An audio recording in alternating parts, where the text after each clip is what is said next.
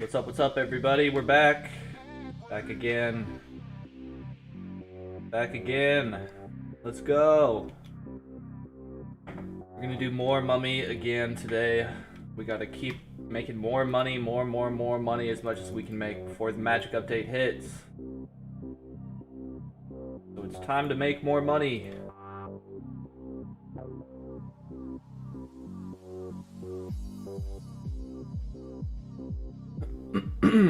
My team is not being responsive right now, so it might be a little bit difficult for me to find a group for Mummy today.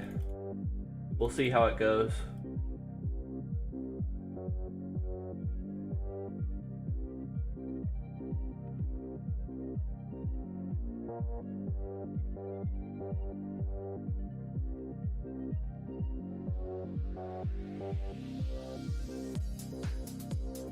Alright, we will see how it goes. I have 61 onks left. Yo, Juan Soccer, what's up, man? Alright, on our way to the desert. If anybody would like to join me in fighting Mummy today, just meet up with me in World 10 on the right side of the Mummy room. Why are you mining? You can always just buy the ore/bars you need. Yeah, I just mine on my free time, basically. Mine on my downtime when I can't find people to do Mummy. And when I don't have to grind onks. So I can make a little bit of money. Not very much, though, when you're mining. It's only like 3 mil an hour if you have a Varaxite pick mining Varaxite ore. You can make like 30 to 50 mil an hour-ish grinding Mummy. But, you know, it takes a lot more preparation to grind Mummy. And it takes a lot more investment in terms of rebirths. Rebirths and time, I guess. That rebirths less now than ever before, so not too bad. The only thing that really makes Mummy not possible to do all the time, really, or like more difficult to do, is just finding a group, really.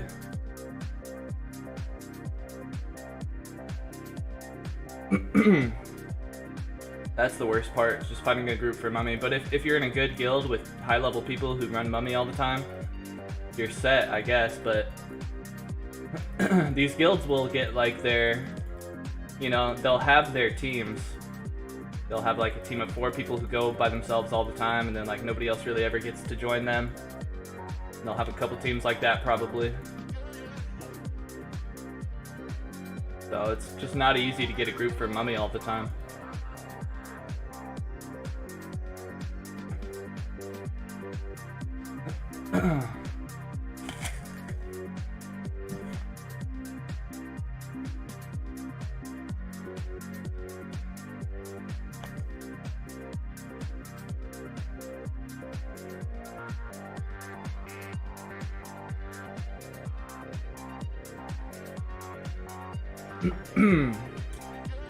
What's up, Sean? What's up, Dark AK? I'm doing good, thanks for asking, man. I hope you can say the same.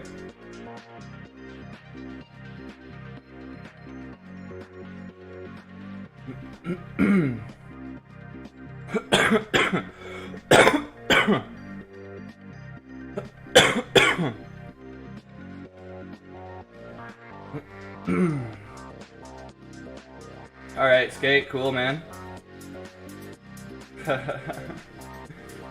Yeah, I'm here in World 10 on the right side if you want to join me. I'm gonna see if Danielo is still over here. I saw him a second ago. No, he's not here. So, I'm going to go over to my Tomb Keepers Discord, which is where there's a bunch of high-level people. I'm gonna just ping everybody, I guess.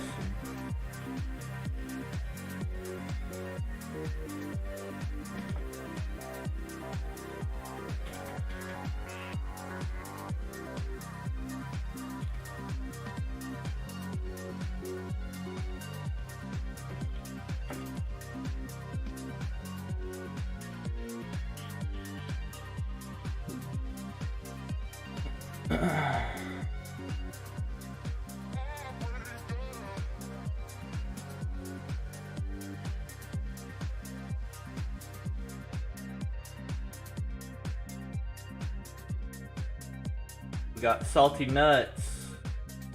Daniel. Sweet, guys. We just need one more person. Skate. Are you coming, Skate? Are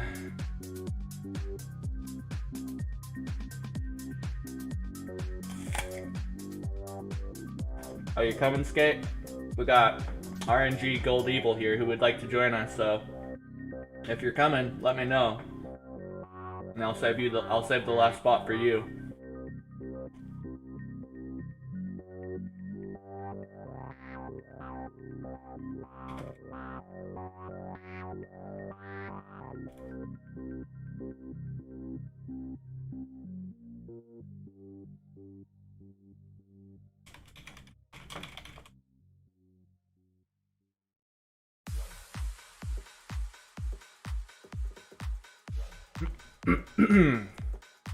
What's up, GG? Gaming girl, what's up? How you doing? Welcome, welcome.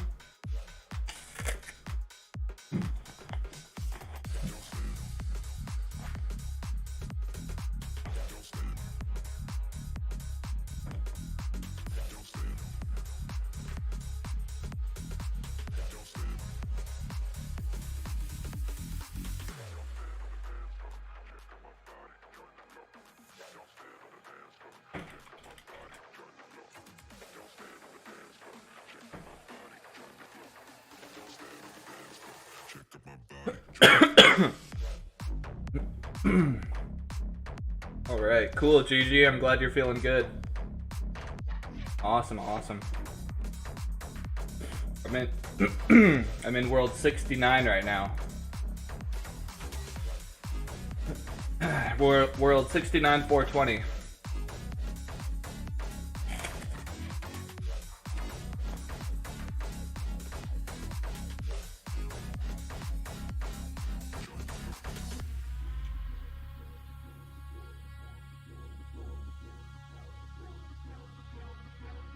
World 69.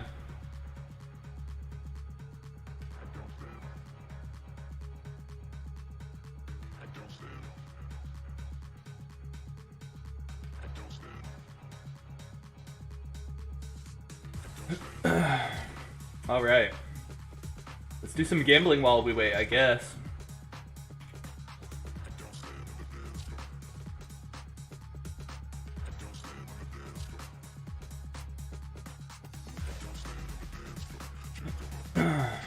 Come on, Streamlabs bot, tell me how many points I have. Why is it taking so long?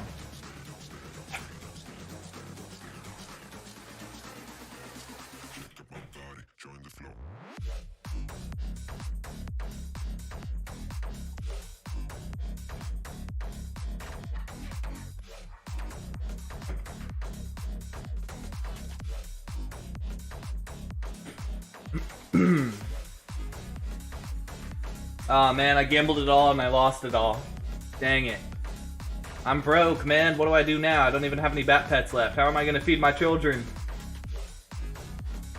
How am I gonna feed all my other little bat pet children? Wait. That means bat pets eat bat pets. Oh my god, they're cannibals.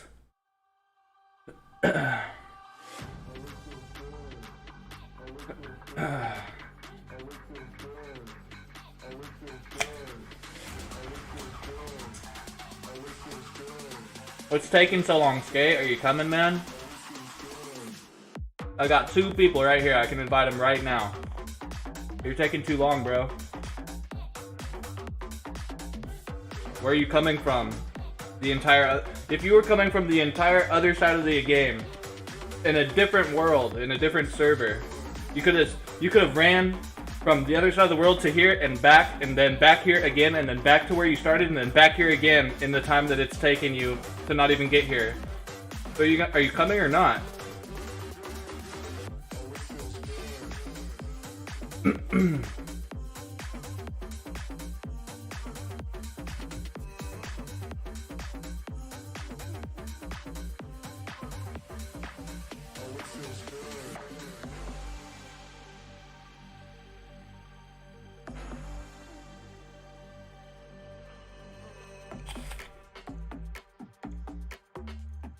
The whole party's gonna just disband and leave if you take much longer, bro. Like, what are you doing?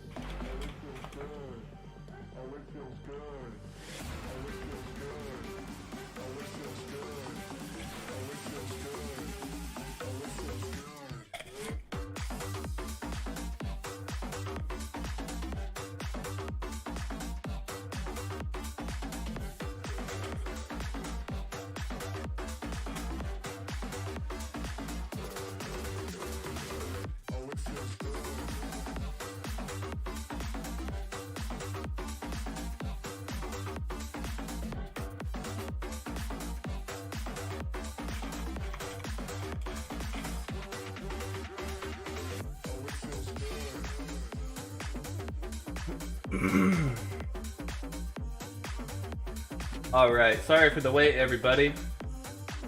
But now we can get started. We've got our full party here. Now we just need people to trade us either 5 onks or 2.5 M to buy in to the rounds, and then we can get started.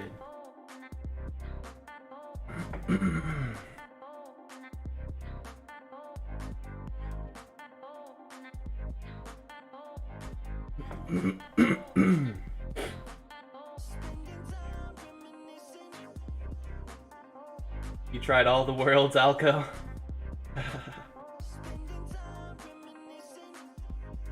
Trying to keep it a secret. Okay, so 76 onks. Once we're at 56, then these rounds will be over, and then we will split our keys, bank, and then start more rounds. So finally we can get started. 12 minutes into the stream, starting our first mummy. Not bad, not bad at all. Only 12 minutes to get here. Not bad, not bad.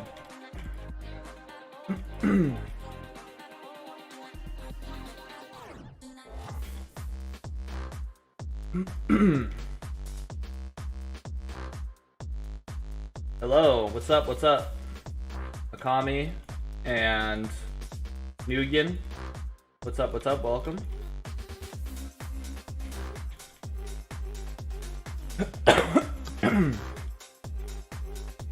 Another day, another onk. We'll be out here, man. We'll be out here for the following half a month, 20 days to a yeah, for the next about 15 to 20 days. The goal out here is to just keep grinding Mummy as hard as we can for the next 15 to 20 days, because after that, New World comes out, and then I'll be playing that. So I just hope, yeah, well, no, I don't hope anything. It's just, in the next 15 to 20 days, I'm just going to make as much money in this game as I possibly can. Turn it all into lollies, and then sit on that until the magic update hits.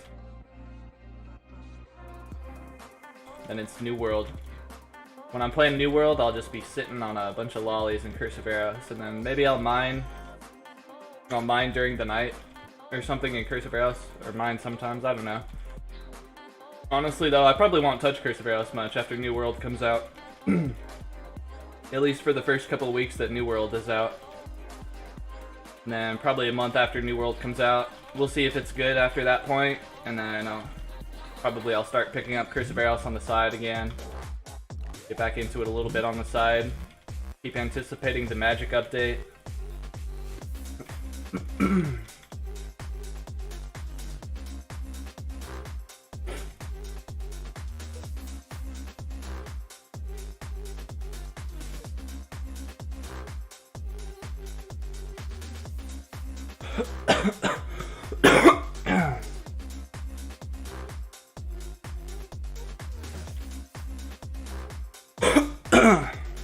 Man, I got the Rona or something.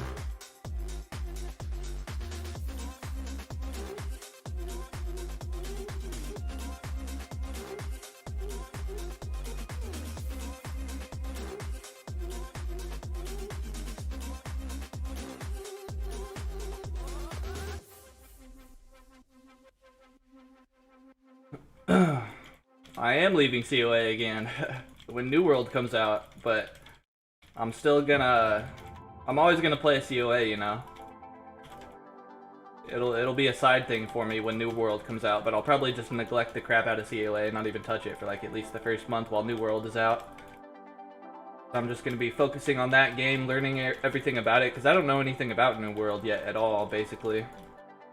So I'm gonna have to learn everything about it. I'm gonna be playing it all day. Getting as far as I can in that game, as fast as I can, so I can make content about it.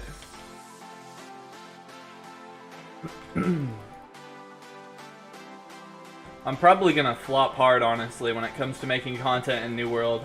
I don't think it's gonna go very well. I'm gonna try, but I'm probably just gonna have to be a freaking electrician or something, honestly. Being a YouTuber isn't gonna work. Because there's so much fierce competition in New World content creation. There's already people that have been making New World content for like months. And they're just like, I don't even know how they're doing it. They're just making content out of just the little droplets of information that come through about New World once in a while. They make videos about like new information about New World that nobody knows yet. They already have like tens of thousands of subs and crap. Everybody's gonna watch all of their New World content. So the competition is gonna absolutely be there, and it's gonna be steep. But I'll give it a shot, we'll see what happens. And if I fail, oh well.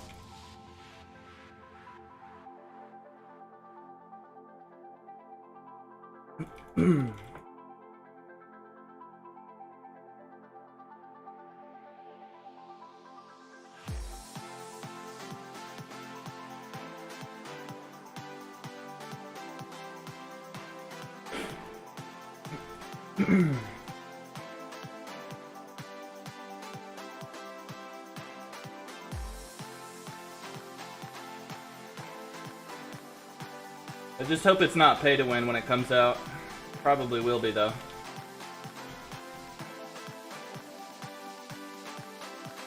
Pay to win sucks.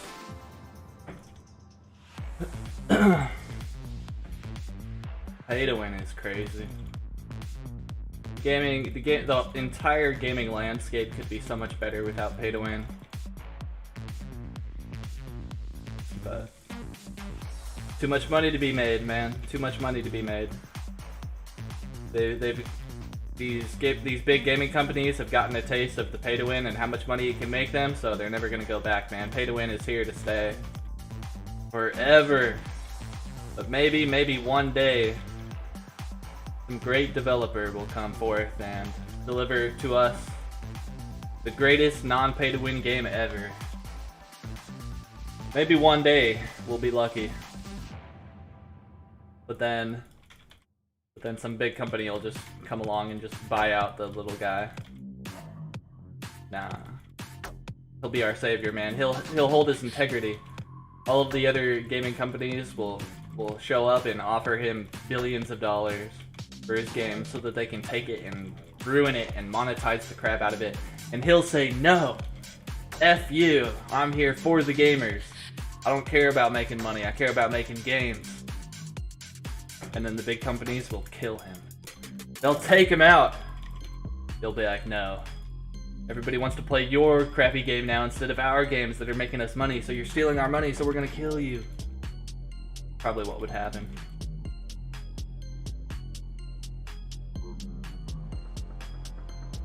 Alright, cool, Hells.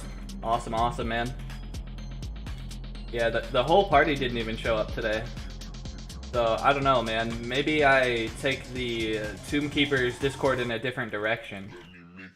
Maybe I just, instead of breaking us up into teams, maybe the Tomb Keeper's Discord should just be like a looking for group channel for Mummy, and it should basically just be the general chat. And then we should remove the team system, maybe, because it seems like nobody even uses the Team Finder channel. And people, well, surprisingly, at least a couple people have shown interest in being team leaders and putting teams together and stuff. So that's good, but nobody uses the Team Finder channel, and I think if they did use the Team Finder channel, If every single person that got into Tomb Keepers would just use the team finder channel like I want them to, then I could have already made like 10 different teams of full teams of people by now. But nobody uses it. Nobody.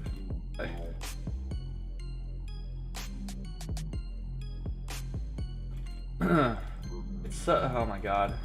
I don't even understand, like. So you join the Tomb Keepers Discord, you get in there, and then you don't do anything. This is what every single person has done that's joined Tomb Keepers. They just join, and that's it. And then they don't do anything. Or maybe some of them have wanted to be team leaders. Some of them had shown interest in wanting to join teams. But basically 90% or more of people who join just never even say anything, never do anything, never use the team finder channel. They don't participate or contribute anything at all. Like, why did they even apply? Why are they even in there? I don't even get it. So, I don't know, it's just like, I don't know. So, I don't know, maybe it would just be better as just like an LFG channel. We just get rid of the team system. I don't know, I'll think about it.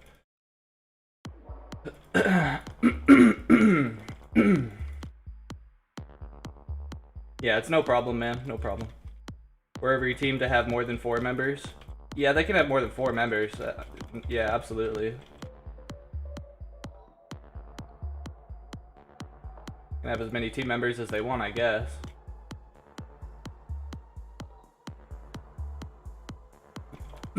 Well, the idea for the Tomb Keepers Discord is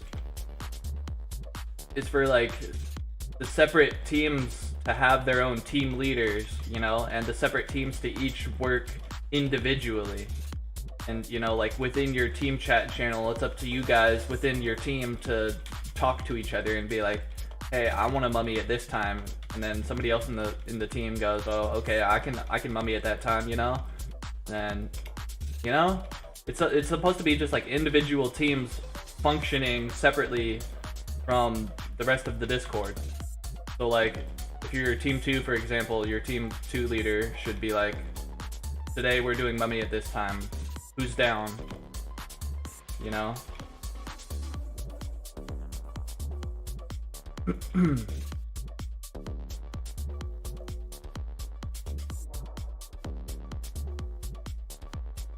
So I can't like activate all of the teams and be like, alright, what's up everybody? Today, every single team is going out at this time.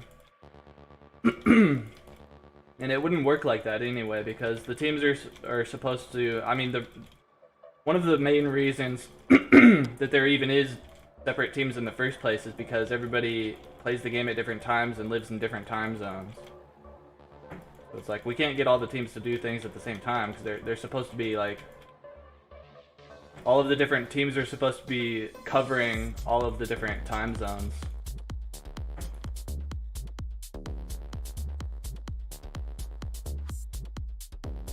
Yo, what's up, Zuck?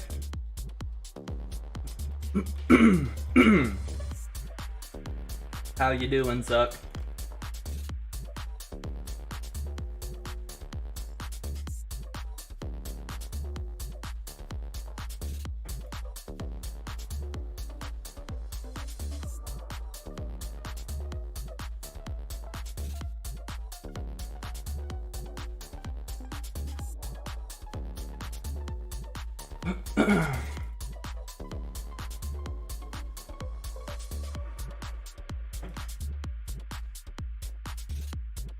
So yeah, I think I'll probably just turn the TK Discord into like general chat and just that's it, probably.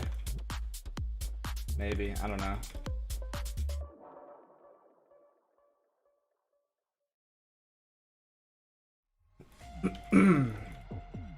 Is anybody in here using the auction house Discord that I made? I wonder how I can find out. I mean, I guess maybe I go into that Discord and then just like ping everybody and be like, is it still useful for you guys? Cause like we have the review channel in that Discord, and people put in their reviews, and they put in good reviews, and that's cool. But but most people put their reviews in like right when they joined the Discord, I think.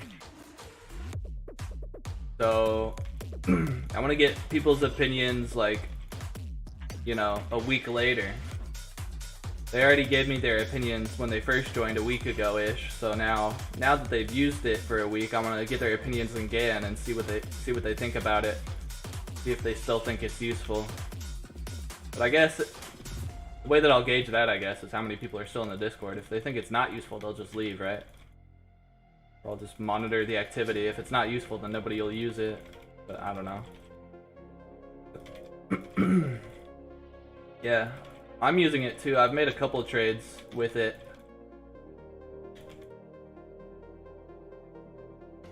I sold...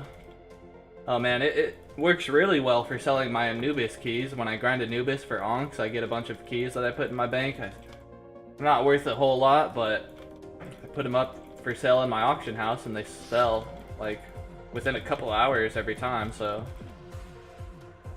Seems to be working really well.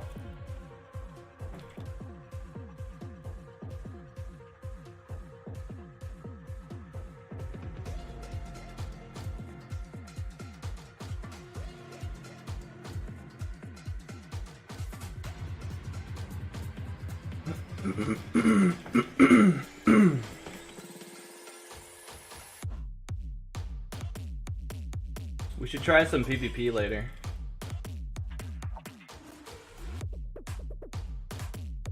Even though it's super wonky and messed up right now.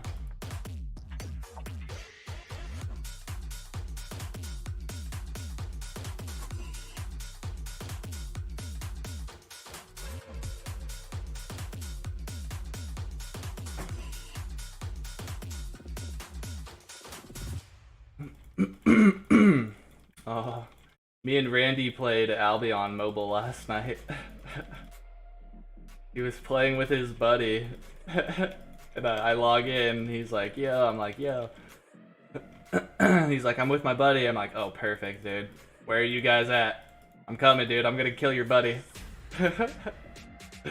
They were in the freaking yellow zone, though, so... They were in the freaking yellow zone, so I actually had to PvP flag to kill his buddy, so...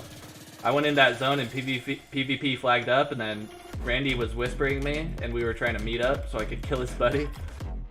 And then, since I had the PvP flag and we're in a yellow zone, there's like freaking 100 other people in the zone too. Because it's the yellow zone right next to town. And so I flag up and I find Randy and his buddy, but then like some other people jump on me because I'm PvP flagged, and so I just get ganked and get owned. And I ended up getting actually ganked and owned like 2 or 3 times, I don't remember. And then yeah, me and Randy and his buddy just went and did a bunch of dungeons in Albion. Or a couple dungeons. In the yellow zone, then we were like, alright, screw this, let's go to the black zone. Did a couple dungeons in the black zone. And then there was this scout hanging out in one of the black zones that we went into in the entrance. And in Albion, what people will do is when you enter into a zone, they'll have a naked scout right there on the other side of the loading screen waiting for you. And then that naked scout will have like his guild with him somewhere in the map, and it'll be like a group of like 10 or 20 people or something that are waiting, and they're using the scout to like see when people come in. They did that to us, and so we entered into this zone, and then the scout starts following us around, and I instantly know what's going on because I played a decent amount of Albion, and I've seen that before, so I knew what was happening. And then sure enough, this huge blob, well, we start seeing a few people, but then it turns into this huge blob of these people from this guild called Surf 2. There's just a bunch of people from this guild called Surf 2, and they're all chasing us. Me, Randy, and his buddy are freaking running away from this huge blob of people. I zone out and get out fine. I get the invisibility well, make it back to town perfectly, no problem. And so does Randy, because Randy was like on the same page as me. He knew what was happening, but I don't think his buddy really knew, or maybe Randy told his buddy what was going on. But his buddy, when he zoned back running away from the big blob, and he was getting the invisibility well, I think what happened, he took the invisibility well, but then if you like use an action or like it's easy to knock yourself out of the invisibility well, so I think that's what happened to him, and then he was like in danger, I think, but we all made it back to town anyway, safely. I don't know why the heck I even told you guys that story. Yo, what's up, Carnage? How's it going, Carnage? Welcome, welcome, man. 1v1 me on Umbra? Oh, are you talking to somebody else?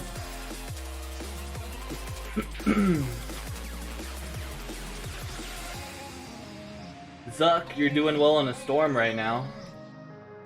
Power has left 3 times. Oh man, that doesn't sound too fun. Well, good luck with that, dude. I hope that works out.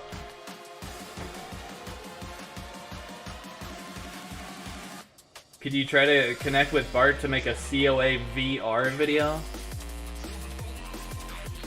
VR? Virtual reality? What are you talking about? What?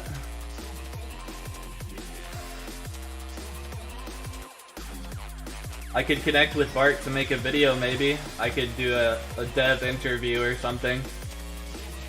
Write down a bunch of questions for Bart, and then set up a meeting with him in Discord voice chat, and then just chat for a minute, and then start up the recording and record answering or asking him a bunch of different questions. That could be a video, or it would be fun to make a video PvPing Bart too, but I feel like the PvP in the game is kind of messed up right now. It would just be an endless fight. Nobody would ever die.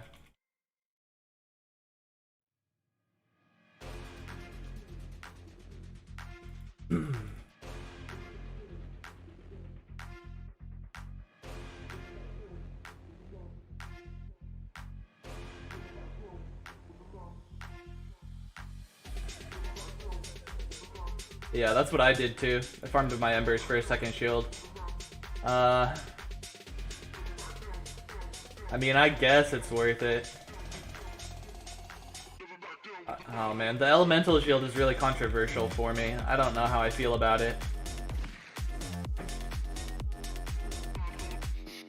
Well,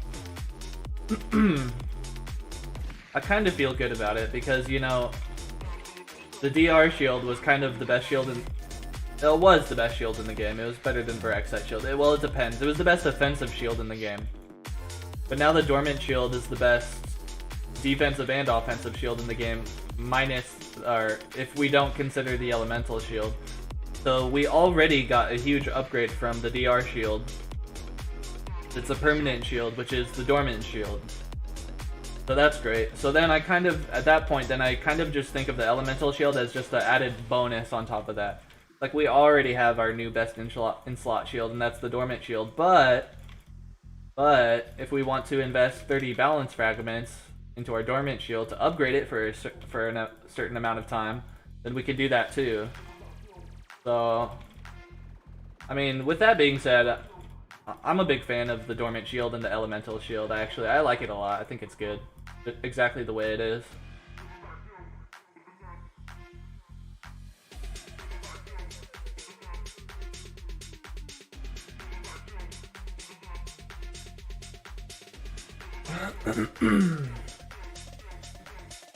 COA, but in virtual reality. You did mean VR. I was just surprised because, I mean, like, what are you talking about? Nobody has ever... I've never heard anybody mention anything about COA VR before, and I've never even thought about that. And like, you're like 10 steps you're like 10 steps ahead right now. It's like, we don't even have COA on like console yet. And and the PC client version is blocked off behind a Patreon sub. And now you want to talk about COA VR? I mean, I guess, like, VR. Isn't the point of VR to be like realistic and immersive? You know, you put on the headset and you're supposed to go to like a different reality, right? So I don't see I don't see how Curse of Aros would be good for that, because it's just a 2D MMORPG. It's like, oh wow, I'm gonna get so immersed in this 2D world. Whoa, it's 2D, man. It's not like you can really get immersed in that. It's not like, what would be the point of VR Curse of Aros? I guess it would be kind of cool if the controls didn't suck. I mean, if you could actually put yourself in the game. Like, okay, so at first thought, what I imagine for Curse of Aros VR is just you put on the headset and you just, it's basically just like having a screen right in front of your face. Like, you're just gonna see exactly what you're seeing on screen right now, just closer. But if you flesh out that thought a little bit more, and instead of that, you have COA VR, and you actually are your character, and you see like a 3D Curse of Aros world, and you can see all of the other characters, and you know, you're on the ground level, and you can look right up at the mummy and see him right there, and he's like huge. You can look around, and you're in the mummy's tomb. Okay, now that would be really cool. That would be super cool.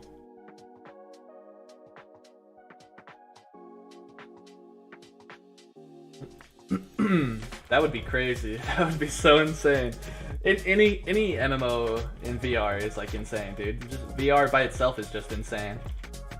You can like put yourself inside the video game. That's wild. That's crazy. Man, I'm really interested to see how far that technology goes in a couple decades from now. Imagine the year 2040. Let's say 2 decades from now, the year 2040. How much more advanced is VR technology gonna be? Well, it could be crazy, or something could happen, and we could. It's really hard to say. It's really hard to say. So hard to predict the future. Like back in, what was it, 1980, people thought we were gonna have flying cars in the year 2000. Yeah, right, dude. Yeah, right. Yeah. Look how that worked out.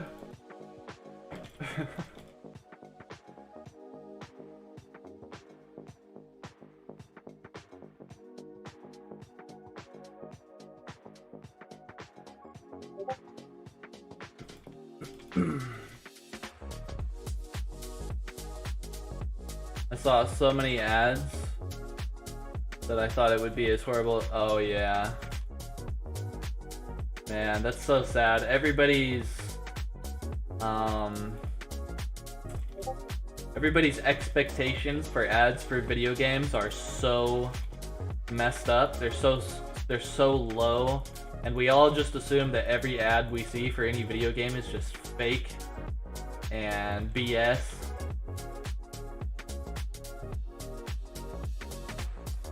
I think the gaming, oh man, the mobile gaming industry is totally messed up. They like ruined their, oh man, they ruined everything. They, like, nobody trusts their ads. It has to be that they're, man, I don't know. I was about to say it has to be that they're targeting children with their ads. Because who the hell is stupid enough to fall for their ads and think that that's what the gameplay actually is like? But then it's like, if they're targeting children with their ads, they're not going to make any money off the children. That doesn't make a lot of sense. I guess somehow these ads actually fool people. The thing is, they wouldn't continue to pump out those ads if they weren't like beneficial. If they weren't getting the return on their investment for the ads, then they wouldn't keep doing it. But they do keep doing it, so it must be effective, right? But it's like, really? You're telling me there's a lot of us that are stupid enough to believe that shit? And then not only believe it, but then once we learn that we've been tricked, then we continue to still play the game to the point where we end up spending money on it? You're telling me that is how it goes down.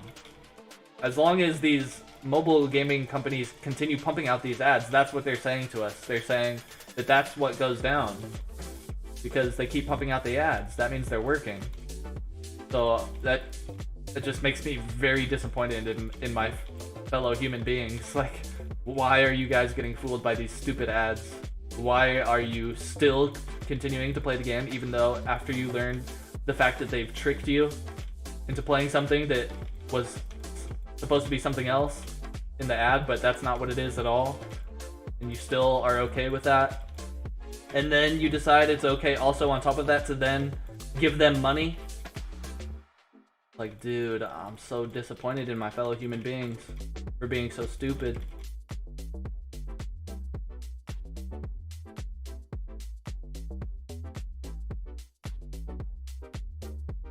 Stand in the curse ground on purpose to reset the curse.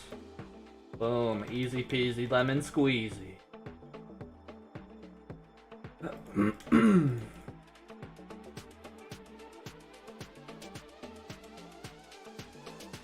Tetris VR, Pac-Man VR, YouTube VR.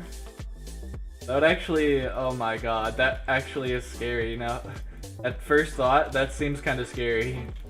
Because social media is already so addictive to people. Imagine them putting on a VR headset and being able to like just like scroll this, scroll that. So they put on the VR headset and then they just have like a whole new interface for the social media in front of them, and it's like easier for them to scroll through things and view things, and it's a more enjoyable like consumer experience. Oh my god, social media is already so addictive and it's like already such a problem for everybody. And then you're gonna go ahead and make it VR too. And then it's just gonna get like, it's gonna get to the point where nobody ever even like takes off their VR headset anymore ever again. The generations to come are gonna grow up and be like, imagine taking off your VR headset, like what the heck? They're just literally not even ever going to leave the house, not even ever going to take off the headset. They won't even have to put the headset on in the first place, honestly. Because, wait. Oh.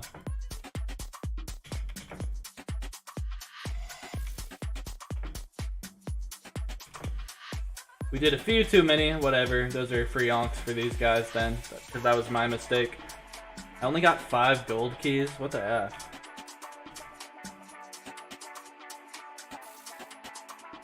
5 plus 13 plus 4. Wait, what, 20? Wait, no. 5, 13, 4. We need 4 numbers. 20?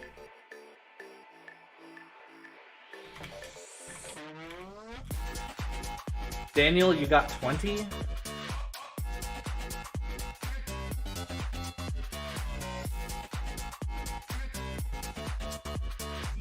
Wow.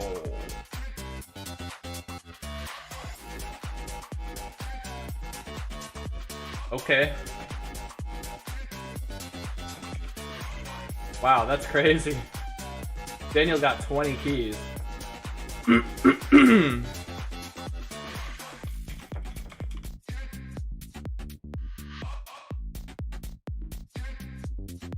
Jeez, Daniel. What are you doing, man? Are you using relics and man, you must be using everything, or you just or it's just RNG. It could absolutely also be RNG. Could absolutely be RNG, yeah. But man, 20. You got 20 while I got 5. If the only... Well, he has S4. So you have to take that into consideration. That's a good amount of offensive stats right there. But I don't think that's enough to account for that huge disparity between the amount of keys he got and the amount of keys that I got. So But that's some intense RNG right there, dude. That guy got so many keys, wow. If he is using relics and like an Arosite necklaces as well, then that's way more understandable. But if that's the case and you're listening, Daniel, trust me, bro. Just put your relics and your Arosite necklaces away. Just bring an amulet of focus or saving grace and put your relics away because you're just wasting money. It's a split loot party, so you're wasting money. There's no reason to be consuming those.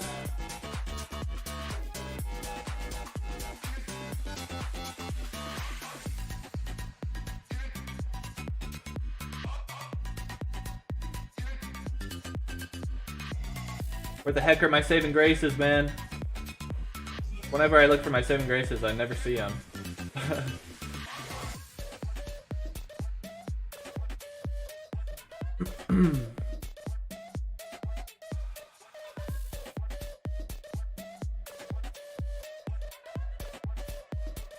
Hey, McGamer Joker YT, what's up, dude?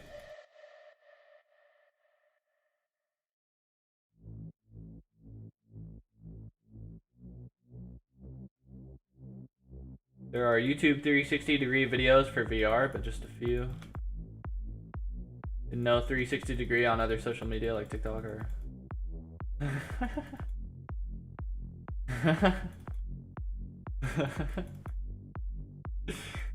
Oh my god.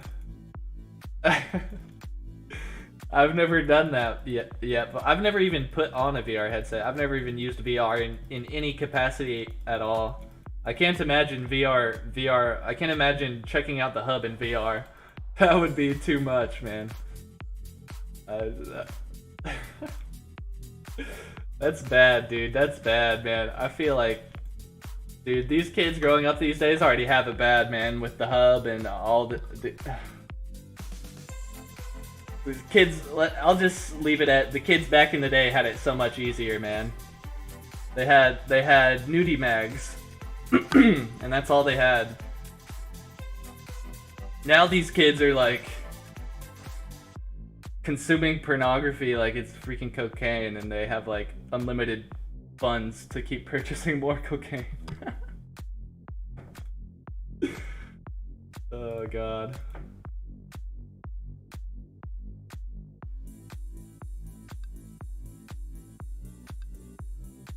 And then if VR becomes the regular thing, then these kids are screwed, man. We've lost all hope at that point. Once you go to the hub and in VR for the first time, that's it, dude. Kiss your life goodbye. The only thing you're gonna be doing for the rest of your life is sitting on the hub in VR. It's that addicting. No, I don't know. I've never done it. It's probably not even that great.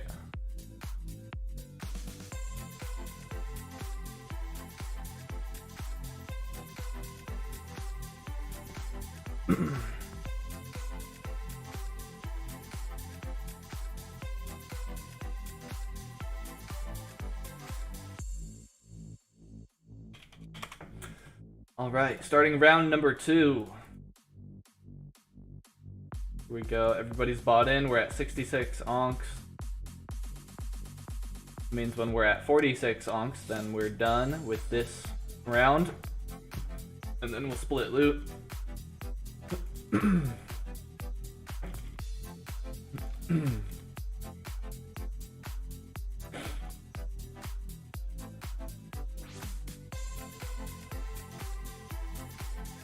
What? What do you mean? You were punching the boss? That might be why you didn't get any drops, dude. Wow.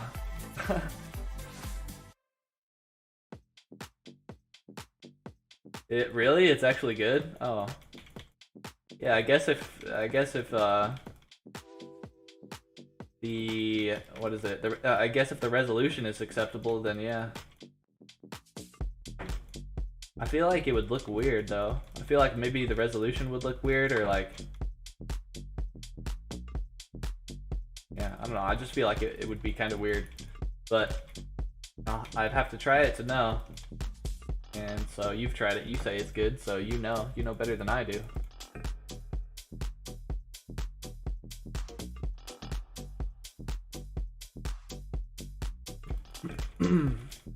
Hi Red, I'm making my Umbra set in like 2 hours because I'm leveling an alt to break my Golem set. Awesome, awesome, man. Congrats, dude. Did you save up all of the materials you need to make the entire set at the same time, or do you mean you're finishing off your set now? That's great, man. That's great, dude. Google 2024. We introduce a new generation of prawn. Yeah, I can't even believe it's the year 2021, honestly. Feels surreal. I can still remember when it was the year 2000. And that was surreal. Everybody was freaking out about Y2K.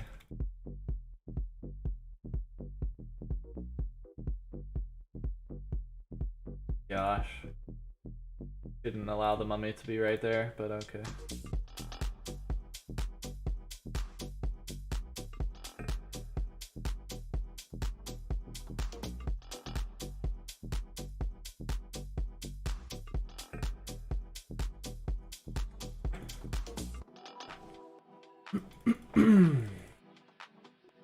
Alright. We're getting rich.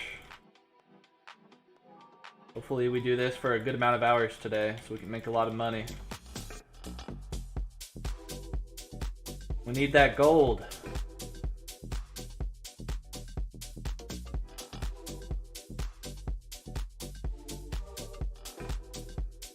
I wonder what percentage of people who have S4 actually got it without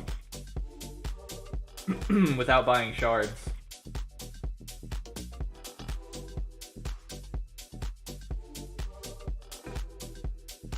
Probably not too many of them, honestly. You gotta have like at least 2,000 or 3,000 or more mummy KC to have a S4. But well, for the average player, I should say, because it depends.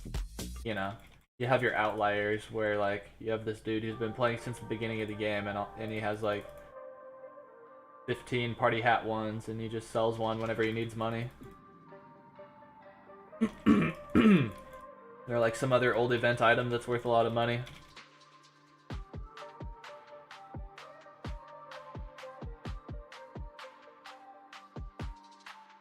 I could never, dude, I don't understand when people even buy event items. It doesn't make any sense to me. I'm not the type of person to care about that. I don't care about cosmetics. I don't care about event items that don't do anything. I only care about things that function and serve a purpose. I only care about a piece of gear if it has stats, you know? Like, it doesn't matter to me how cool it could possibly be. Like, you can't make a cosmetic cool enough for me to be like, yeah, dude, I gotta have that. So, like, when people spend 2 billion on a Jester hat just to wear it, I'm like, dude, what? What? How? Why? It makes a lot more sense if the person is investing in a Jester hat because they think it'll appreciate in value and they think it's a good investment. Now that makes sense. But I don't know, just like having an event item just to wear it or like just to show it off just means absolutely nothing to me.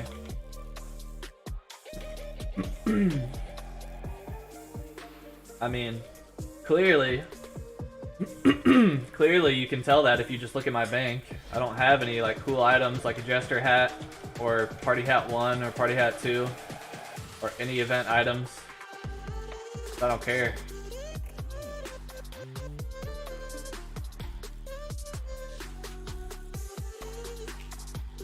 But what I do care about is Bat Pet. One and only legendary Bat Pet.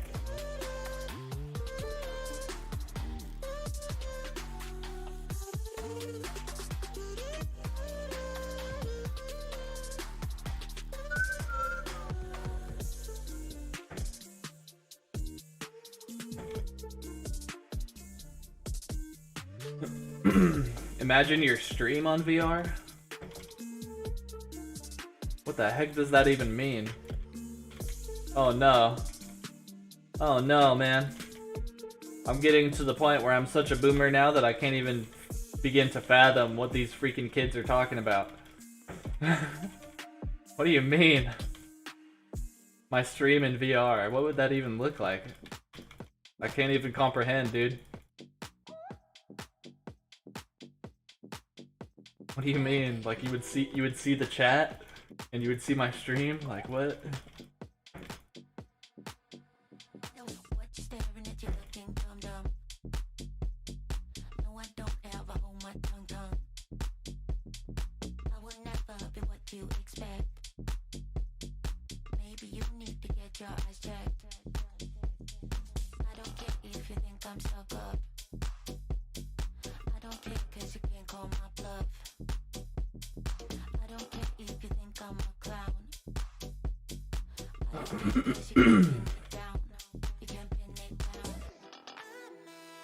What's about a cosmetic that quadruples the size of your bat pet? Would you buy that? Yeah, I would buy that. I would buy that right away. Yeah. A big bat pet. BBP. Big bat pet. Yeah, I definitely want a big bat pet. I would buy that, yeah.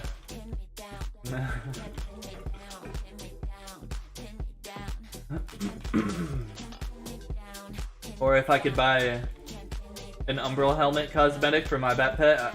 If I could buy pretty much anything for my bat pet, then I'll buy that.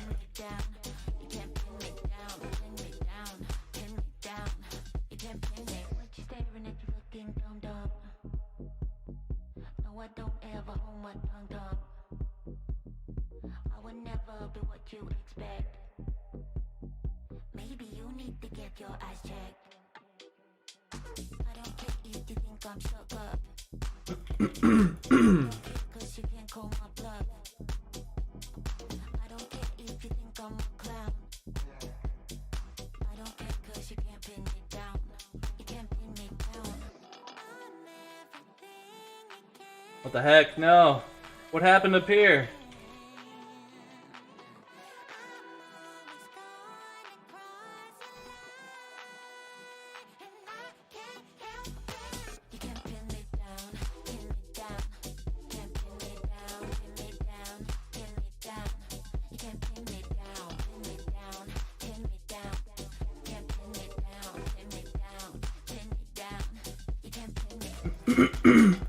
Man, I hate that so much. God. It really gets on my nerves when I have to clear my throat all the time. It's such a pain. I don't know why, dude. I always feel like I have something stuck in my throat. Every single day. Like hundreds of times every single day. With no fail. Every single day. Dude, it gets on my nerves after 29 freaking years, man. I will get my drink on tonight. I'ma get loose, get wild. If you're not in the mood right now, honey, don't kill my vibe. I will get my drink on tonight. Just makes me want to rip my throat out. It's so annoying. I'm gonna party until I drop. When I begin, I don't know how to stop.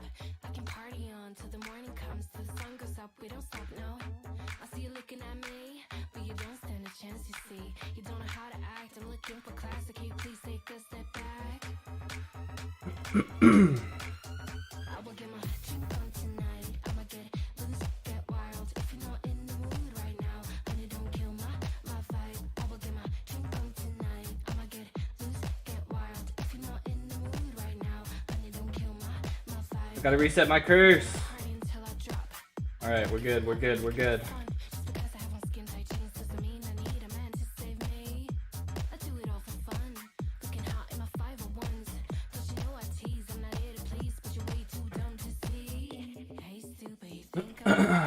God, the lyrics in this song suck.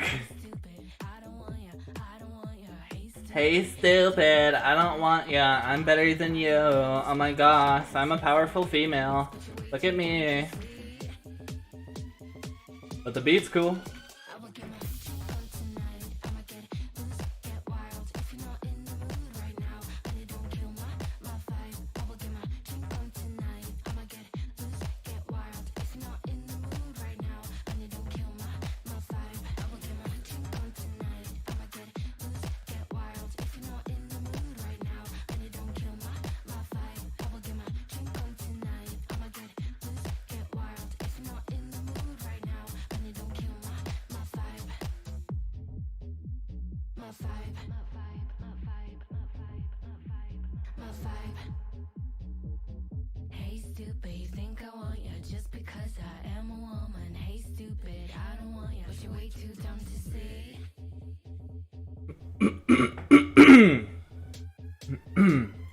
Okay, I actually can't take these lyrics anymore.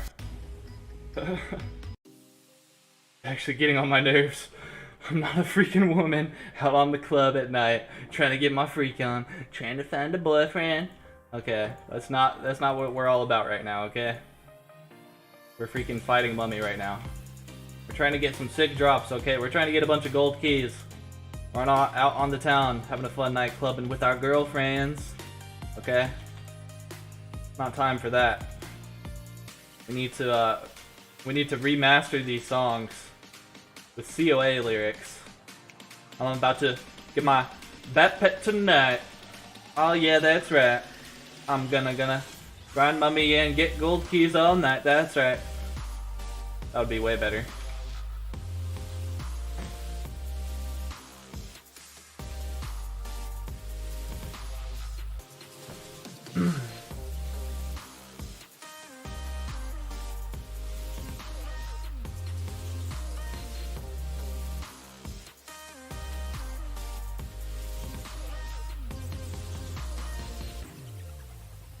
He's on the bases. Why do we keep fighting him on the bases?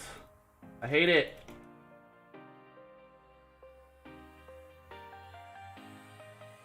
Do do do do do. You're a newbie pie. That's right. Yep, you're a newbie pie. Yeah, you're a newbie pie. But why? Why am I a newbie pie? It's because you are a sweet little guy. Because you're only level 55.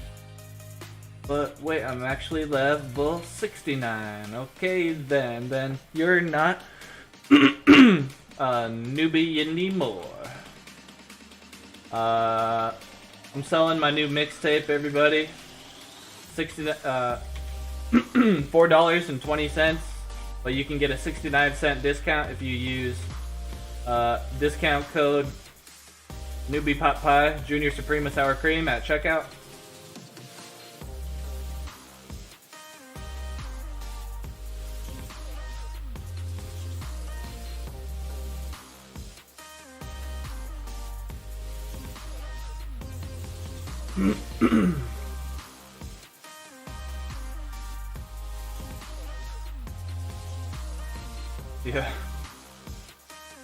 Yeah, I've actually been able to sell some myth and spades.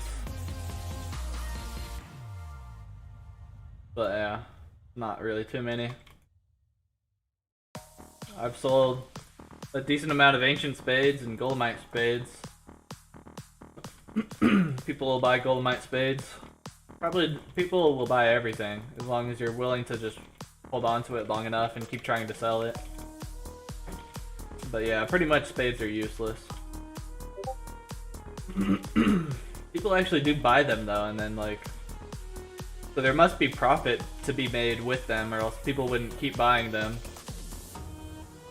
But there's people that buy myth and spades, goldmite spades, ancient spades, all spades. So they must be worth the money, I guess. Maybe to a little newbie. You know, he's probably not gonna make very much money. I'm sure of it.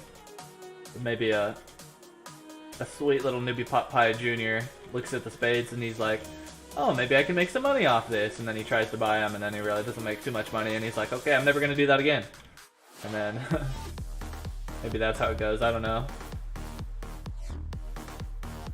They're probably not worth it.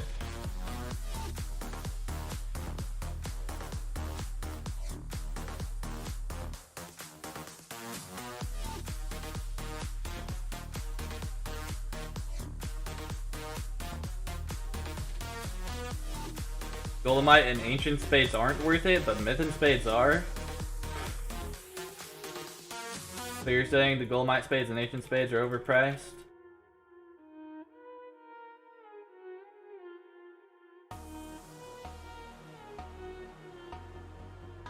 Wouldn't it be nice if you could equip Spades to not have to open up your inventory? Dude, it would be nice if you didn't have to open up your inventory for everything. You have to open up your inventory to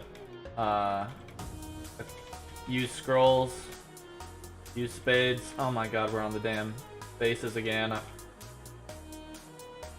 not even gonna go over there.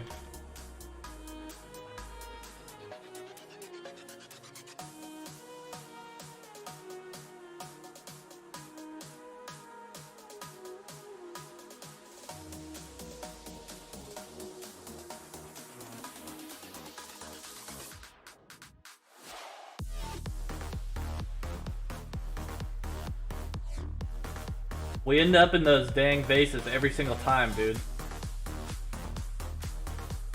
We gotta stop doing that.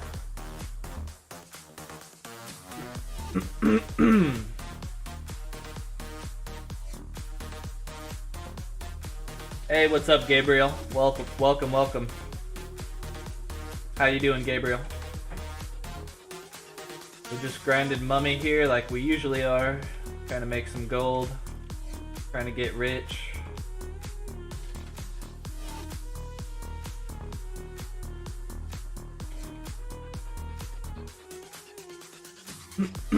What is the price of the balance fragment? Like 3 to 4 million right now. I just sold 30 a couple days ago for 4 mil each. And if you ever want to price check anything, you can go to my Curse of Aros Auction House Discord and go to the channel for the item that you're interested in. If you're on mobile, then you tap the channel name at the top once you're in the channel, and then the price of the item will pop up. But if you're using my Curse of Aros Auction House Discord on PC, then it's even better, because when you go to any channel, then the price of that item will be right next to the channel name. Just go to the official Curse of Aros Discord, go to the guild recruitment channel in there, and probably just scroll up a little bit and you'll see it will be a pink icon, like a pink and purple icon that will say COA auction. And that is the invite link to my auction house. There's like over 300 people in there for you to trade items with. It's a really effective auction house, and if anybody else listening hasn't joined the Discord yet, then I will put a link in the YouTube chat in a moment for the Curse of Aros Auction House Discord.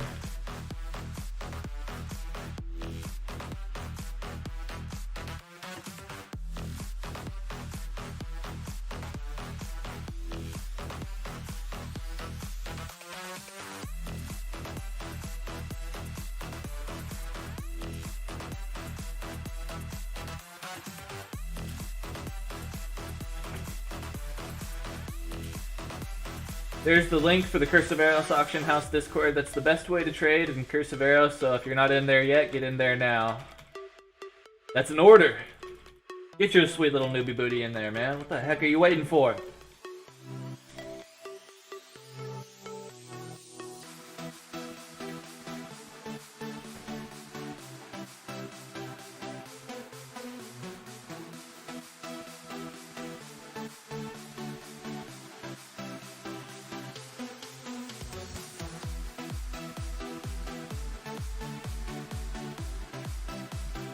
Hey, what's up, Gabriel? I already said hi to you, I think, didn't I? I thought I did. Yeah. Oh well.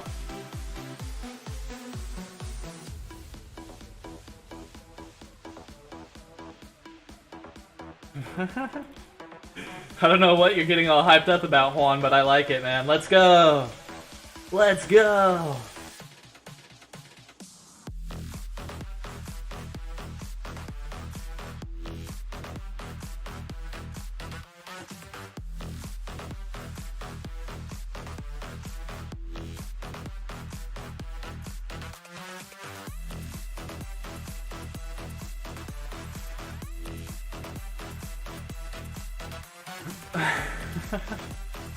Everybody's getting all hyped up. Let's go.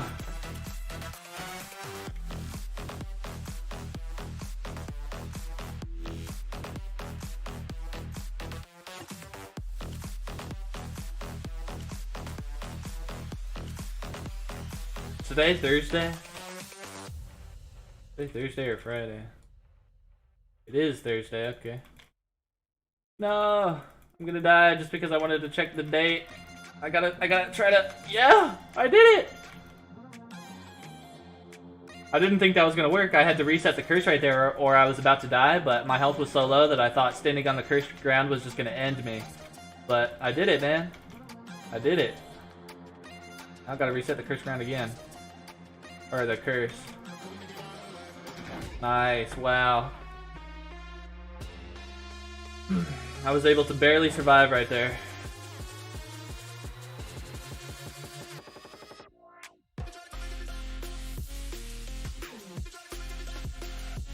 We've already completed this round. Almost. We have 2 more mummies to do after this one. We've already done 20? That can't be right. Did I do my math wrong? Nope, I did my math right. We're only 2 mummies away. 1 or 2 mummies away from being done with with this round of 20. Oh no. Okay, never mind, I'm good.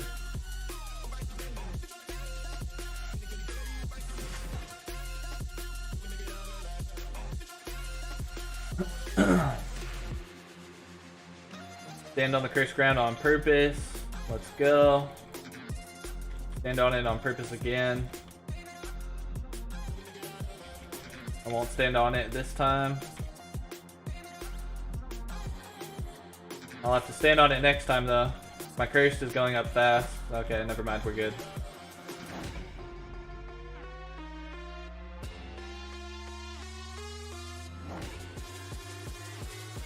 Yep, this is the last one for this round, and we'll split, bank, and then do some more.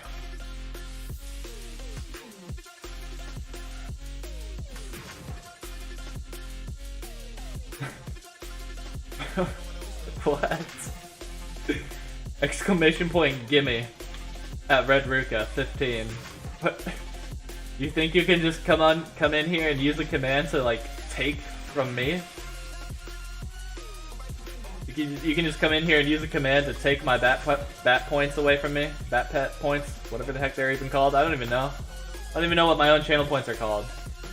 Yes, I do. They're called bat pets. What do you want some bat pets? Is that what you want? Oh my god, we always somehow end up right there. I don't know how we manage every single time, dude. I'm gonna stand over here.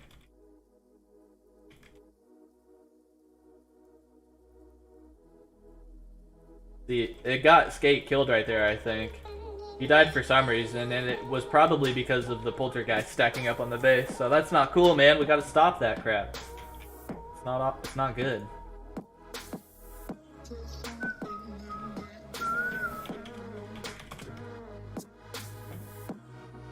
Only got 4. What the F? Why am I No, I must have a really good party then, huh? So that's a good thing. What the F, though? Everybody's getting more keys than me. Me and Skate suck. Like, why did me and Skate get nothing? 4 plus 5 plus 11 plus 10 divided by 4.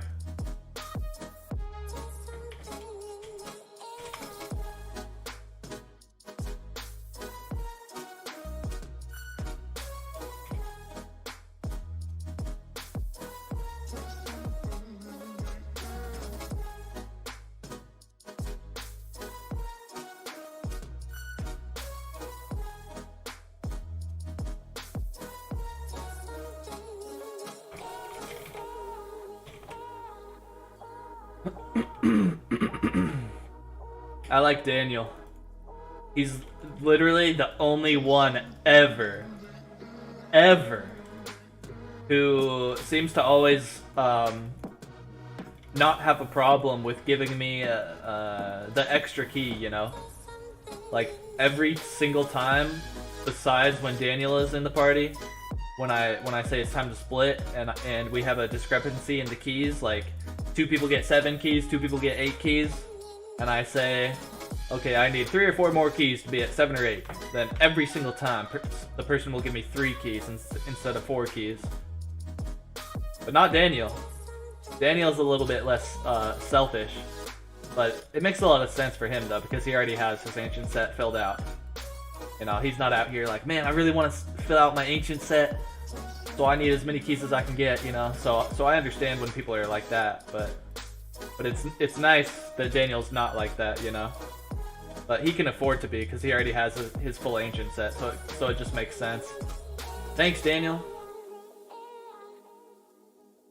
I'm getting low on saving graces, so... Oh crap, hold on. I'm getting low on saving graces, so I appreciate it, man. I think I had...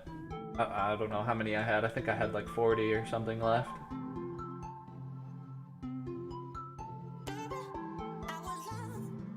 Thanks, Daniel.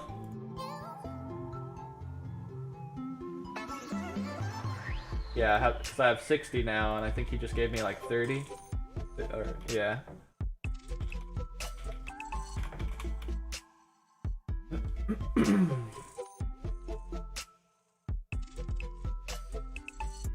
Red, when are you gonna open up your keys? Actually, I sold most of my keys, and so I had like 300. I had exactly 305 gold keys, and then I sold almost all of them. I got all the way down to 28 gold keys.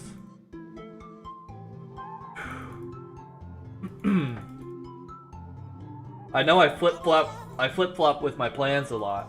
So my previous plan was to get up to 1,000 gold keys and then open all the keys and make a video about that. But now I decided that's a terrible idea because I have a huge opportunity here to make a lot of money anytime the magic update comes out, and we don't know when it's coming out. So I have to be prepared for it right now. So that means I need to invest all of my gold into as many lollipops as I can, because the lollipop price is going to skyrocket for sure once the magic update comes out.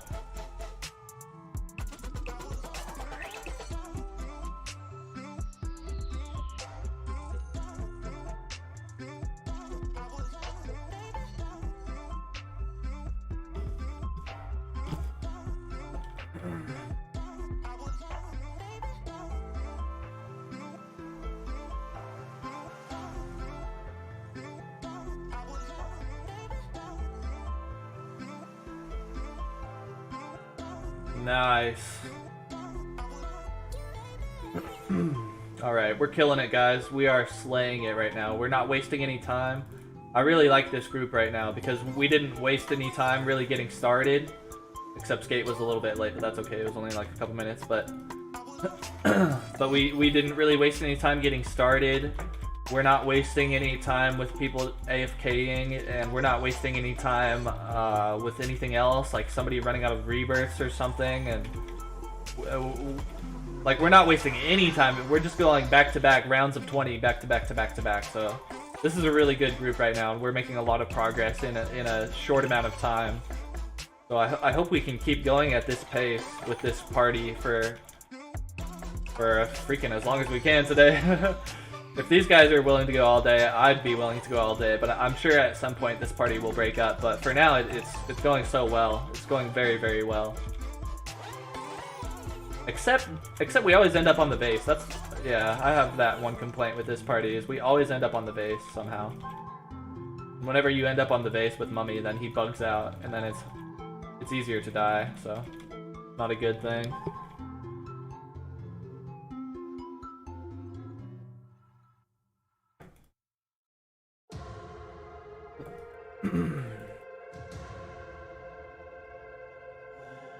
POV, you're watching me, not Red.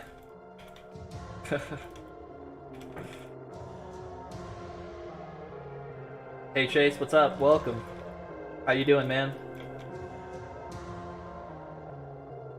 Today I held a PowerPoint.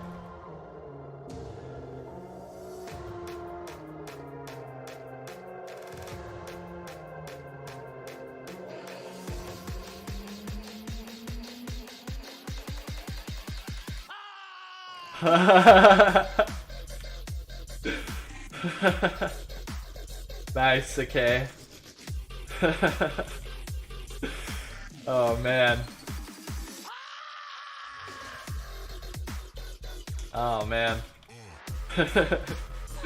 You probably laughed your butt off when you saw that.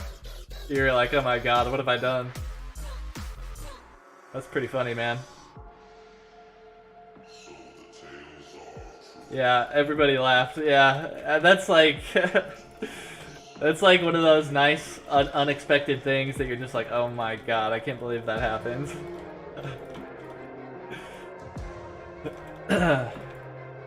It surprised everyone. They're all like, oh my gosh. They couldn't help but laugh, man. They're like, dude, this guy's name is HIV positive right now.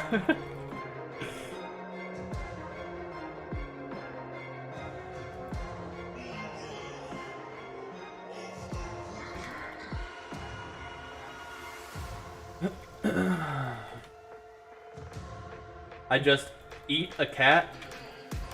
What the F, Chase? You're next.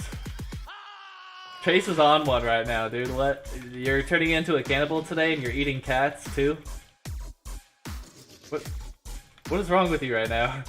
What are you talking about? Why are you gonna eat cats? Why are you gonna eat me? Try to eat me, man. See what happens. Bat Pet ain't gonna let you get away with it, dude. Bat Pet's gonna pick your ass up like a pterodactyl and drop you off on a remote island with no Cruciveros reception.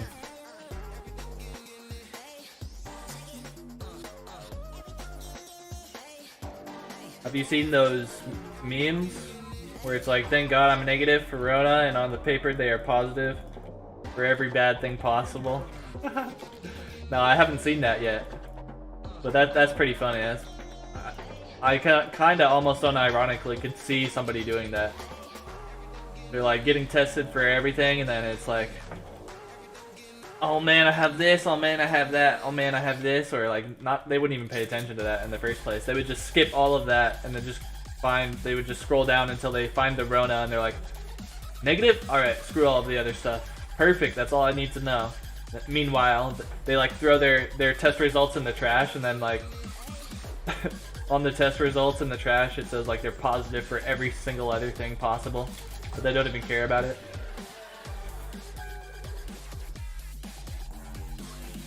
You can't eat Bat Pet, dude. It's impossible. Bat Pet's too high of a level and he's too OP. You could eat me, sure. I'm just a little newbie, but Bat Pet's an entirely different story.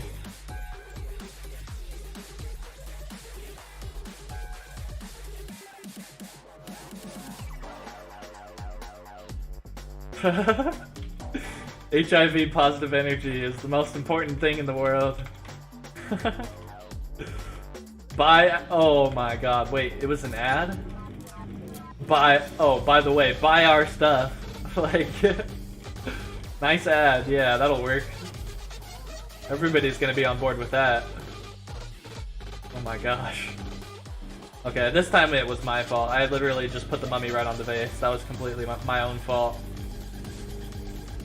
Oh no, man. The freaking leaf blowers are outside again. Stupid leaf blowers, man. Living in apartments suck. I've got roommates right above me. You can probably hear every single word that I say while I'm live streaming. And then we've got leaf blowers that come like every other day. Living in apartments sucks.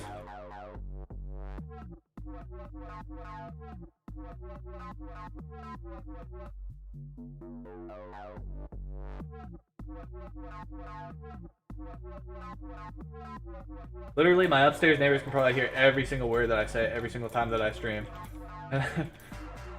But I don't know. They might have day jobs, but I swear I hear them walking around sometimes up there. So I don't know. I hope it doesn't bother you too much. Sorry. What am I supposed to do? Just not stream?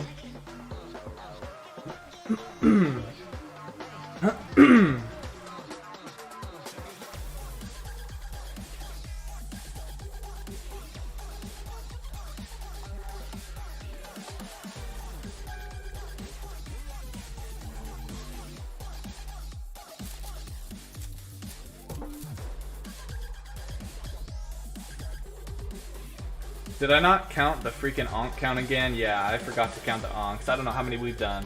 Frick. No. How many have we done? I'll say 3. I don't know. But when we're at 38 onks, then I'll say we're done with these rounds. Oh man. Oh well.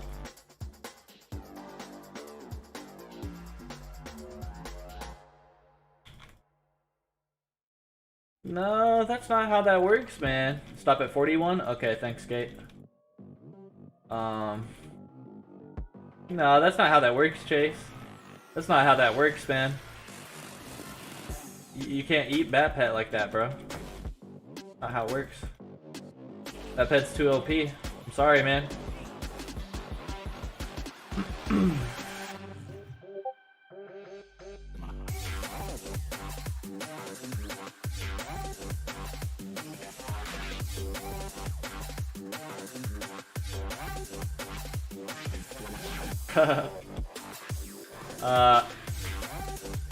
Oh man, we're on the bases again. Happens every time. Red, it's kind of crazy how we know what you look / sound like, but you have no idea what we look and sound like. Yeah, it is kind of crazy, huh? Hold on.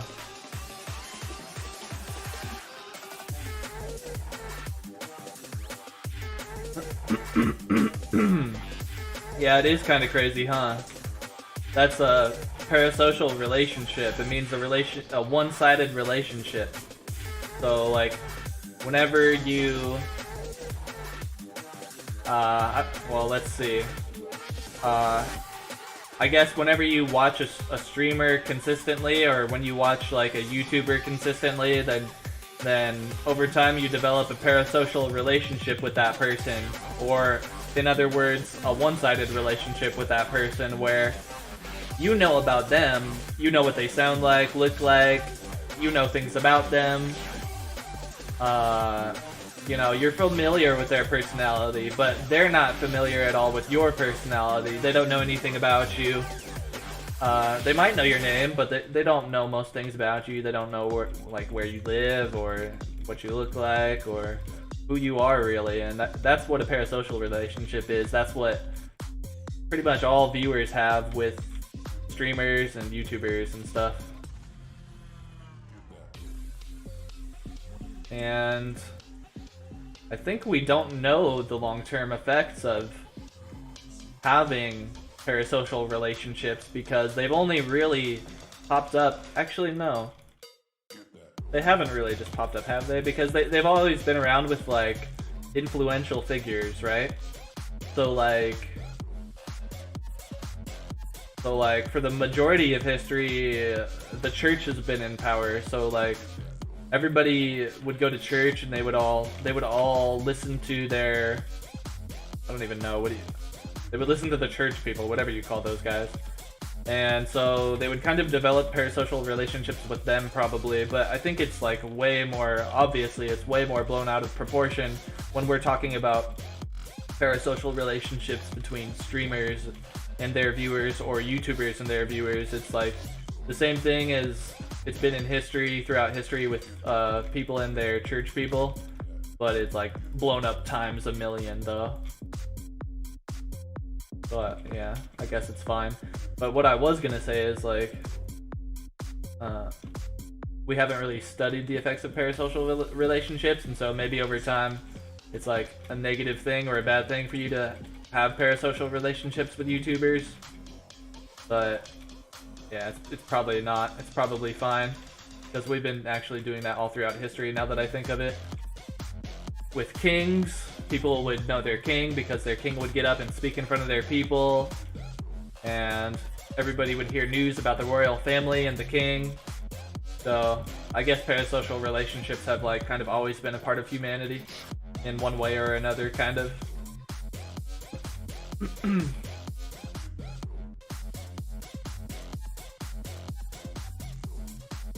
What a manly haircut. It's even more manly when I tell you how I got it. I did it myself. I cut my own hair. Is that manly? I don't know. A manly haircut, huh? I didn't think of it like that. Well, I didn't think of it at all, really. Just cut my hair. Didn't really think anything about it. Your third chase. Nice, man, nice.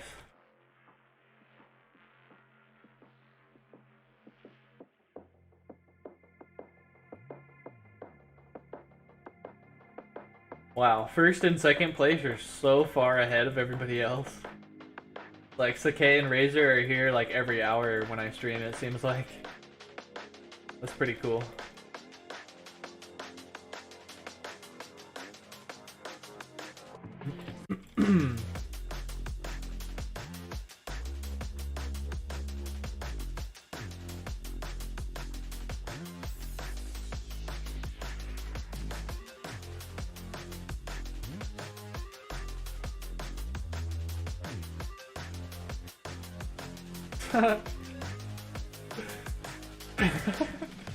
Sweet little DR newbie runs in out of nowhere and gets obliterated by the mummy in one hit. Oh my god. He's like, what's over here? What's this? Oh my god, what is that? Oh my god, I'm dead.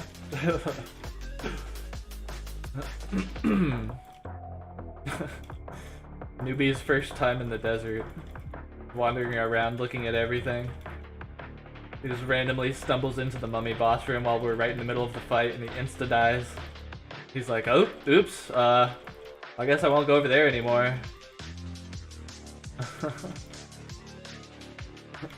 Sweet little newbie pie.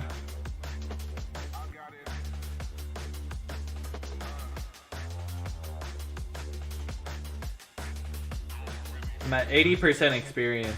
Am I ever gonna freaking level up to level 112? Hopefully today. As long as we keep going at this pace, actually it's not too long. It's not gonna take too long before I run out of onks, and that's a good thing, dude. I want to use up all of my onks. And then I want to go grind Anubis to level 112, get a bunch more onks. And then do a bunch more mummy.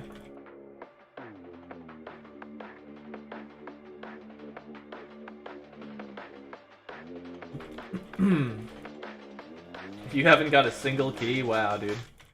Yeah, I don't know what's going on with our RNG, man. But Daniel's just getting everything. He's OP, man.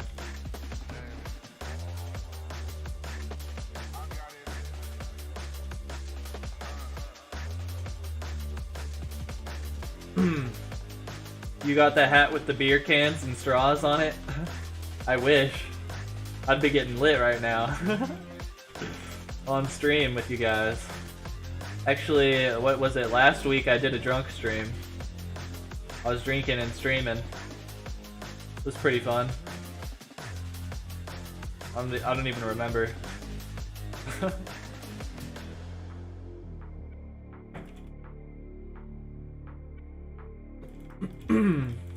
I think I was starting to get pretty drunk by the time I turned the stream off. I remember I was feeling like I was like slurring my words, kind of.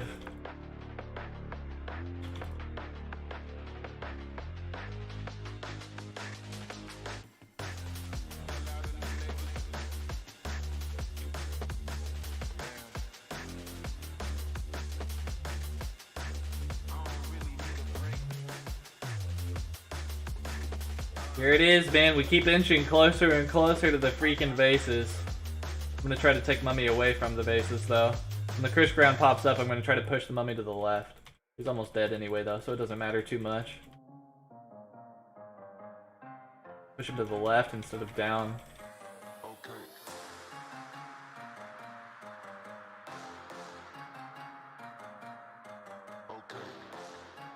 I'm getting a decent amount of keys. What did you say to stop at? 41? Yeah.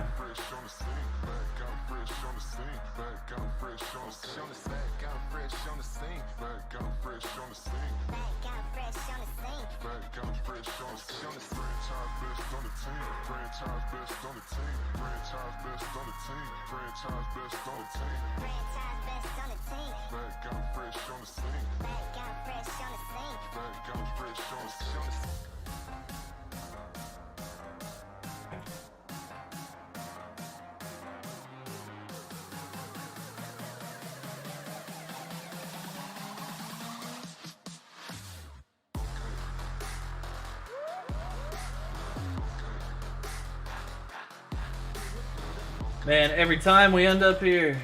Every time.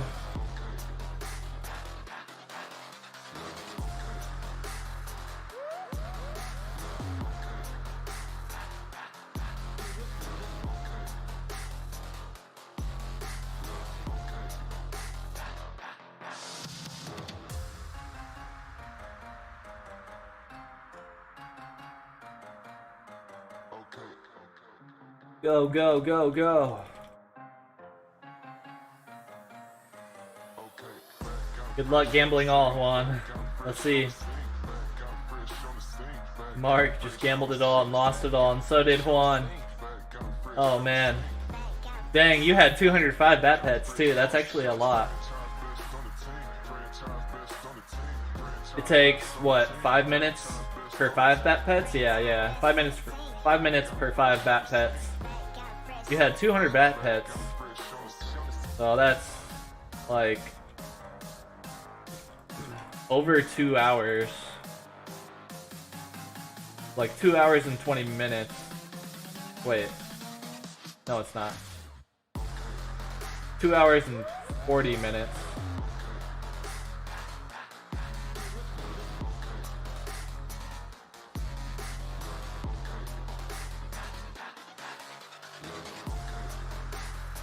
It's all about that gamba. Gambling is so bad.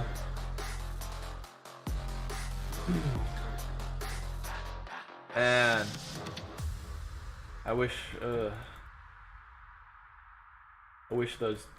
dumb A streamers would use their brains.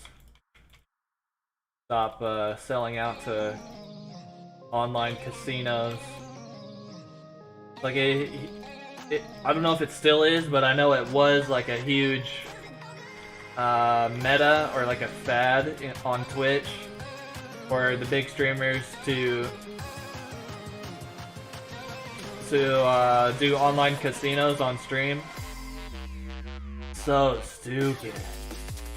Those idiots, man. Those idiots, dude. Streaming is very influential.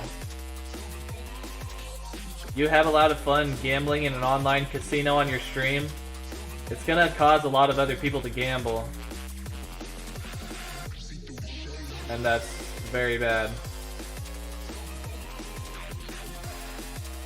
Those streamers are so stupid, man. They don't care. But it blows my mind. Aw, man, I don't know. They just don't use their heads. And they just don't care. But they should. Because they have so much influence, and them streaming online casinos has caused a lot. I know it's for a fact it's caused a lot of people to lose a lot of money in those stupid casinos. And these streamers don't care about that, or they don't think about it. That's sad. Casinos should be illegal. There's so many things actually that should be illegal that aren't, just because they make money, man. Money sucks. I hate money more than anything. Money ruins everything. Money ruins absolutely everything that it touches. Try not to care about money. I'm not trying to tell you how to live your life or what to do, but I think we should all care less about money. Money sucks. Big time. But it's like, what? It's like, money sucks big time, but how are we gonna get along and trade and have a first world civilization without money, you know? Like, I hope someday we can find a solution that doesn't rely on money for our economy to function. Like, I don't know. I don't freaking know what the alternatives could possibly be, but I just know that every single thing that money touches, it ruins that thing without fail every single time, no matter what. Money is very bad. It ruins everything. It places wrong incentives on things, you know? Like politicians. The country would be a better place if politicians didn't have to care about money. But they do.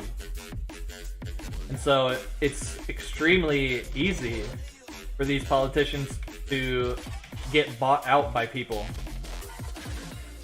And it's extremely easy for,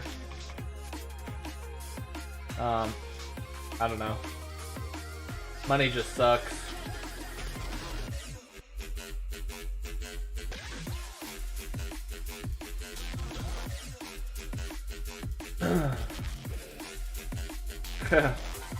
What money? I don't have any money, Juan. Maybe that's why I hate it, because I don't have it. I have $100. That's all I have. Can me get meds? I guess. If you show up.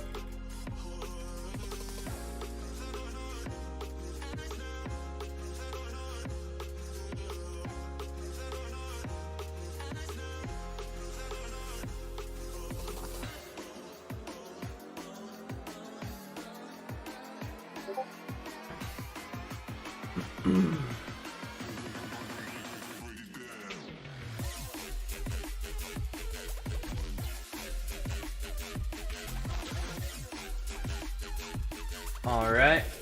Those rounds are over. 9 plus 10 plus 8 plus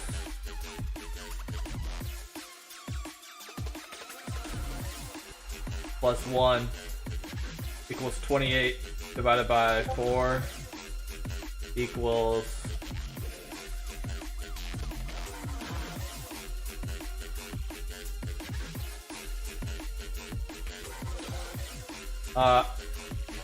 wait, what? Oh, 7.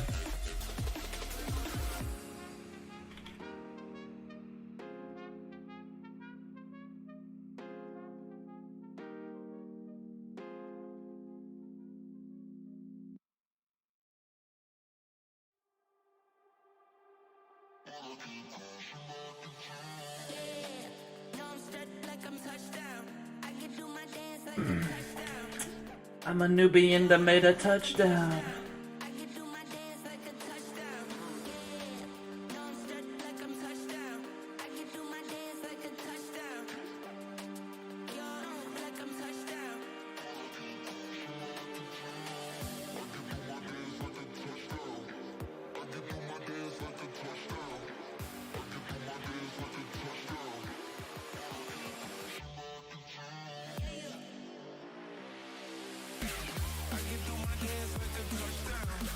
I'm a newbie and I made a touchdown.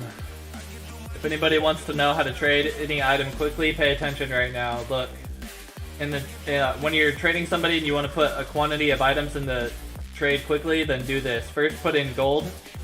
I want to trade 10,000 meds, so I do 10,000 gold. And then when I click my meds, it's automatically on 10,000.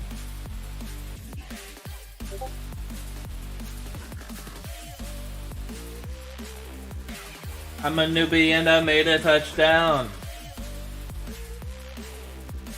I'm a newbie and I'm going to the bank.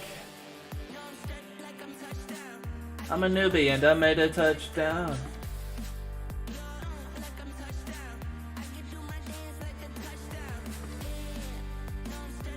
Yeah, no problem, Chase.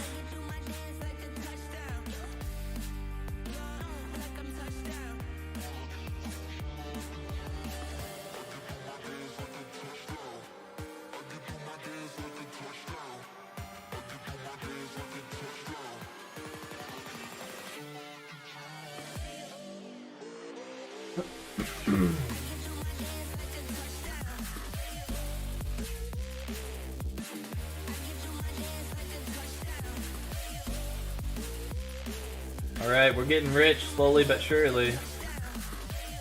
Actually, not even slowly but surely. We're actually making a crap load of money really fast right now. As long as we keep up this pace, we're actually killing it super hard right now. Because our party is really good. Oh no, our party... Dang it, as soon as I say that, somebody left our party. Wow. Let's see, what about Diego?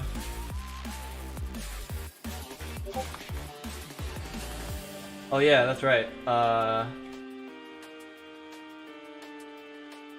think...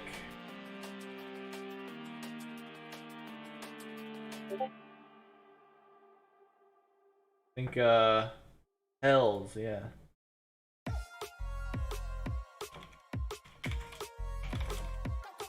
Hells might want to do Mummy.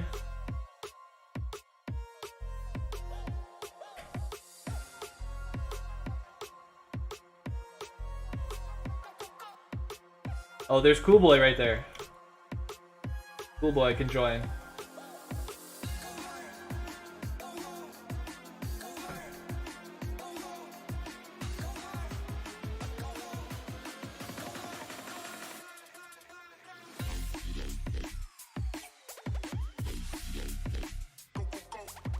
Alright, Skate is leaving too. Okay, so Hells is coming now. Awesome. I don't know if you're in the stream, Hells, but World 10 right side. I'll just message you. Nice.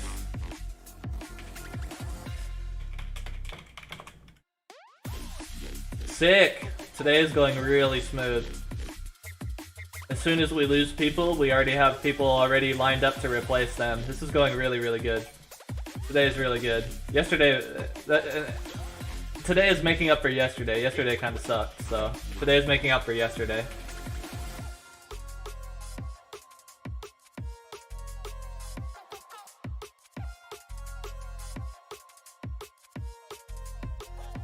Got 5 from Daniel.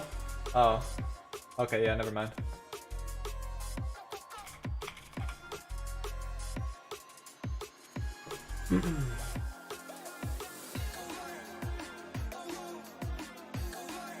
Oh, maybe Cool Boy is grinding onks right now from Anubis. I don't know. I don't know what he's doing.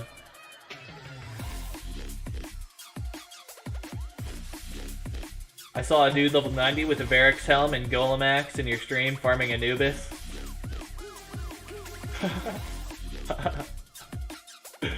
Yeah, I saw a dude the other day, dude. He was... I don't remember what level he was, but he was some high level, 90 something. He might have even been level, like, nah, there's no way he could have been level 100. He had to be level 90 something. And he had a freaking glacial helm, dude. And I think... I don't remember what else he had. I just remember seeing a level 90 plus guy with a glacial helm and being like, what the heck? I guess that's actually... No, that's not that weird. That's not that weird. That's not even weird. What am I talking about?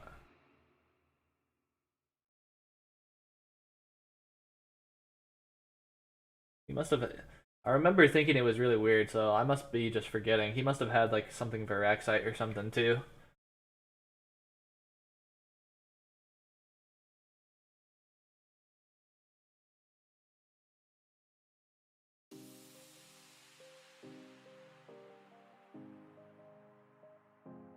Da da da da da da da da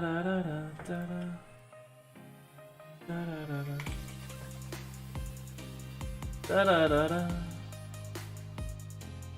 da da da da da. I can't click on Cool Boy, cause he's too cool to be clicked on. Ah! Oh man, I got him and then I moved. Damn it.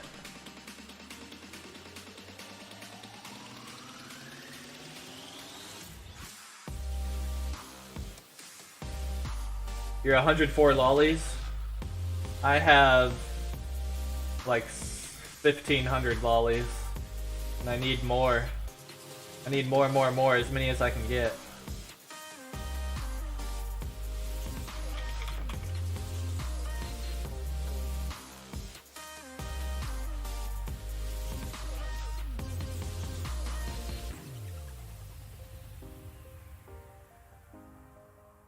Alright, now let's not forget to count how many onks we have so we know when to stop. Alright. Ready to go. Sweet. More mummy rounds. Let's go. Yes. I just want to keep making money, man. I just want to keep making gold and get more rich. I want as many lollipops as I can possibly have.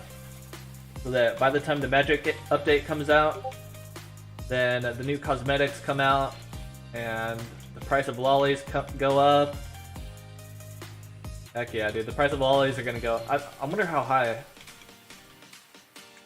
Because I've already in like the past month, I've seen them go up from 500k to like 600k.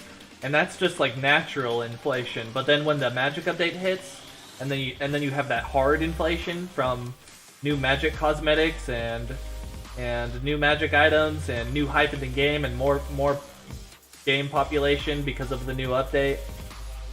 Yeah, then the lolly prices are gonna freak out, dude. They're gonna go up to like over a mil for sure. Oh, I'm gonna predict over a mil for sure, but maybe even up to like 1.5 mil. That's gonna be my prediction. Does anybody have any predictions? How much do you think lollies are gonna be worth once the magic update comes out? 1 million? 2 million? 10 million?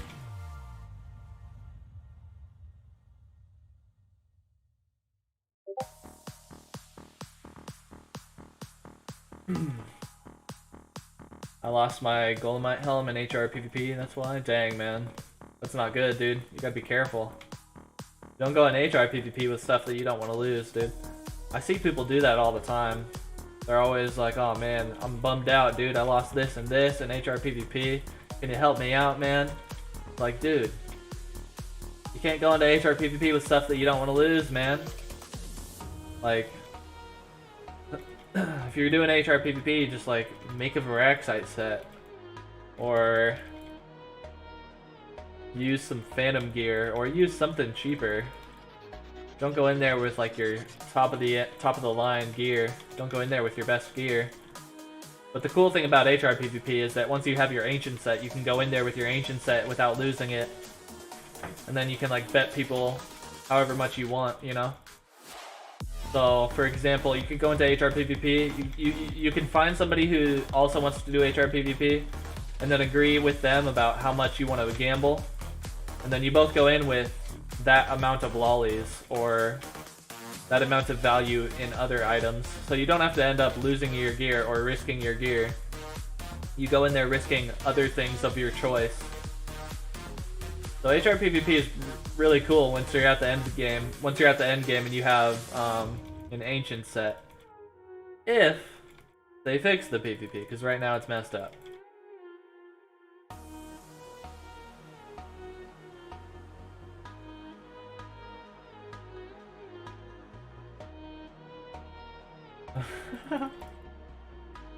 Did you know? Factual statement, by the way. You can give me as many lollies as you want to break that gosh darn capitalistic system. Okay. Red, what would you do if for whatever reason lollies drop Oh man, I would cry. Dude, I would be screwed. That would suck so bad. If I invest hard in lollies and then the price drops by 50%, I would be so mad, man. I would be livid. I'd be like, no freaking way. That's impossible. How did it happen? Oh my god. That would be so bad. Hey, Sir the Bunny, what's up? Welcome, welcome. Anson Sana, Gaming Bumgo. Me, level 67. Well, you know what? You're 2 levels away from the best level in the game. And then once you get to that level, then you have to stop leveling forever. So enjoy the game now while you can. Enjoy killing monsters and leveling up and progressing, because that's all going to come to an end in 2 more levels. Once you get to 69, you have to stop there and stay there forever. That's the rules.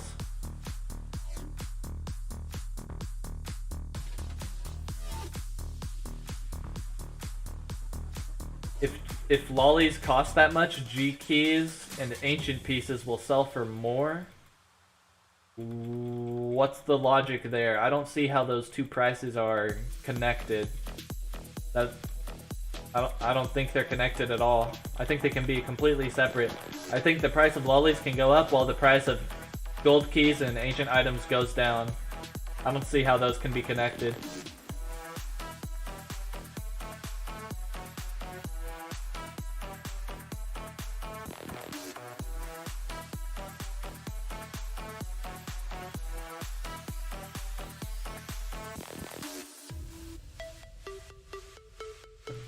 I lost a Jester hat and about 10 golem legs. Wait, golem legs? You don't need to believe. Golem legs. That's interesting. I guess. Wow. I guess that could have been a really good technique before the desert update hit. Is to make a bunch of Golemite gear and use that in HR PvP. If your best gear is actually Umbral.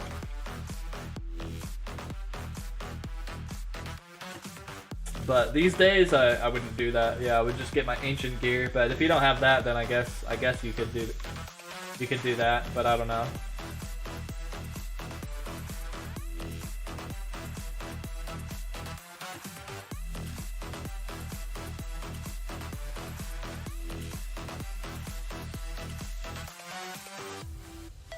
Imagine Bart just taking your lollies away for fun.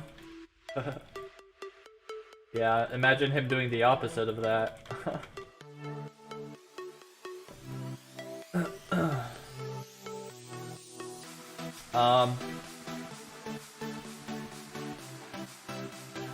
Oh, the connection is lollies equals rebirths and rebirths equals gold keys.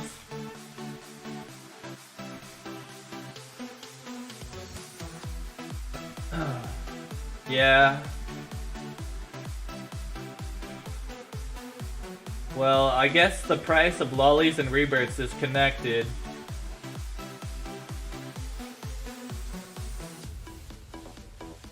But I feel that rebirths are less connected to gold keys now than ever before because of the stat change and because of the new strategy that we've found out that you can reset the curse.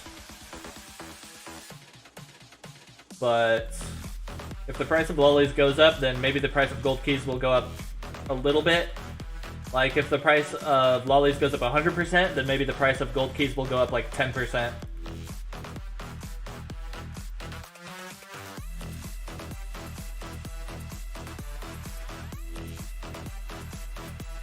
But gold keys will get less popular, though.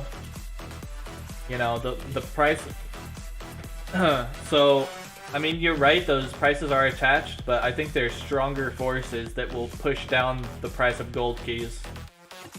Like, magic coming out will cause melee to become, like, half as popular or even less. Like, every single person is going to be doing magic. And the demand for melee stuff is going to be, like, not even existent.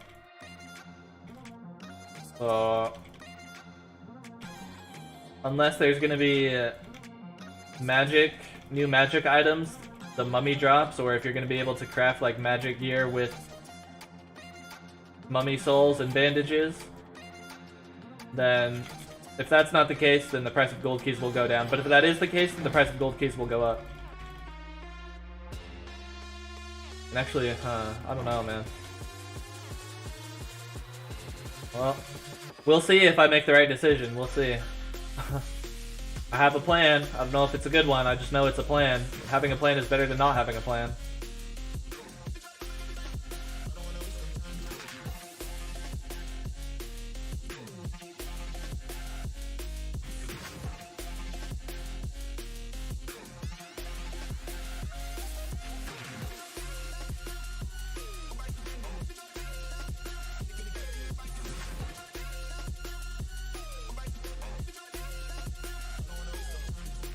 God, I hate that, man. We gotta stay away from those stupid bases.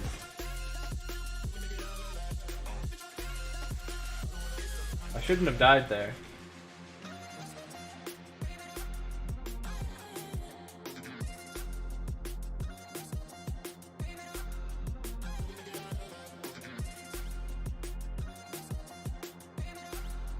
Red make meme vids equals good. I don't know, it's been a while since I made any vids, really.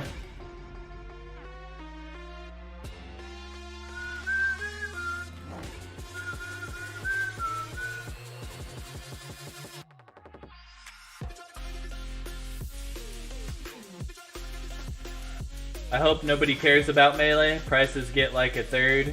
I could get full Umbrella if I would sell all lollies for 2M each. 2M each.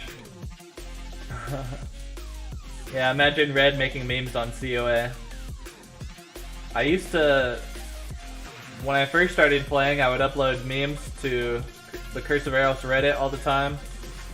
And I made a video where we had a meme contest. Whoever could come up with the best Curse of Aros memes. We had a bunch of entries for that, and that ended up being like a 30-minute video. So, I mean, I used to, I guess.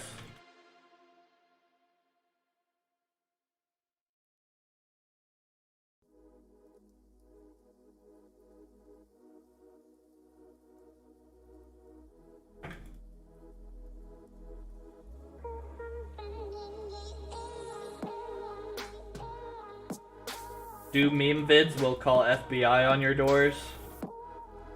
What? Okay. Go ahead.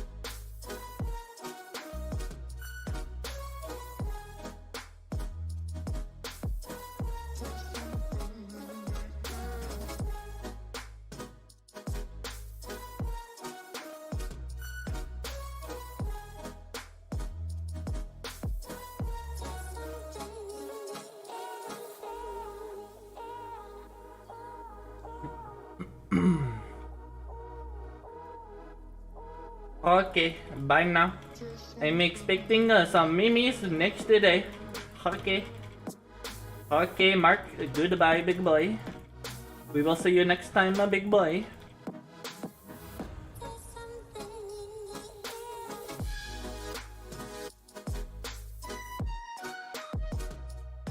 Hey, Anti-Noober, what's up? How you doing, Anti-Noober?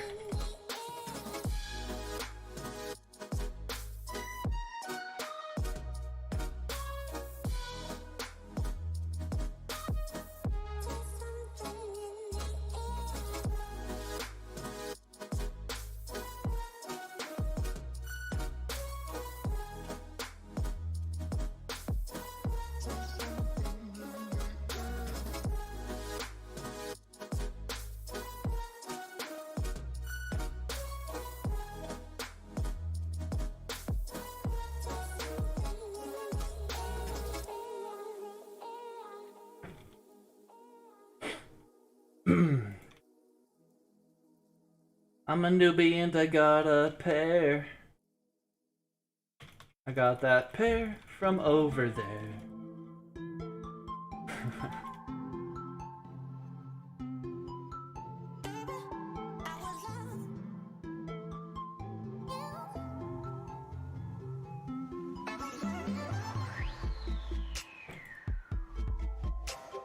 Grind mummy all day, every day, son.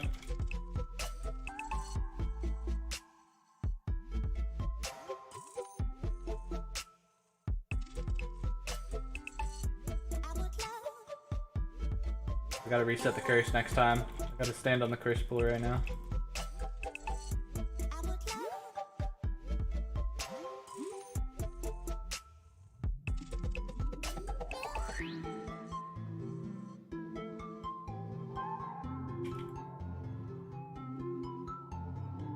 Just sold my Ankh. Sweet, sweet.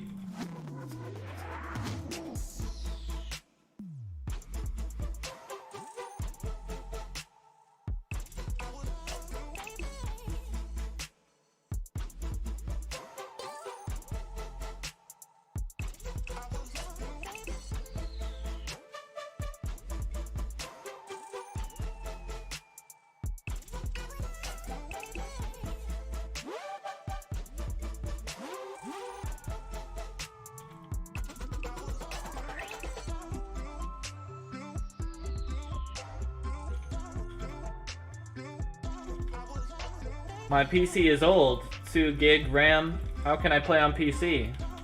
You can upgrade your PC. That's the only way. Your PC's not good enough.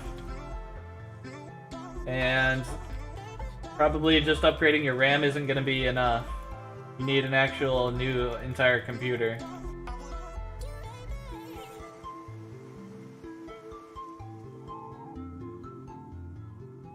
You can get a computer that's good enough to run BlueStacks and play Curse of Aros for probably just a couple $100. If you're in the US, I don't know, $300 or $400 for a crappy little computer that'll run BlueStacks and it'll run Curse of Aros on BlueStacks. It won't be perfect, it'll lag probably a little bit, but it'll get the job done for a budget.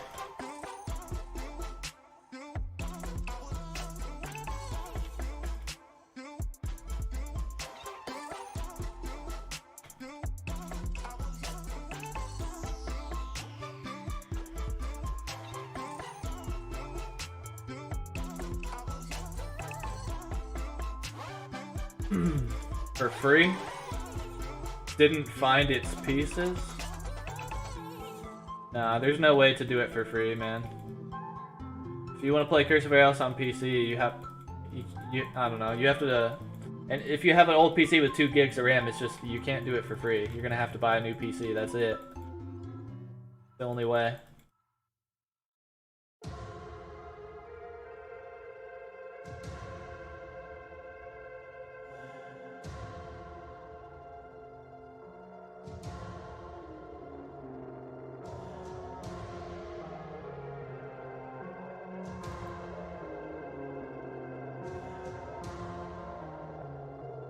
And I'm struggling to survive this round.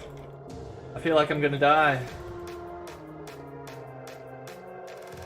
I barely survived.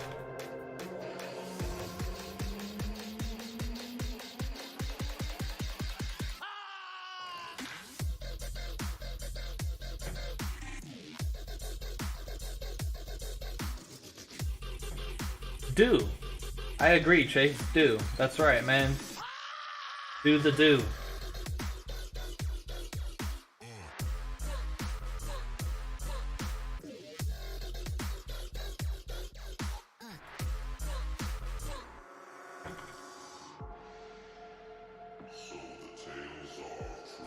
So the tales are true. You are a newbie pie. I knew it all along.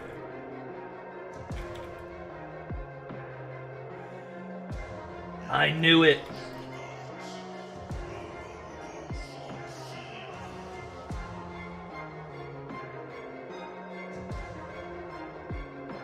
No gold goes unbegged. As long as I, the great newbie pie, am on the case. I will beg everybody that I see for as much gold as I can. And when they give me some gold, I'll ask for more. It's the way of the newbie pie.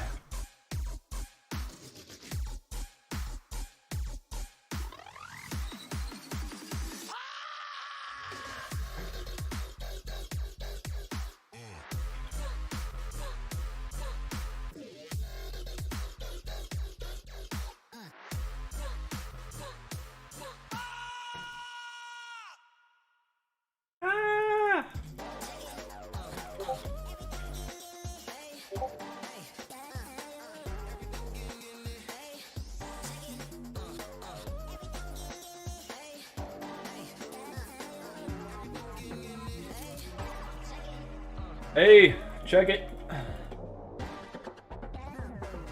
Newbie pie. I'm a newbie pie. Maybe one of these days I'll stop being a newbie pie, but probably not. I'll probably be a newbie pie for the rest of my life.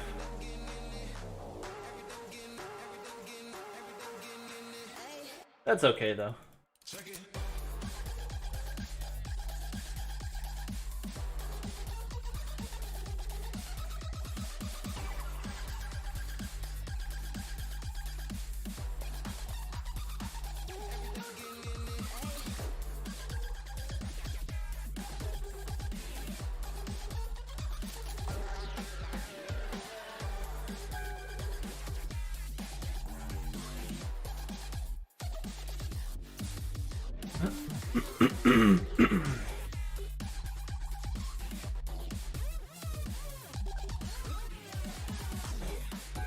This song is awesome, dude. I wonder how the producer of this song feels. He must have really felt like, after he produced this, he must have felt so good. It's such a good song. It really hits, dude, like... It just feels awesome to listen to this song. Like, this is a unique song. There's no other song that I've ever heard that sounds like this song. Like, most of the time when you listen to... Oh, man. Most of the time when you listen to EDM, or, you know, dubstep, or house, or whatever kind of electronic music, usually it fits very well into a specific genre. Like, if you're listening to house music, all house music pretty much sounds the same. And if you're listening to dubstep, pretty much all dubstep sounds the same. You know, they have their differences in between the different songs within the genres, you know, like, not every dubstep song is exactly the same, but, you know, they all have that sound where it's like, you hear it and you go, oh yeah, that's dubstep right there, I know that sound anywhere. And they might, like, mostly play all of the songs within that same genre at the same BPM, and they pretty much have the same style, you know, like, if you've heard one dubstep song, you've heard them all, almost, pretty much. And the same thing goes for, like, house and trance and techno. But sometimes you get a song like this one that we're listening to right now. That doesn't sound like anything else. That it's completely its own thing. It's really cool. And so I just imagine, like, at least I hope that the producer who produced this song, I hope he's, like, really proud of it. 'Cause it's so sick.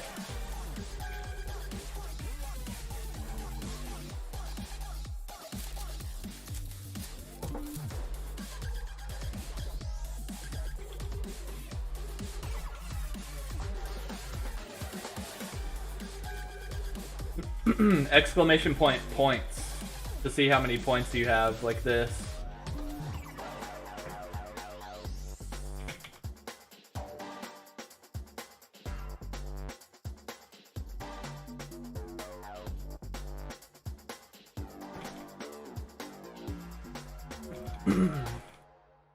Yeah, I forgot my vit. I tried to get it in there like mid-fight. It almost got me killed.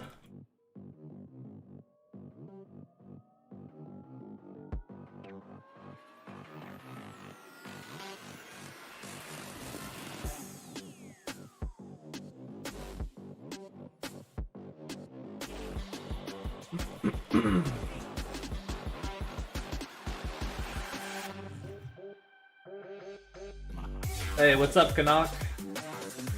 How you doing, man?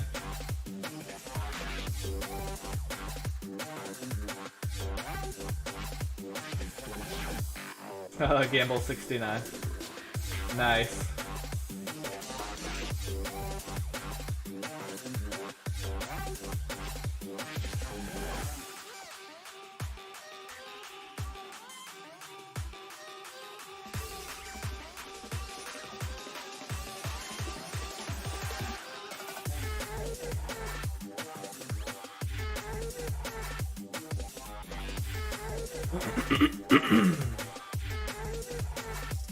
I'm a pro bet pet collector. I'm doing good. I'm glad to hear that, Canuck. Yeah.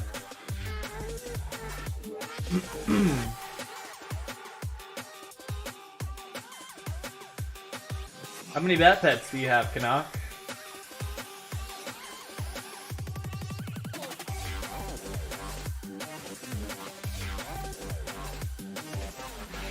Or bat points, I mean. Sir's got quite a bit right there. 735 is a lot. That's hours and hours and hours of gathering bat pets. You only get one per minute here, so that's 735 minutes.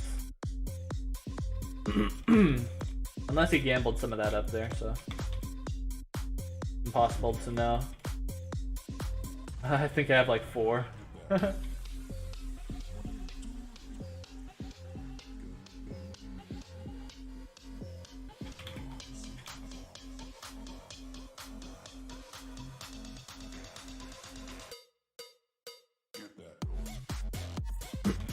Alright, this is the last one of this round, guys. After this one, we split keys, we bank, and we keep going.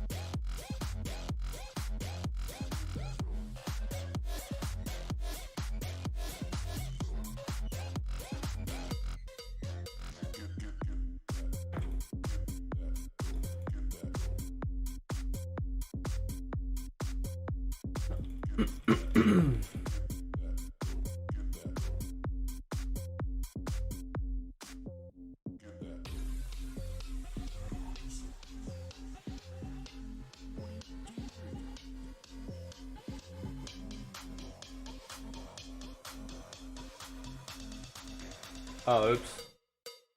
I'll scroll back up, but it's time to split. I only got 2 keys.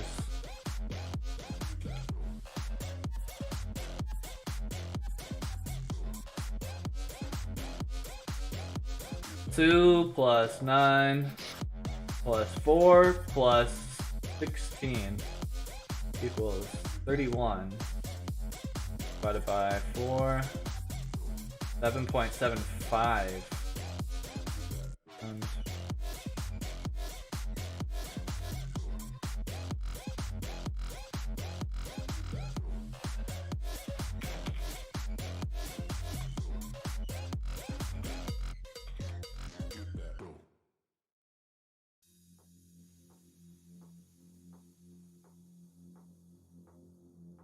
Wait, is 8 plus 8 plus 31? Yes.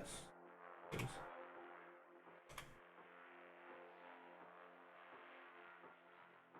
Triple 87 8887.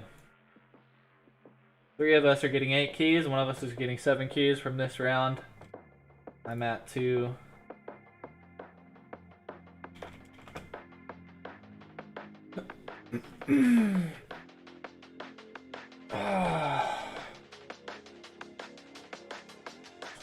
Yeah, Surya, you're always here. It's awesome, dude.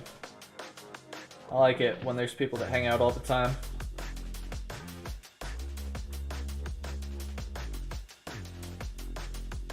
Here's 4 from Daniel, putting us up at 6.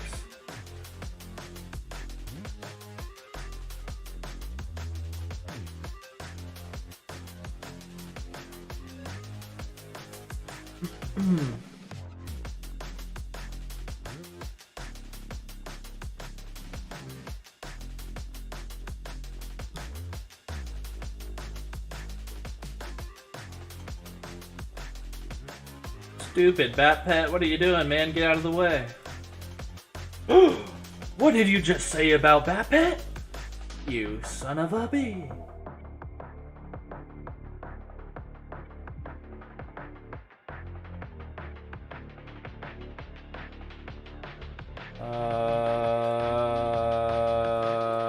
Now I have 9.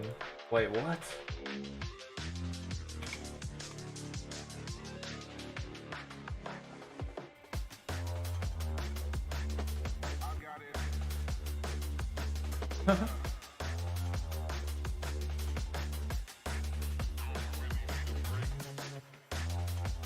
So Hells needs one, right? Wait, what?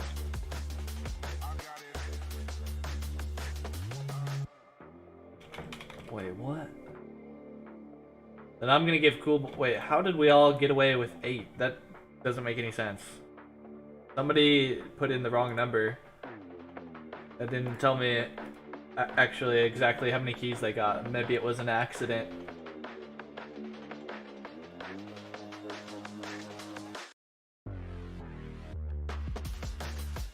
Alright.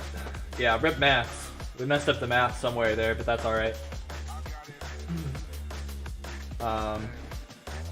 Alright, time to bank, and then we go back and do some more rounds if the party is down. And then we're making more money, man.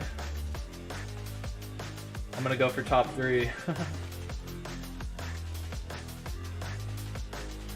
Me trying to get Ankh to sell for money. Nice, nice. That's a very good strategy. Grinding Anubis is one of the most effective ways that you can make money in this game. When I grind Anubis, keep in mind I'm a very high level with almost maxed out gear, so if you grind Anubis, you'll probably get different results if you're at a different level with different gear, but when I grind Anubis... hold on, I need 7 graces. When I grind Anubis, I get anywhere between 10 to 17 million gold per hour in terms of how many Ankhs and keys I got. So yeah, you can make a lot of money grinding Anubis. It's a really good idea. And you get decent experience while you're at it, so it's a good strategy.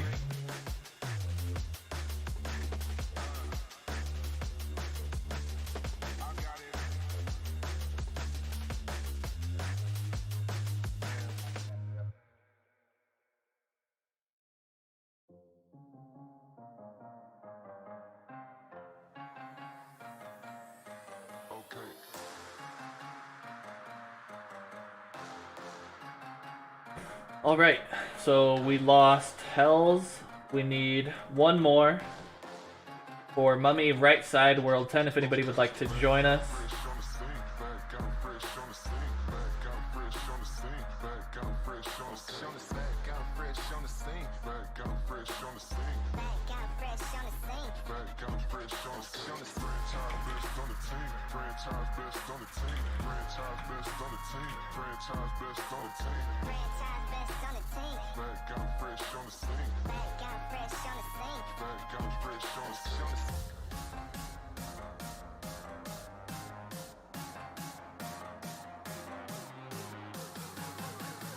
We need one more person, right side, World 10 for Mummy.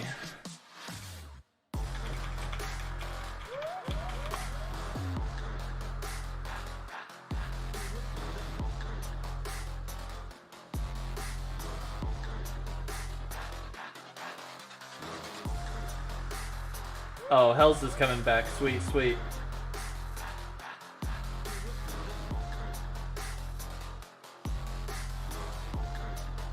I need to work on my posture. I'm like this the whole time, bending over. I need to be like sitting straight up, or else when I get a little bit older, man, I'm gonna be like Hunchback of Notre Dame. I need to be straight up. Oh man, it's hard to sit like this though. This is like as straight as I can be. This is me with perfect posture. But the chair that I'm using doesn't even support this kind of posture, so I have to like not even use my back support on this chair to sit like this. I'm just like holding myself up. Does this look weird if I sit like with good posture? Oh no. I have to like move my mic up.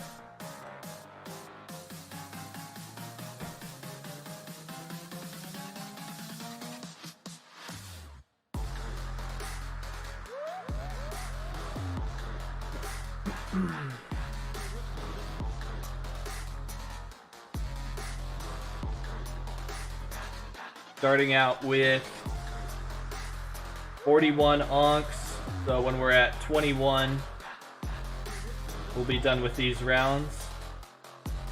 Sweet, sweet. I gotta keep that in mind and not forget. Take out Bat Pet. Oh, that's what I forgot. Freaking pet food, man. I haven't had pet food this whole time.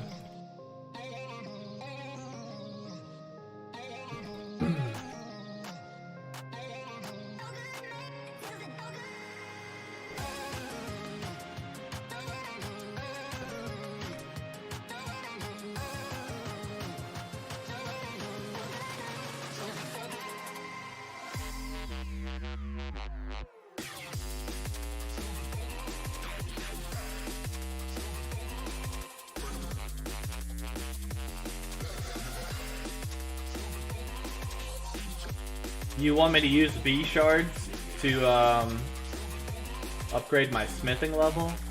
Oh, shards. I was thinking of fragments. Wait. Yeah, so balanced shards are the one that make the buckler, right? You're saying if you just grind Shadow Flames and make a bunch of bucklers, you'll get a lot of smithing experience? That's actually a really interesting idea. I should look into that. That could be a good video right there. New best way to make smithing experience.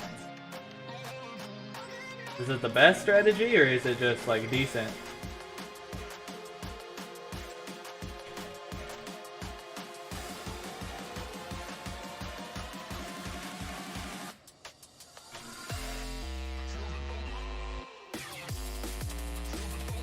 Hey, what's up, Raz? Welcome, man.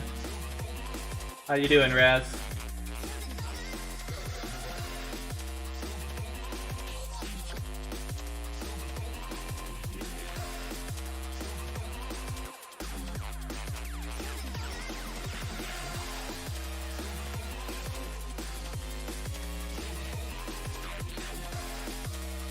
How's Mummy going? Today it's really good. Today we didn't have to wait too long to find a party, and our parties have been holding together very well today. As soon as somebody left the first time, we were able to instantly replace them, and 2 people left at once, and we were able to replace both of them pretty much immediately. So we've just been grinding solidly for the entire 2.5 hours that I've been live. So it's been going really, really well.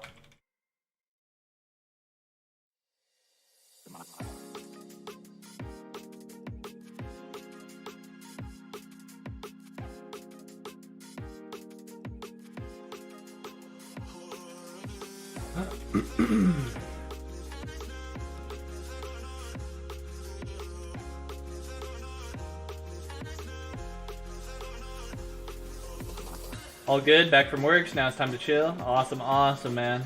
Awesome, awesome. Another day completed. Another work day completed.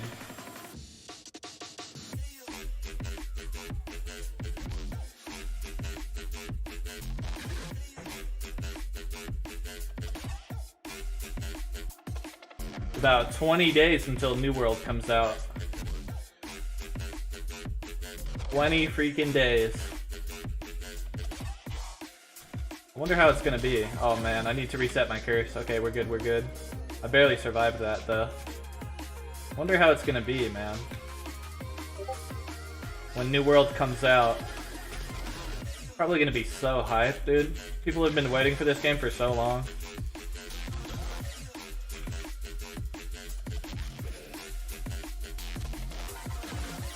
Probably gonna be buggy as heck though. So I'm gonna try to stream New World the first day that it comes out on launch day. Probably gonna be a nightmare, dude, because there's gonna be so many people trying to log in at the same time. The servers are just gonna freaking poop their pants, probably.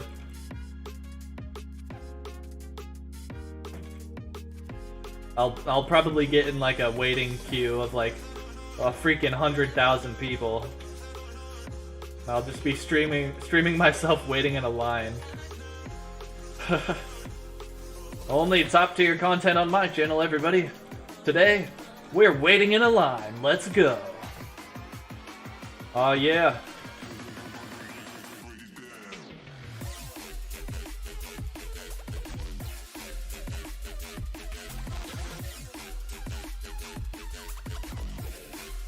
Yeah, New World is an MMORPG. It's a PC MMO. It's supposed to be the next gen, like latest and greatest in MMOs. So it's supposed to have like all of the latest graphics, and it's made by Amazon. So, you know, they have an endless budget. So it's like, it better be good, you know? It's like it's too big to fail with Amazon backing it up.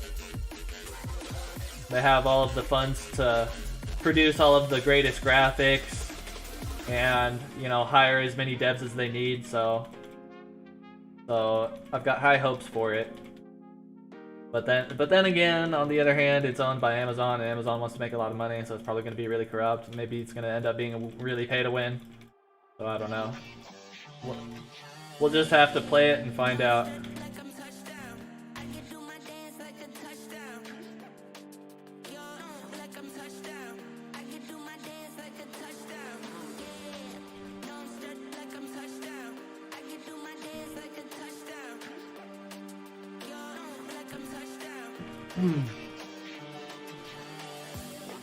I should try to fix my posture more.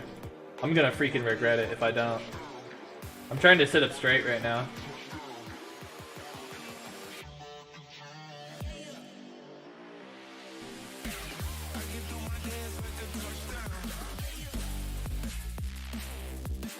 I'm a newbie and I'm running around the town. Why the heck am I dying right now?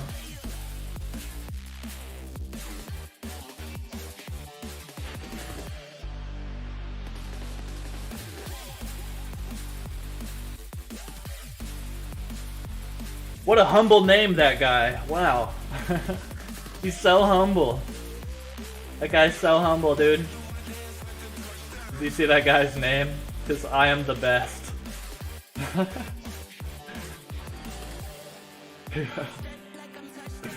I am the best. I'm surprised he actually even got that name. I'm surprised nobody took that name already.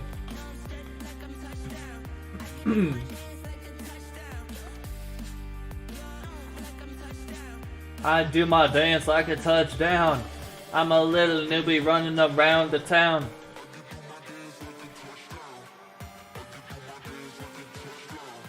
I'm about to die from the curse.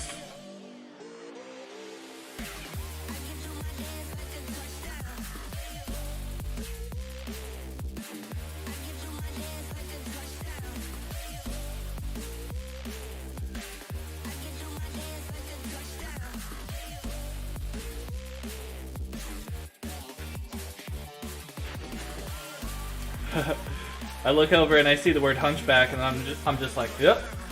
Gotta try to fix my posture. It's hard to sit with good posture for a long time. Or maybe that's just for me because I've had bad posture for so long. Well, I'm 6'2", so I think it's more difficult for tall people to have good posture because we have a higher center of gravity. And we have to look down at a lot of things. And bend over for things all the time.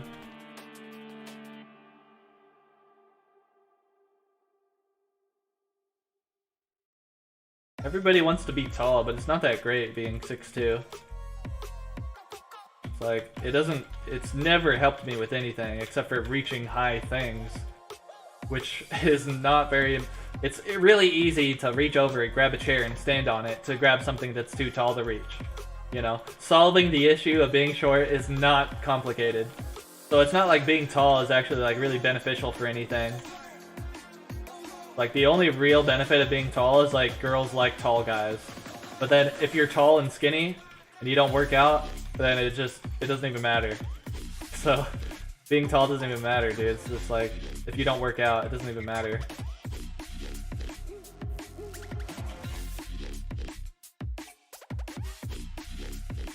I'm freaking skinny as heck, dude. It doesn't matter if I'm 6'2" or 7'2", dude. When I got little tiny noodle arms like this, and I'm trying to hit up girls at the bar, it's like, good luck, bro.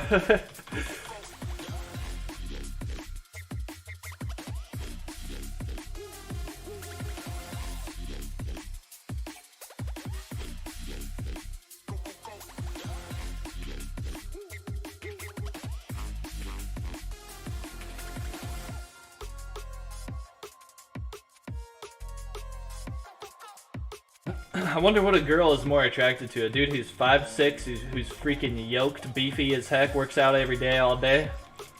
Or not quite that much, you know, but just like works out enough to be strong and healthy and look good. Or if she would prefer a dude who's 6'2", skinny as heck, doesn't even work out, doesn't even take care of his body. I wonder. Because I think it's tough for a girl, like... It's tough for a girl to, like, date a dude who's shorter than her, I think. Because, you know, what... How is she ever gonna feel protected by a dude who's, like, not even as tall as her? But that's kind of dumb logic, because... Dude, one of the greatest fighters that I've ever seen in my entire life was, like, heck, super short. Like, back in high school, there was this one kid, we would have boxing matches at the skate park, and there was this one Native American kid who was short. A little bit stocky, but not, like, thick, but he was short. But this dude fought like a beast, like a god, dude. Seriously, I saw him boxing some other kid at the skate park. He was freaking dodging every hit. Fucking nailed this dude in the face, and it was crazy. And I was like, oh my god, that guy can fight. That's insane. So, I mean, you can be short and you can be a fearsome fighter. I don't know, dude. I guess it's just the aesthetic reason why girls care about guys being tall. I don't really know. How the heck am I supposed to figure it out? I'm not a freaking girl. I don't know what the heck they like.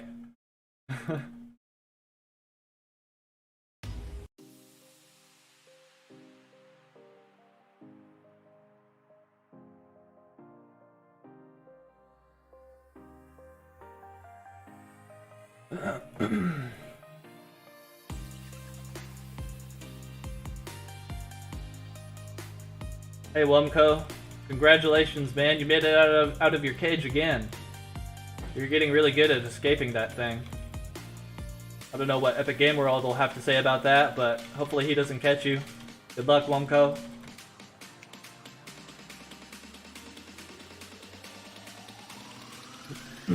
When females judge you on your whole body, yet they go into the gym and do ass and thigh workouts only.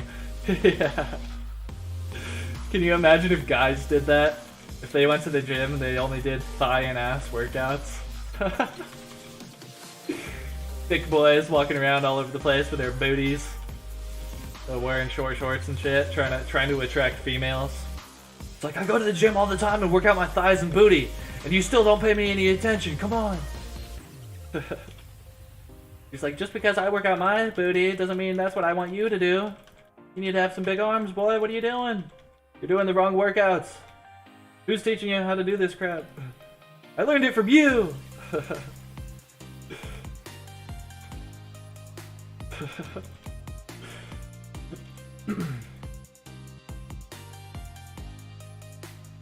Fish flag?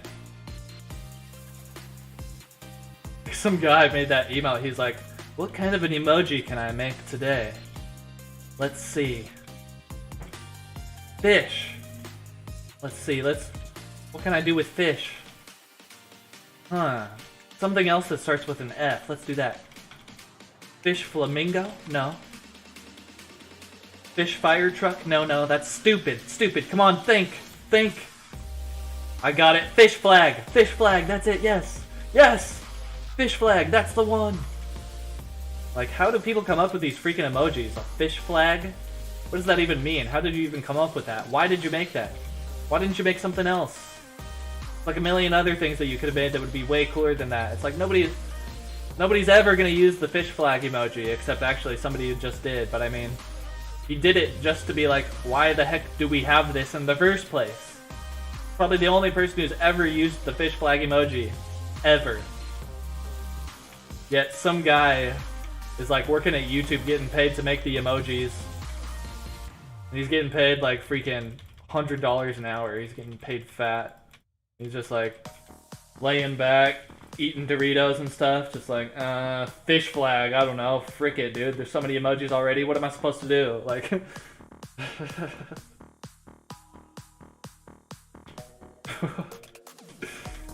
He doesn't even know what emojis to make anymore. He's like, everybody's already made everything. I don't know what to do, man. A fish flag. I don't know.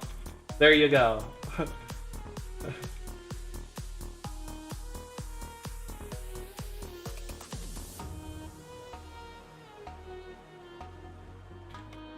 Yeah, it would be thick.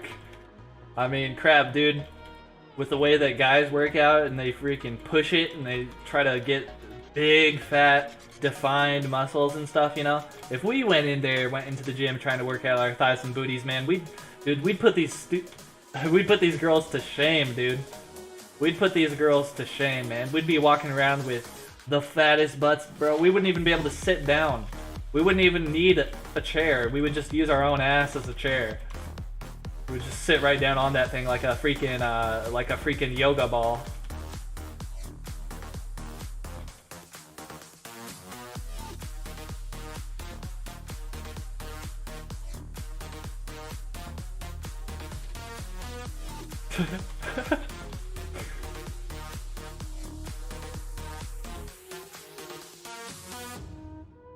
I'm going to play Roblox because my friend want me to. Alright. See you later, Chase. Have fun, man.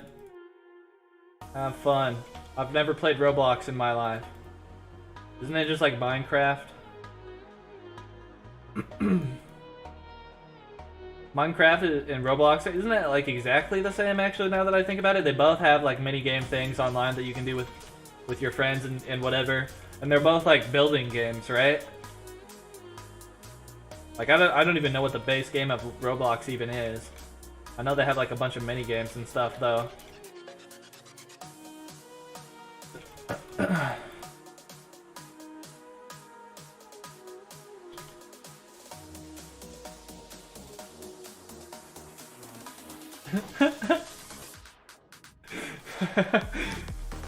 What is that? An upside down bowl with some paper. Yeah, these dudes making the emojis, man, they don't have anything left to do. They're just like, well, they're paying us a lot to make these emojis, but like we've already done everything that we can possibly do. Like, I don't know about you, man, but I want to keep collecting this paycheck, so we just got to keep coming up with random crap, dude. So what do we got, man? Just come up with anything. Give me anything. Anything at all, dude. He's like, a bowl flipped over with some paper? Dude, we've been making emojis for years. There's no more emojis left to make.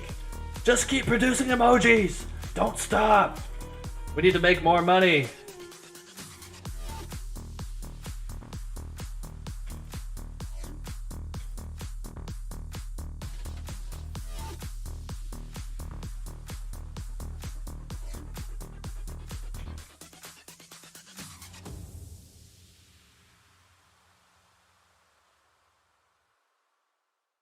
Did we lose somebody?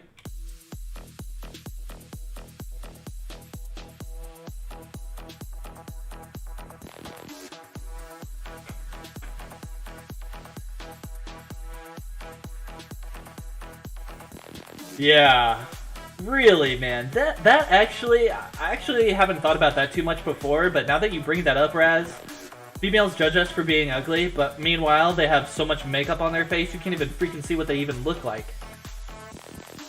Can't even see what they effing look like at all, dude. Seriously, there was this one girl in high school, she was pretty, or at least I thought, but really she was just wearing so much makeup all the time. Nobody even knew what she even looked like.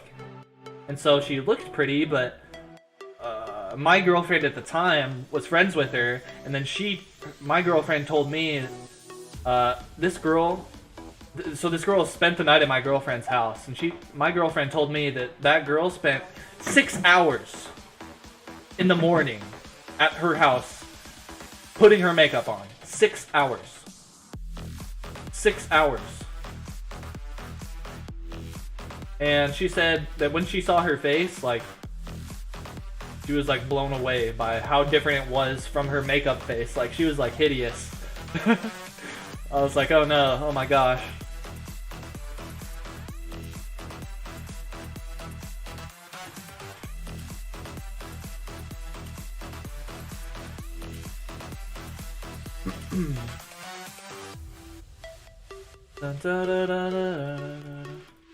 Some guy probably got paid like 14 million to come up with this stupid emoji. just a rock. Just a rock, dude. It's just a rock. 14 million. Oh my god.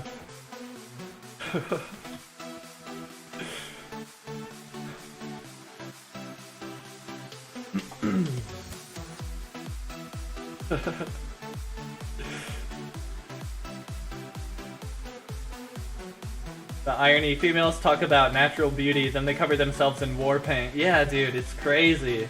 It's like a topsy-turvy world that we live in. That happens a lot. There's a lot of there's a lot of hypocrisy. You can find it all over the place if you just look for it. It's everywhere.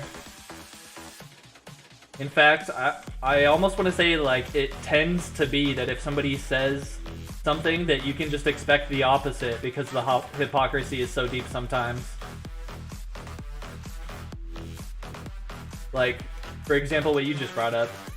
The female's talking about natural beauty all the time. Meanwhile, they have the most fake beauty possible. They literally just cover up their body, or not their body, but their face, and like hide their face and show you something else. It's like they're wearing a mask.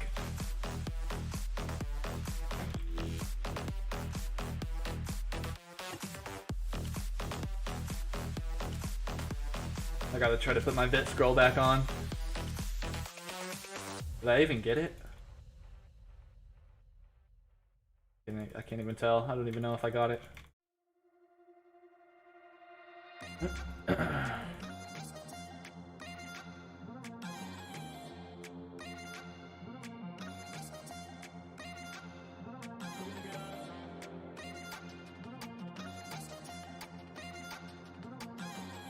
I need to increase the cooldown on that command. Everybody thinks it's not working, and then the bot spams it like twice, and then I can't even see any of the messages in my chat because it takes up the whole screen.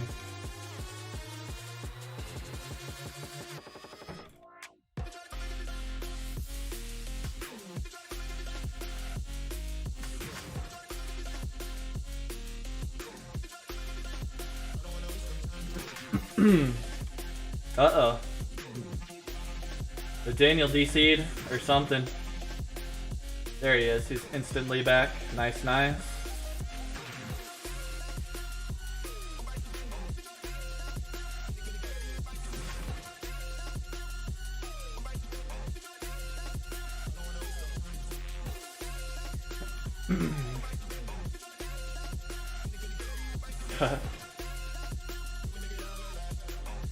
Yeah, they got a big target on their head, man. Because it's not something that's it's something that's completely what's the word? Cosmetic. It's like makeup is a luxury item. So it makes so much sense that a company would just jack up the price as much as they can get away with. It's not like it's food or clothing or anything important at all. It's just completely cosmetic, completely unnecessary. You buy it if you want, you don't have to. So that's absolutely one of those kind of items where it's like you can actually justify jacking up the price as much as you want. As much as you can get away with it. So yeah. It's easy to see a company deciding to just completely run away with that idea and just jack up the price on makeup insanely high. Like, the amount that it costs probably to make some of those makeups is like 1% of like the amount of profit that they make from selling one of them. Like, it's crazy, I bet. Crazy profit margins.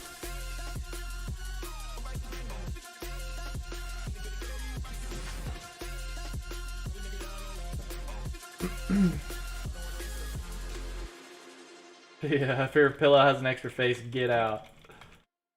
I mean, you can tell these days, I think, when you... Actually, sometimes you can't tell. Sometimes you can't. If the girl's really good at using makeup, you can't even tell, but a lot of the time, these girls aren't very good at it, and, like, it just, seriously, you can see the makeup on their face. It's just caked on there. You can tell right away. I mean, I feel like it's that way most of the time, but I guess if it, you know... If they were good at concealing the fact that they were wearing makeup, then I wouldn't even know, so I guess I can't even really say that.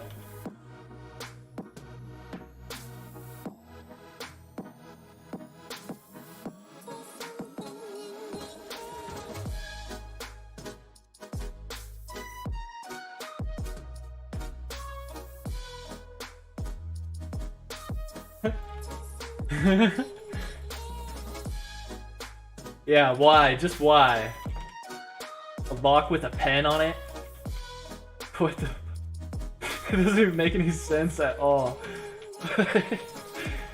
Never would you ever have a lock with a pen for any reason. But there it is in that freaking emoji, and somebody got paid freaking $14 million to make that stupid emoji that took him 5 minutes. Oh my god. So funny.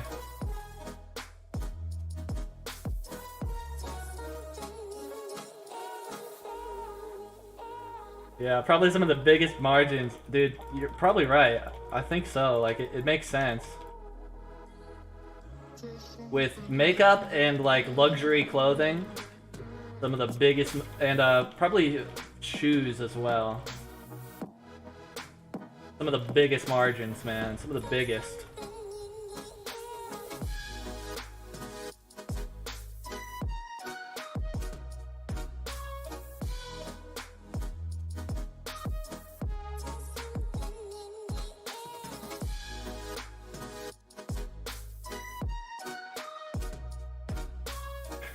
Good luck gambling, everybody. Everybody's gambling all of a sudden. Who's gonna lose? Who's gonna win? Oh no! Sura rolled a 49 and lost 10. No, Sura! You can make it back. You can make it back. Sakay rolled a 36 and lost 20. Sura rolled a 26, lost 10. Sakay rolled a 94 and won 40. There it is.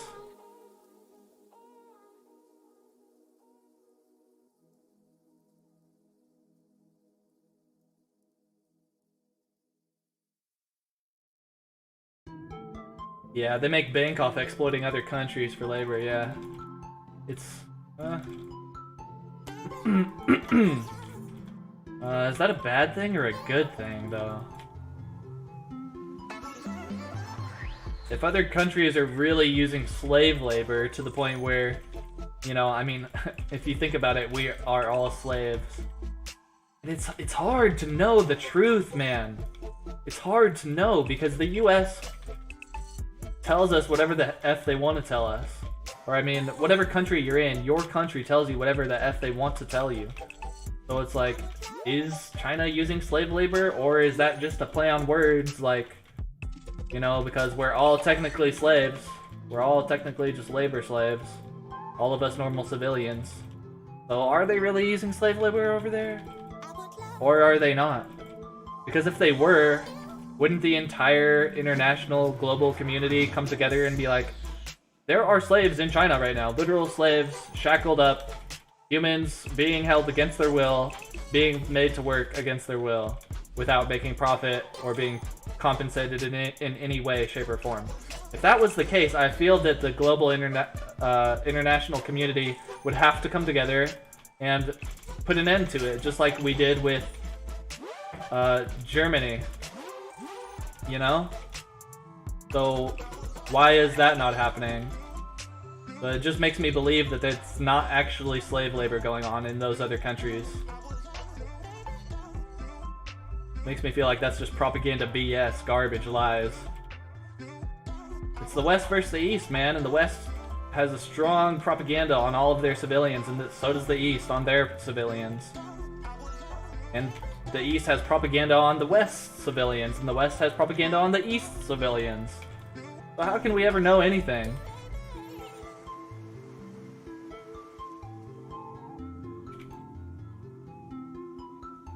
Like, they can tell us all day long that China's doing this and China's doing that, but at the end of the day, none of us are over in China actually seeing anything that's going on. They can just tell us whatever they want to tell us. And then travel to China is banned because of the coronavirus, so literally now, more than ever before, they can literally just tell us anything about what's going on in China, and we'd have to just take their word for it. So we can't know, we don't know. We don't know and we can't know.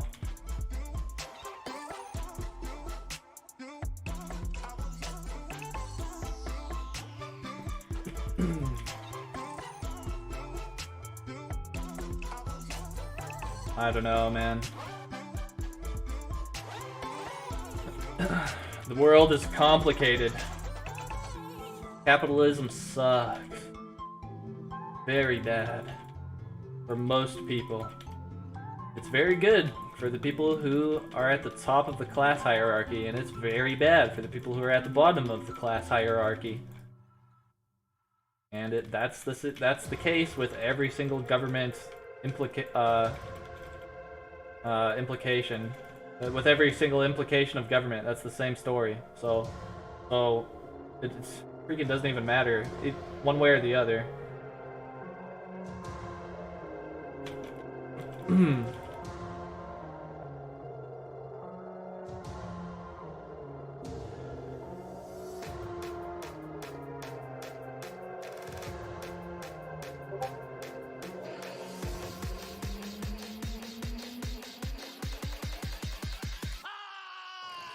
If you know how to make games, will you make a COA game or a Roblox game or something? If I became a game dev, I would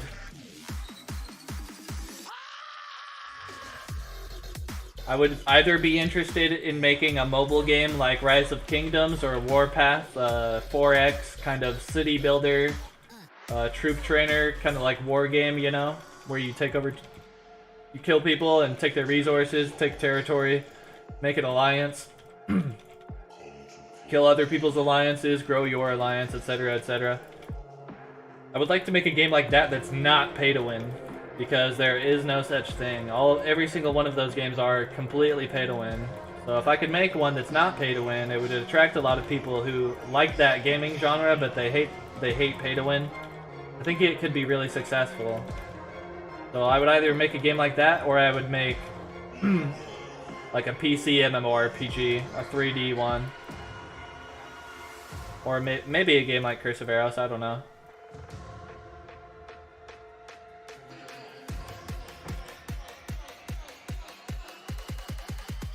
Like a loot box game. Straight up loot boxes all over the place. Oh, you want a new sword? Open a loot box. It's only gonna cost you $5. Only $5? Wow. But wait, for the next 10 minutes, if you buy this package right now, you're gonna get 10% off. That's right. But wait, there's more. Use discount code NewbiePie at checkout for an additional 5% off.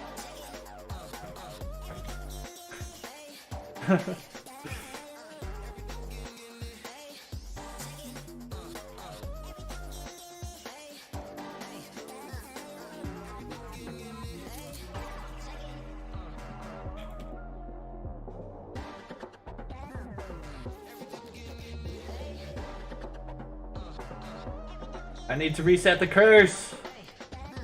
Summon the curse pool. You son of a bee. He's gonna kill me. Kill him. Yes. I almost died.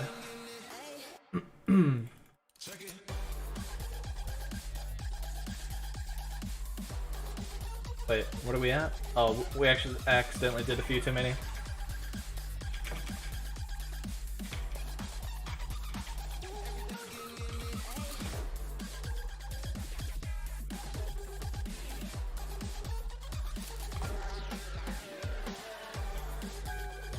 Alright, time to split our keys. We've got 4. 4 plus 11 plus 14 plus 6 plus 35 divided by 4. 8.75. So 9998, right? Let's see. Is 9 plus 9 plus 9 plus 8 35? Yes, it is. Alright. That's good math right there. 5,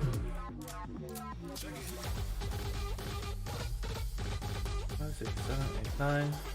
Wheat.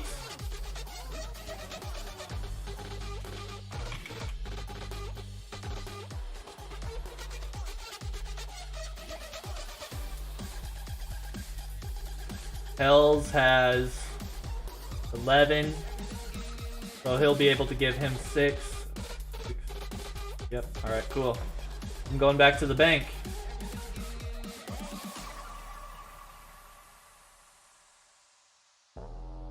Oh, good posture. Posture check, everybody.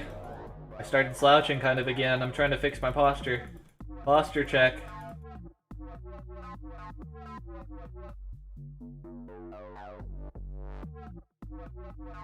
Oh, you made a game chase? That's cool. I'm first in your stream, Red. Give me 69 gold when we met. You have the legendary 69 gold, man. You can buy anything with that. Use it carefully, man. Use it wisely. The 69 gold is a very powerful tool. But it can be very destructive or it can be very constructive, depending on how you use it. Be careful, man. Use it wisely.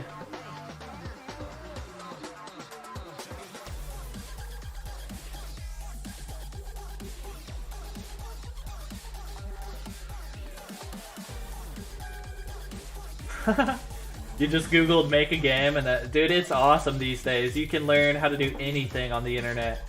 The internet is the most powerful tool we have. The most insane, but it can be constructive or destructive depending on how you use it. It's a good thing and a bad thing. You have to use it, what's the word? You have to use it with discipline. You have to use it wisely.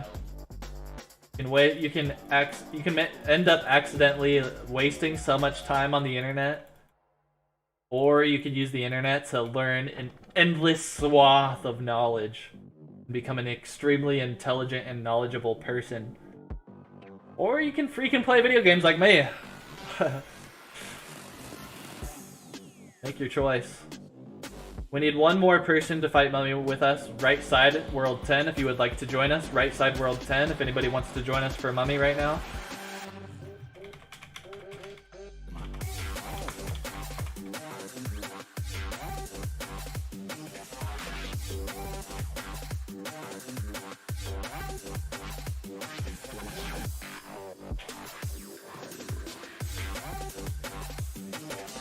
Am I registering drop? Like a challenge for all teams? No. That would be too much extra effort. Plus it's very difficult to get people to do things. Like if we were doing a challenge in my Tomb Keepers Discord for the different teams to compete to see who could get more gold key drops, it would just... I don't know, dude. They like wouldn't even want to do that probably. Like in order to get them to play along with that, it would be too much of a pain in my butt. Like it's hard to get people to do anything, man. It's hard.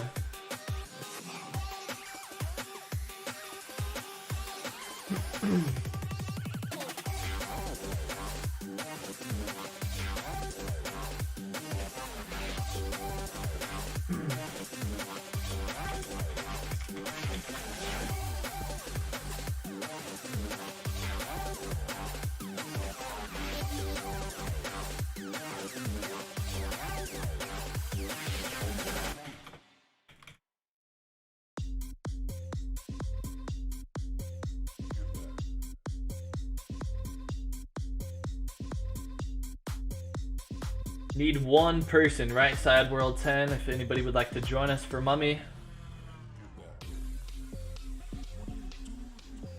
How much do I sell my keys for? 3 mil each. Yeah, that would be great, Zuck, if you could join us for Mummy. That would be great, man. We're in World 10.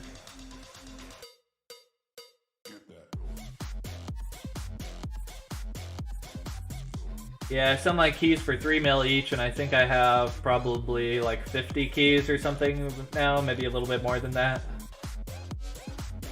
So if anybody wants to buy any gold keys, I've got them for sale.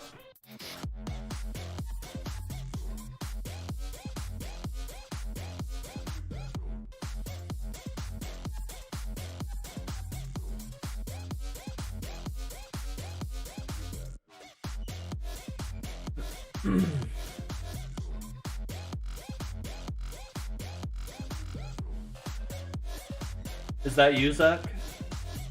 Shajar?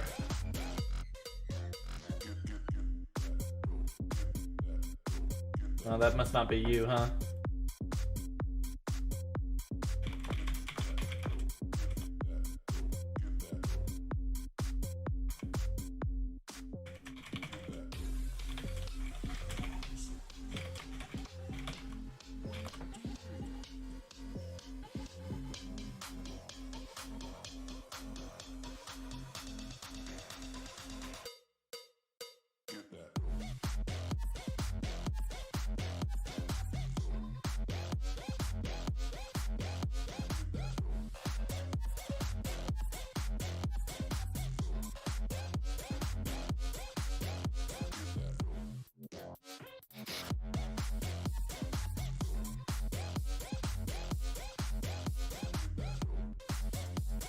Yeah. Grandpa dance, let's go. I don't have a lot of movement in these limbs anymore, man. I'm just an old grandpa. This is the most that I can do. Give me a break. Oh yeah, I'm busting down like a grandpa, son. What's up? You ain't got these moves. You ain't got these moves, son. Bring it.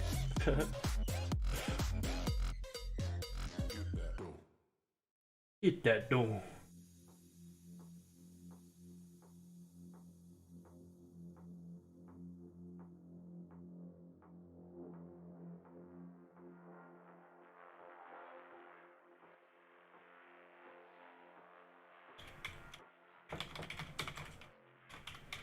What's your in-game name, Zuck?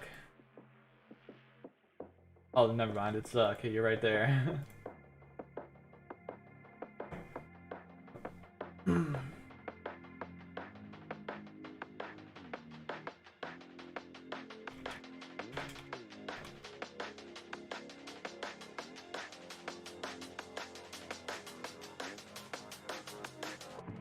That's awesome, dude. I'm running out of onks. That's a good thing. So I had like over 100, and we're using this strategy that quadruples your onk count. So I just want to see that onk count just like dwindle, man. I want to use all my onks, fight mummy as much as I can, use all my onks, and then grind a ton of Anubis. Finish off level 112, so I can stop using so many saving graces here. And then, oh nice, Zuck. You got your ancient plate body. You got your ancient booties.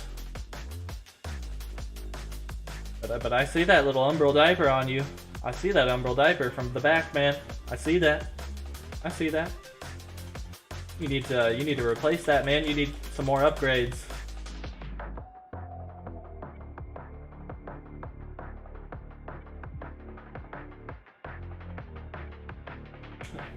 It's now July. Magic will be a while. I'm guessing, maybe near Halloween. Yeah, I would like to try to speculate at least when it's gonna be, but I just feel like there's not any information really for me to make a good guess. Like, I could say it's gonna come out tomorrow, I could say it's gonna come out a year from now, and in both cases I'll feel just as confident with the statements that I've made, and so it's like, it's pointless for me to even try. But if Bart would freaking give us a clue, you know, like, come on man, can you give us a estimated release date at least? Like, can you say, like, maybe it'll be out between this time and this time? Like, it'll be out between this month and this month? Could you give us that at least? Or something? We're just in the dark, man. We're just in the dark with, like, It's like we're a horse, and Bart is riding us, and he's dangling a carrot in front of our face, but we have like one of those horse eye covers on, so we can't see, or it's dark so we can't see. So we can smell the carrot and we know it's there, but like we can't see it. We don't know how far away it is. We don't know if it's close or far, but we know it's there. That's basically how it is. We're left in the dark, man. We just keep playing and keep hoping that it comes soon, and that's the best that we can do.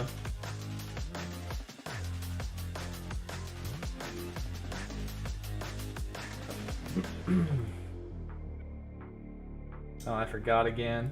How many did I start with? It was 33, right? We only did one so far, I think. When we're at 13.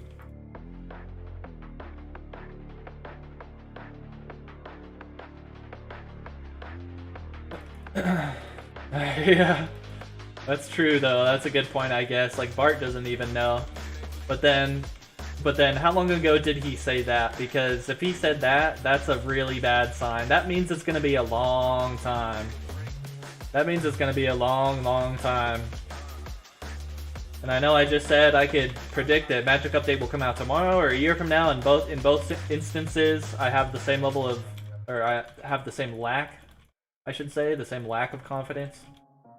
But if he said recently that he has no idea when the Magic Update will even come out, then I feel a lot more confident saying, like, it'll probably come out a year from now. A lot more confident saying that rather than saying, like, it'll come out tomorrow. If he recently said that he has no idea when it's gonna come out, yeah, that's real bad. That's not good. I hope he said that like last year.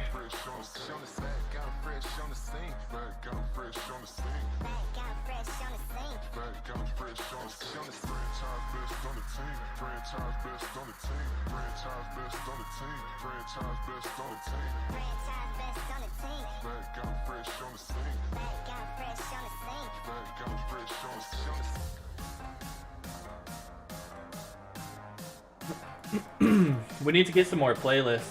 I like this music,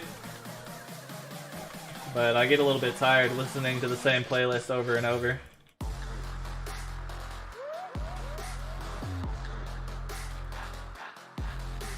This Epidemic Sound needs to have a better library for the type of music that I like. They have a huge library, but most of it is just like sound effects and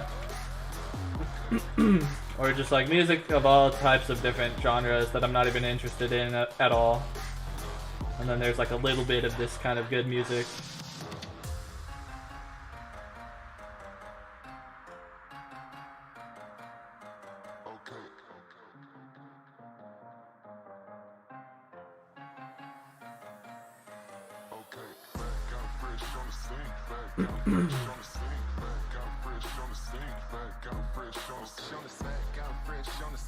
I'm a newbie up on this scene. I'm a newbie up on this scene.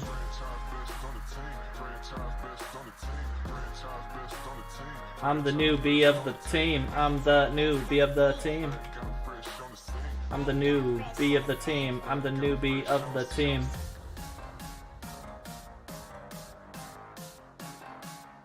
Posture check.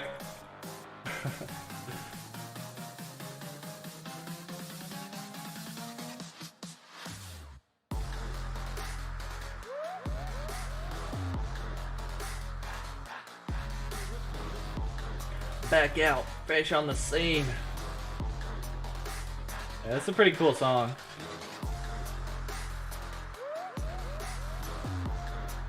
It's like going kind of hard, but it's like, it's not like a super like hype of beast kind of like banger style song, you know? Like it's going hard, but it's like mellow, nice, hard.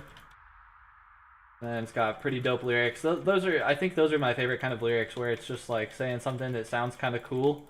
It doesn't really mean a whole lot, maybe, but it's not like you know, it's just a little something that sounds nice. Back out, fresh on the scene. You know, it doesn't mean a whole lot, but it sounds cool. So much better than some stupid lyrics like, I make money and I stack it to the roof. And I have sex with females. Like, God, please. Yeah, I said those same things when I was a freaking teenager in middle school, dude. Like, come on.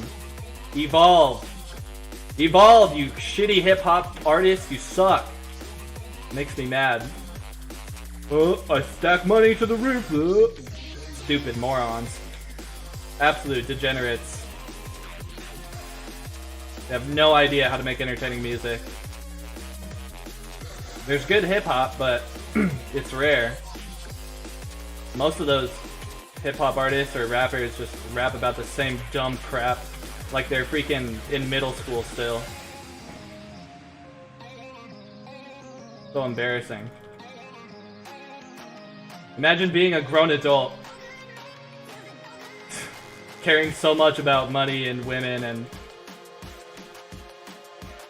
caring so much about your ego and what other people think about you. And thinking it's cool to do drugs. Imagine being an adult thinking it makes you look cool when you say you do drugs. Just imagine that for a moment. The adults in the chat right now, just imagine being that much of a freaking degenerate. Like, and then imagine being paid millions and millions and millions of dollars on top of that to sing about it. Oh my god. Makes me want to blow my brains out right now.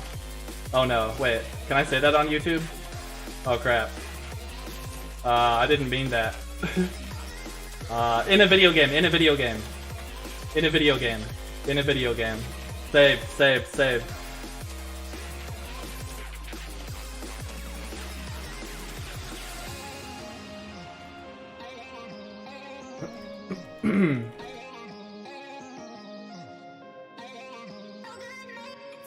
Hip-hop is boring now. No stories, just as you said. Yeah, exactly. I mean, I've heard of good hip-hop before, and when it's good, it's awesome. It's incredible, dude. You just slap down a cool beat, and then slap down some cool, meaningful lyrics on top of it that doesn't sound mumbled. It doesn't sound like it's in a freaking other language. And then you've got a good song, dude. It's not that freaking difficult. You just have to have a couple brain cells at least, you know? It's not that hard. It really heats me up, dude, that it's what it is, it's these rich people propping up degenerate morons. That's what it is. That's what the hip-hop industry is. It's so weird. Why do they do that? They deliberately choose dumb people who they can easily manipulate and easily take advantage of and make more money off of them, cut them crappy deals and get away with it. That's probably why.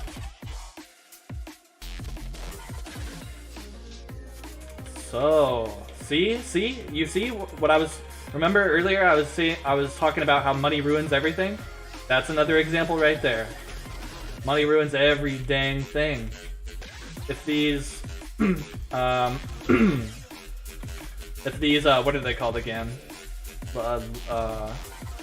Labels, right? Is that what they're called? Label companies? Or I forget exactly what they're called. Like, hip-hop artists get signed to labels, right? That's what it's called, I think. So if these labels just did not care about money, if they didn't have to have money, then if they actually just cared about music and didn't care about money, then they would be pursuing talent from people who are intelligent, awesome, absolutely amazing creators that are not degenerate morons. You know? Without money incentivizing everything, then everything would always be better every single time. Yeah, mumble rap is so bad. It's so awful. But it's like, yeah, the music is awful and that's one thing and that's not a big deal. But the thing is, this is not just music. This is what our kids are being influenced by. And so you have a generation of people growing up thinking that it's okay to just mumble into a freaking mic. And they think that's talent. And they think that's cool. And that's the worst possible freaking thing that our culture could ever, like, have to experience. Imagine our culture 50 years from now. We're gonna be so dumb. Like, in the year 2100, the culture is just gonna be it's a steaming pile of crap, dude. If we keep going at this rate. If we don't change course. I can't even begin to imagine how bad the culture will be 100 years from now.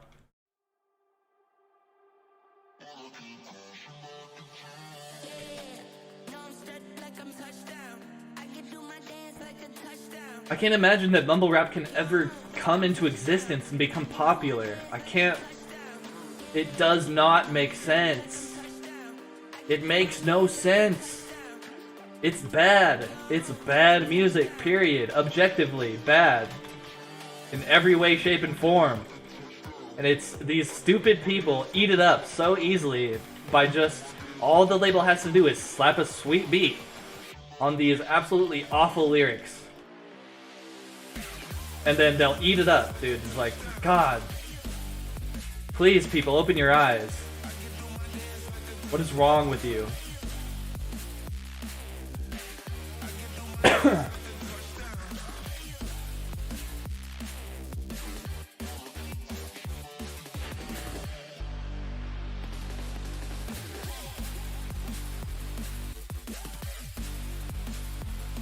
Got my full Golemite armor last night, and my Dormant Shield finished today. Good job, Tyson. Good job, man. Heck yeah.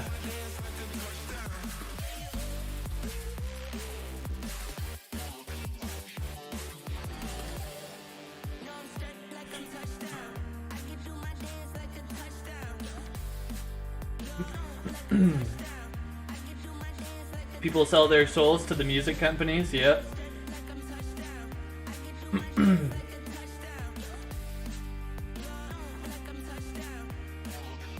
Only people who like mumble rap are people who are high as F, yeah. So they lose sense of reality, or people on Xanax, yeah, absolutely. But some of these mumble rappers are so popular, it seems like everybody listens to them. But then, at the same time, dude, I hate it. I hate propaganda and I hate not knowing, and I wish I could just know. Because it's so easy. It's incredibly easy for people to fake every statistic. Any statistic, anywhere, it's easy to fake it. And so you can like have a music artist, and then if you're the dude at the top, or you know if you're some rich guy in the music industry, and you have enough power, influence, and money to like pull strings, like you can make people fake any statistic for you. You're the dude with the power, you call the shots, and people will fake statistics if you want them to. And so, like, is this guy really the most famous, popular singer, or does this guy really just want us all to think that, so he fakes the statistics and makes it look like he gets a lot of views and listens when he really doesn't? And he wants us to think that he's so popular for freaking I don't know what reason. I don't know. I have no idea. There's probably some reason why somebody like that would want to do something like that.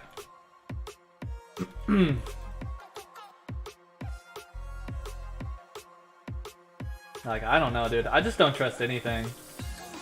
I think it would be incredibly easy to fake an election, fake any statistic, fake anything. I don't know how to trust anything anymore, honestly.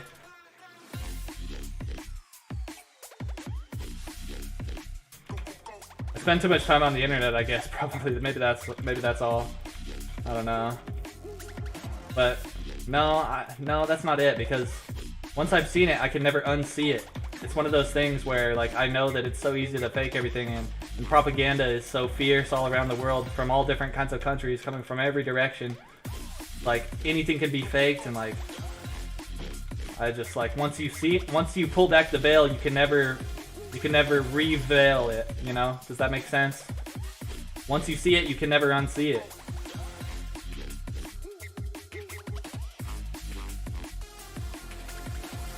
It's the curse of knowledge, or the curse of intelligence, or just inquisitiveness about the world around you.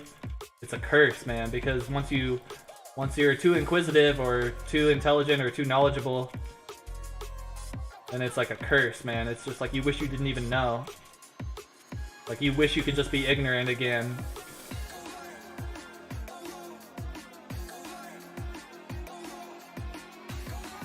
I freaking wish I could just be ignorant and not even think about any of the crap that I think about.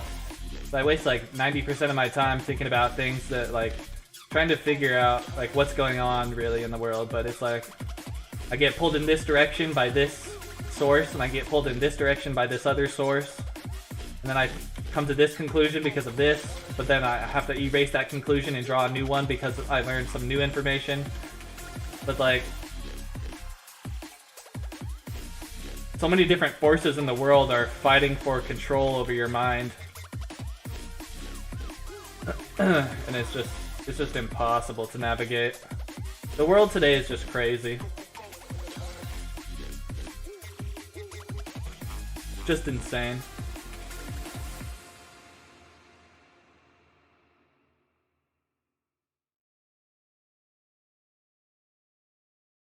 Like, I read this article the other day, it said like 0.00003% of things that are ever said on the news are even real. Are even freaking real at all. Like, the mainstream news, like NBC or CNN and Fox or whatever, they'll catch a whiff of a story and then they'll immediately publish whatever information they have about it, like after they contaminate it with their own bias, of course. And then, you know, usually how it goes is a couple days later, you find out new information that makes your previous claim completely false. That happens all the time.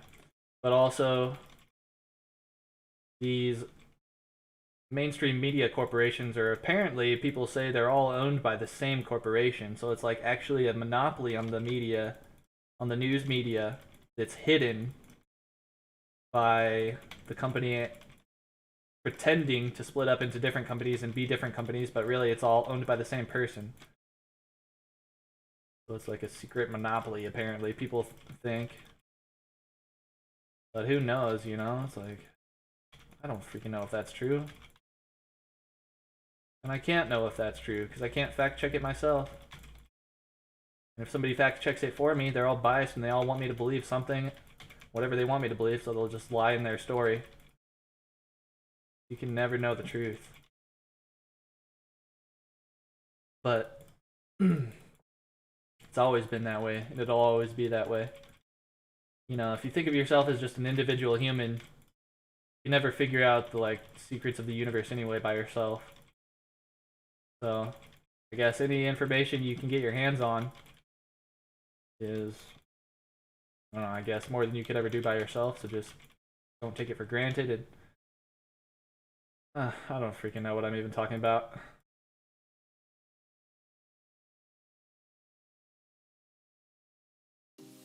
I don't even know what I'm freaking talking about half the time, dude.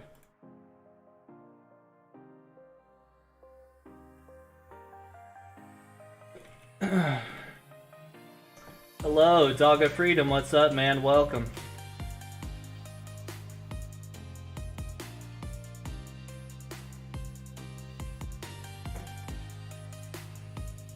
Welcome, welcome.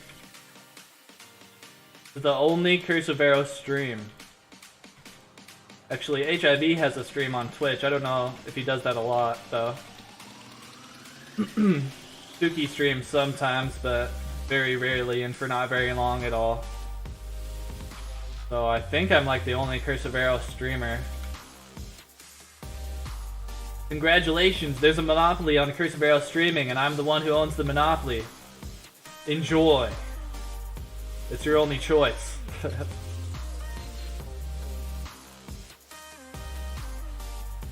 Oh man, I'm dead for sure, yep.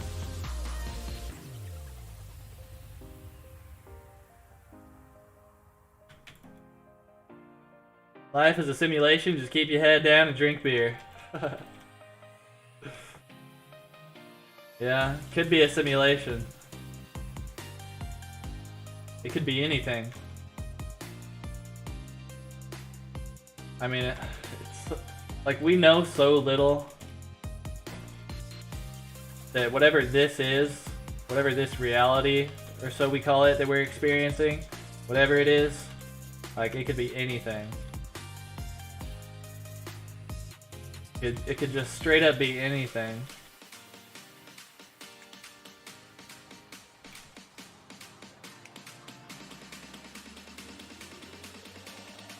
You know, something interesting I learned the other day is that we actually filter out a lot of the things that we see. So it's like it takes too much energy, and it would take too much energy, and it would be too distracting for us if we would see everything all the time.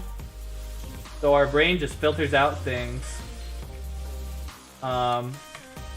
Of course, we only see visible light that humans can see, and there's a lot of other different types of light that we can't see, like infrared and X-ray, ultraviolet, and all those types of things, but that's a separate thing from what I'm talking about. What I mean is, like, your eyes will literally filter out things in the visible light spectrum for humans. Like, for example, there was this story of this tribe that was living on some island a long time ago, and they would see some large ships on the water in the distance off their shore, but the ship was there though, but they didn't actually see it because their eyes automatically filtered it out, because it wasn't something that they would have to deal with in their day-to-day life. You know, it wasn't something that their brain thought was significant or important to them, so it just literally filtered out these huge boats in the ocean.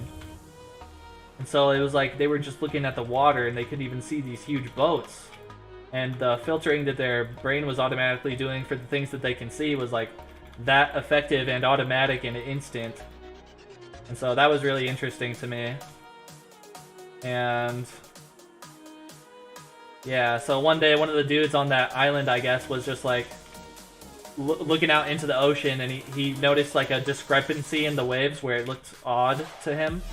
So he just like looked closer and paid more attention and tried to like investigate it, you know, by looking at it more closely. And he was like, wait, there's something there. Wait, there's actually something there. He would like get the other guys and point at it and be like, do you see that? And they'd be like, no. And he'd be like, look closer, there's something there. And eventually they'd be like, oh wait, there is something there. And it was this huge ship in the water that they couldn't even see.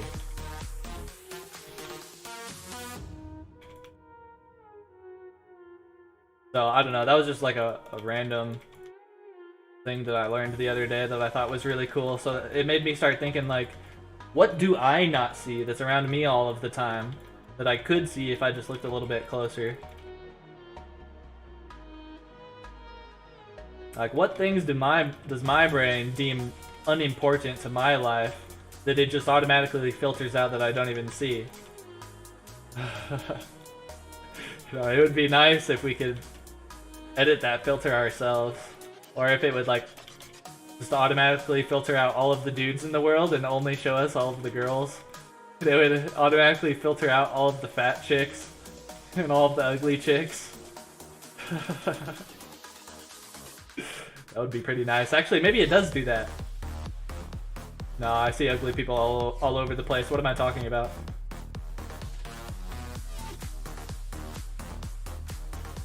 But maybe some people are super ugly and I didn't even see them because my brain automatically filtered them out. My brain was like, we can't be looking at that, that's too much. That's way ugly, dude. We gotta filter that out.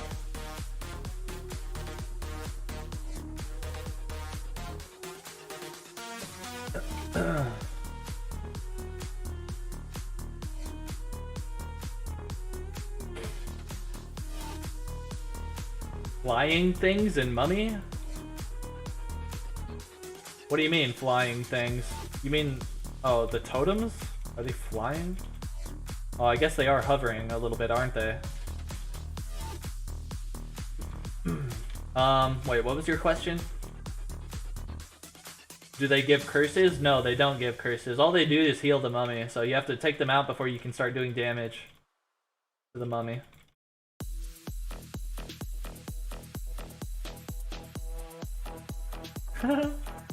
Maybe life is a game and COA is the real life. COA.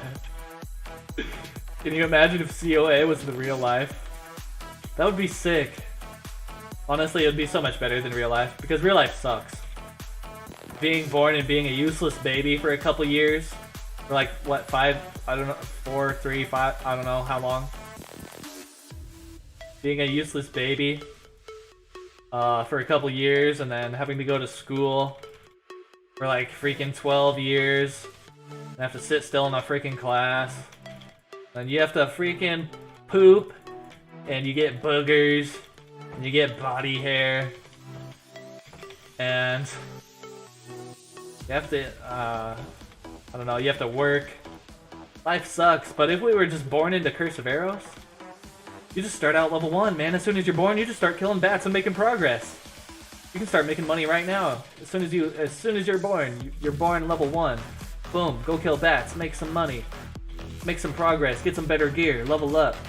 And then Curse of Aros is the only life, so this is just what you keep doing. So there's a bunch of level 120 people with a bunch of super high level skills and super good gear with a bunch of money. And they just help out all of the little newbies who are just freshly born, figuring out the game. They just hook them up with a bunch of... They just say, screw it, man. We've been level 120 forever. We have tons of money. We'll just hook up these little newbie pies with tons of money. It'll be great.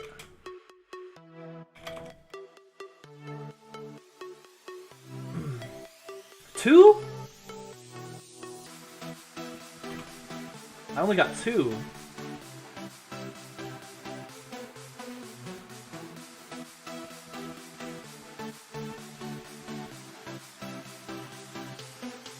Wow, we didn't get very many keys that time. That was a bad one.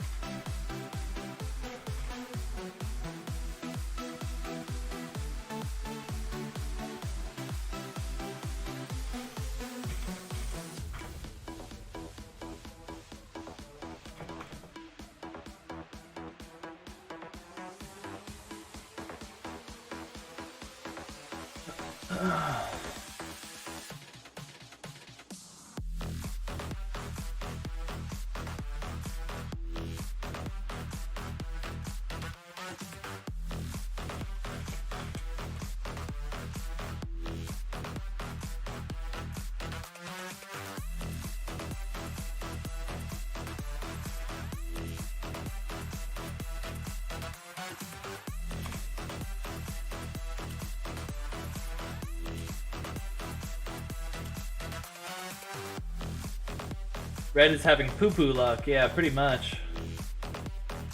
But that's okay. The most important thing is just that we're out here grinding mummy. Getting some keys. If we don't have the best of luck, that's okay, but as long as we just keep going and keep consistently grinding, then we're doing good. Things will average out over time.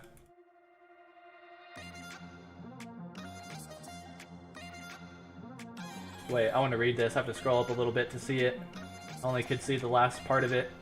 Supposedly we're so advanced, yet we have yet to understand why we're even close to being here.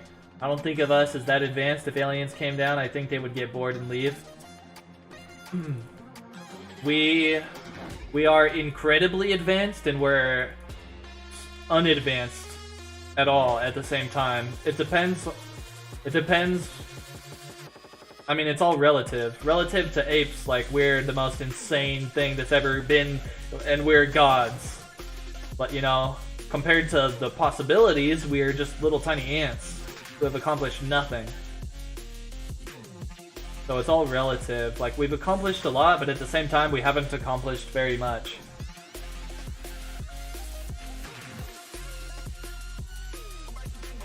Let's see, how long have we been streaming? Closing in on 4 hours, and it's 2:30 right now. I'm almost out of onks. I guess, am I done now?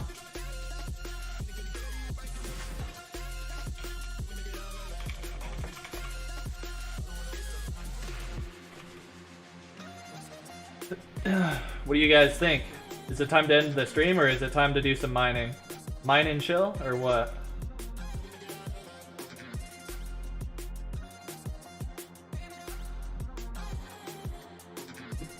Should we do some battle? Does anybody want to do some battlegrounds? I kind of want to feel out the PvP a little bit again. I'm using a little bit of a different build. Actually, I'm using quite a different build. I want to ask Daniel what build he uses.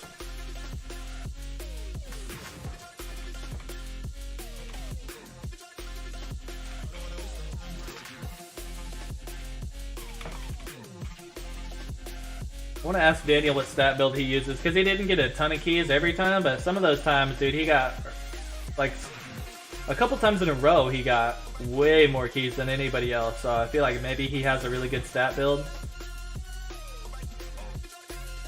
But he might just be using relics and stuff. I think he was using relics, because he stopped getting way more keys than everybody else, so he must have been using relics in the beginning and then not using relics later, maybe. But he's using 75 accuracy. I just don't know what to think. I don't think the stats matter too much, because I've been out-looted while I was grinding mummy. I've been out-looted in terms of how many keys I got by a guy who was using only 30 accuracy, and I've been out-looted by somebody who was using 75 accuracy by a lot. So I don't know. I don't know what to think. I don't know what to think about the stats. I don't think it matters too much which stats you choose. As long as you just spend your stats, it's, you know, it's probably they both have the same value. Like, accuracy and strength are like 1-to-1 in terms of their effectiveness. So probably it doesn't even matter.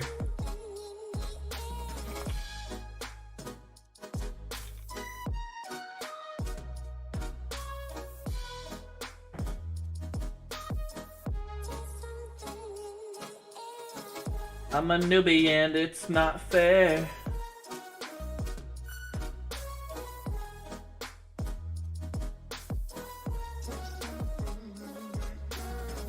There's something in my hair.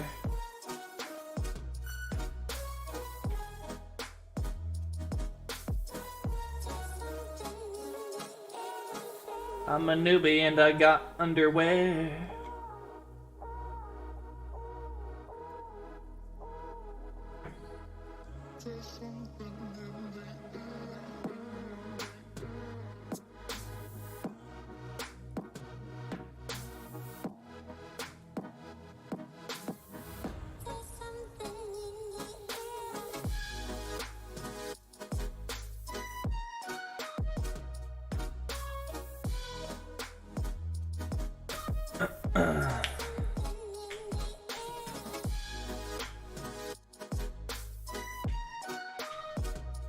Good luck, Piggy. Piggy gambled it all and he lost it all. Oh my god, Piggy. What are you gonna do now, man? You're gonna have to sell your house.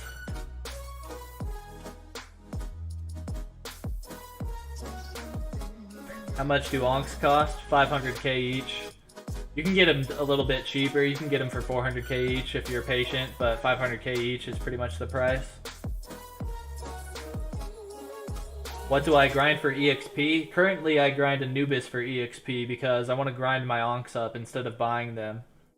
I want to save my money for buying more lollies, and I have the free time to invest into grinding Anubis as much as I want to get as many onks as I need to keep grinding Mummy. So Anubis is my choice. With my gear I can get anywhere between 10 and like 20 million gold per hour grinding Anubis. If I calculate the value of the onks and everything that I get there. And that's more money than I can make grinding any other mobs in the game. Grinding baby dragons I can only make 10 mil an hour, and that's the second best. And then grinding golemite bats I get 4.5 million per hour. And I tested these with 10-hour tests, so they're not completely inaccurate, but in order to get super accurate tests, of course I would have to test for like a freaking 100 hours per spot or more. But you know, 10 hours is good. Like, I mean, I can't really invest a lot more than that per spot to test how much I make per hour there, you know? Like, that's asking too much. So that's really the best I can do. And I think it's at least fairly accurate.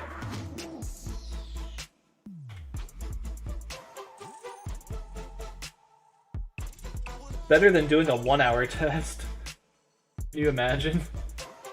That would be so bad. Like, if I tested how much money I got from Anubis from 1 hour and made a YouTube video about it, that would be terrible. Because in 1 hour of Anubis I could get 9.5 million, or I could get like 20 million. So if I get a good hour, guys, I've got the best new spot that you gotta grind right now. It's Anubis! You can make 20 mil per hour. Go, go, go! And everybody gets there and they're like, what the F? I'm only making like 10 mil an hour.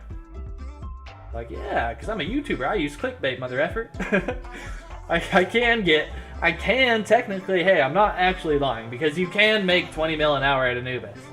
So you know what? If I decide to make a YouTube video called How to Make 20 mil an hour at Anubis, well, I don't know. I'm a clickbait YouTuber, so freaking deal with it. Click my videos and watch. No, I don't know. I don't really use clickbait. I don't use clickbait. I'm just memeing.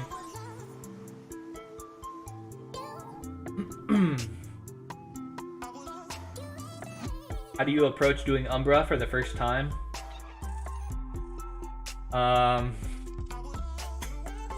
Well, that's a good question. Let's start with what level in gear should you be? Actually, the level doesn't really matter. When you know you're ready for Umbra when you have full golem gear. Whatever level you are, it doesn't really matter, but higher level will help you fight Umbra more. It'll help you kill them faster and live more easily, so get to a higher level before you fight Umbra if you like, or full golemite is good enough. So when you're going to Umbra for your first time, just know that there will be people who will show up and they will crash you. Just don't care about it. Just don't get wrapped up. Don't be one of those people who cries every time you get crashed. That's just part of the game. So you might be fighting Umbra at some points solo, and somebody will come in and start hitting the boss too. That's just part of the game. Just finish off the boss fight, and then if you don't like that, don't even talk to the guy. Just world hop, you know. You know, don't complain to him, don't cry to him. Just world hop, find another Umbra. It's not a big deal. But besides that, when it comes to actually fighting the boss, you can use fire relics if you're having a hard time, but they are absolutely not mandatory. They will help though. I don't really recommend them because I don't think they're worth the cost. But make sure you're always using all of your scrolls and using pet food, of course. You don't need rebirth for Umbra because when you die, you can just run back from the Varaxis spawn. But if you die at Umbra, make sure you start running back immediately when you die, or else you might be too late. The boss might full heal, back to full health. Or if you happen to kill Umbra and die simultaneously, then make sure you run back as fast as you can also, because you will have enough time to run back and get your items before they become lootable to other players. As long as you start heading back to Umbra as soon as you die. So don't worry about that, you won't need rebirths. So when it comes to actually fighting the boss, the first 2 stages are pretty easy. It'll be straightforward and you'll understand. You just gotta keep moving one tile at a time in order to avoid the flames. And the 3rd phase is where you will have difficulty.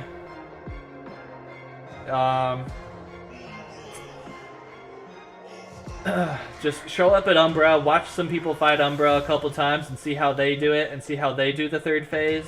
Or you can go onto YouTube and watch my Umbra guide or watch anybody else's Umbra guide. And you should learn the first...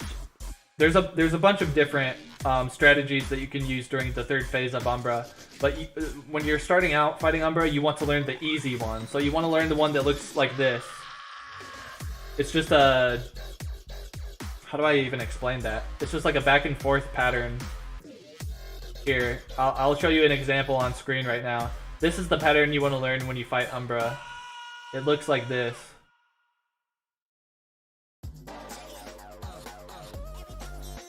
You know? Here, I'll start over because I got messed up by that rock. It looks like this. The 3rd phase will begin. You'll go away from the boss. Oh gosh. I'm just gonna go freaking fight the boss. I'm tired of explaining it. I'm just gonna go fight Umbra a couple times and show you myself.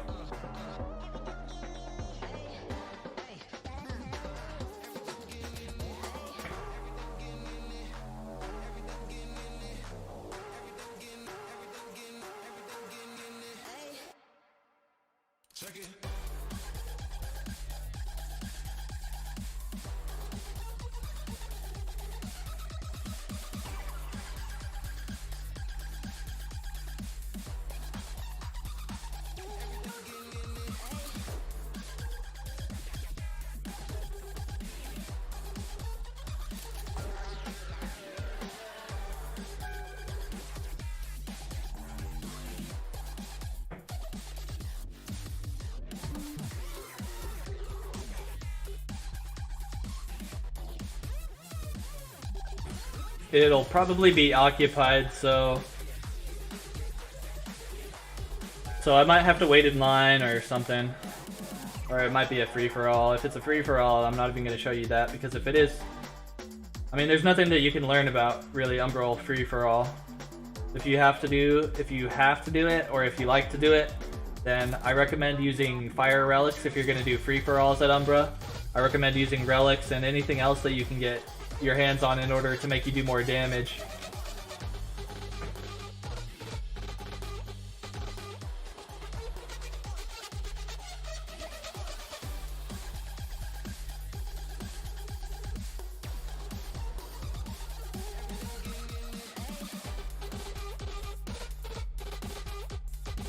Well, Red, I got 5 unks in less than 20 seconds. Nice. Awesome, man. Probably every single world has occupied Umbras. It's, especially around this time, during midday, it's hard to find an unoccupied Umbra. But we'll see if we can find one. There's one dude here. Maybe we stay here and just wait in line with this guy. What world is this? World 3? We'll come back here maybe if we can't find a better one.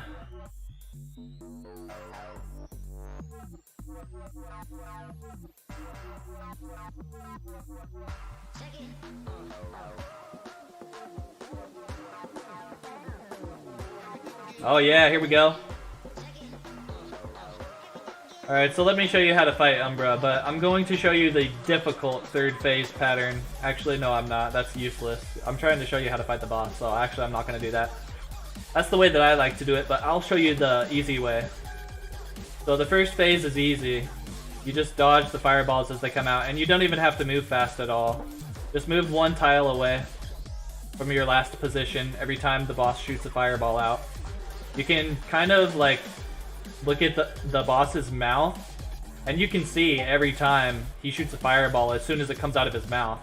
And so as soon as it comes out of his mouth, that's when you want to move. Like right now, right now, right now, right now, right now, right now. You get it? So the first phase is very simple, very easy. Once his health gets to around the 5 in 350, that probably doesn't make any sense. You see where it says level 350? Once his health bar gets right below the 5, then he activates his second phase, which is this phase right here. So it's the same thing as the first phase. It's just pretty easy. You have to move a little bit more fast, but not very much at all. It's the first and the second phases are pretty much non-dangerous, almost. And so the third phase is really where all of the action is at. So it's about to pop up pretty soon here, and I'll show you the simple strategy for the third phase. That's the easiest strategy to use. So you go like this, dodge the attack.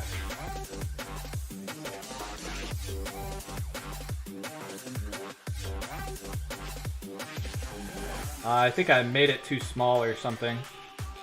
No, this is right, I think, isn't it? I never used this strategy because I prefer the more difficult one. The more difficult one is more effective. You have more uptime hitting the boss. Yeah, this doesn't feel right. I think I'm doing this wrong.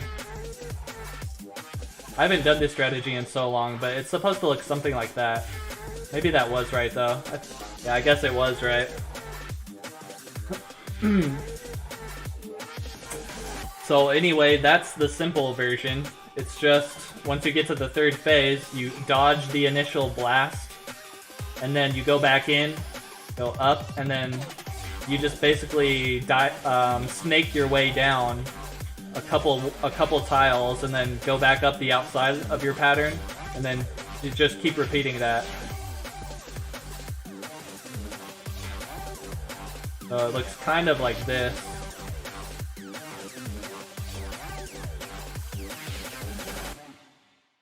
This is what it should look. This is what it should look like.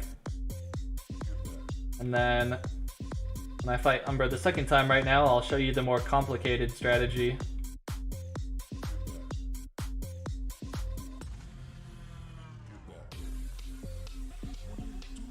Always scroll up before every fight with Umbra and with any other boss in the game. If you brought pet food, don't forget to use your pet food like I just did. The first fight, I forgot to use my pet food.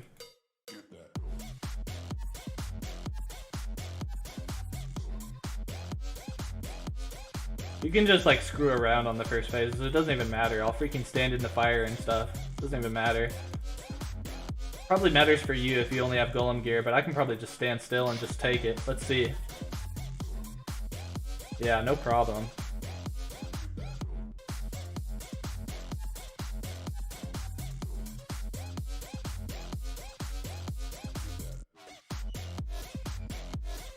Come on, Umbra, that's all you got, man? This fire doesn't even hurt, dude. That's it? I don't even care about this fire. I'll walk in this fire all day, son. Umbra's like, stop picking on me.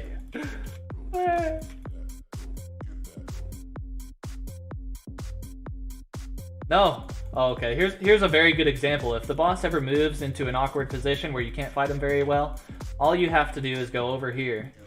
To reset the boss, you can just go up to this corner. There you go, the boss is reset.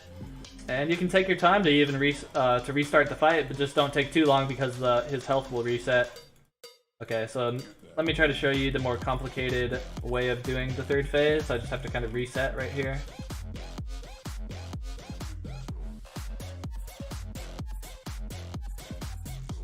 So when you use this strategy, you want to stop for just like half a second on each tile. And the pattern will be so tight sometimes that it looks like you're standing on the fire when you take a step forward, but the fire will like disappear as you step on it if you're doing the pattern perfectly.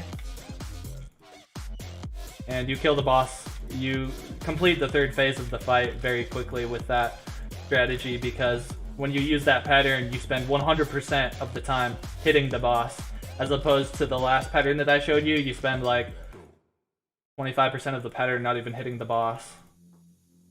So anyway, that's Umbra. I don't even really feel like fighting Umbra right now, so I only did that just to show you. You're probably not even here anymore. But yeah.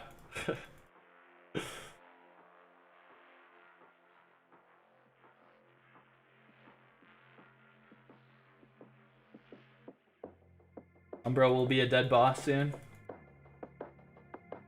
I feel like it's a dead boss right now, because if I made a new character right now, I probably would never fight Umbra. The way that I would get my Umbral gear is by grinding Anubis, selling Onks.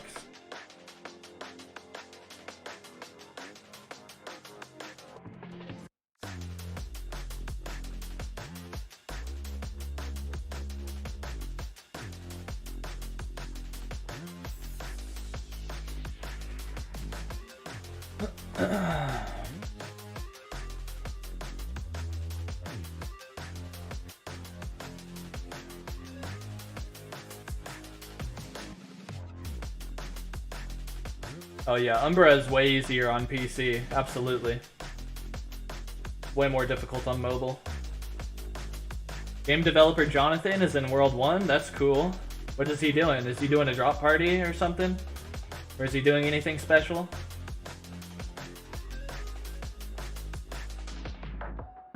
DI prices rip. Yep, they're already rip, man. It's still the most expensive item in the game, so I guess it's not rip, really.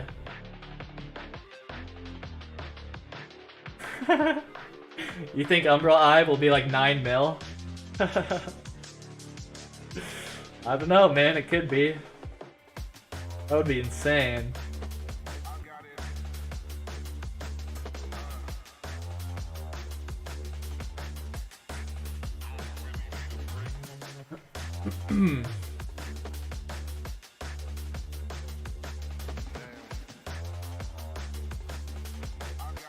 Yeah, dude.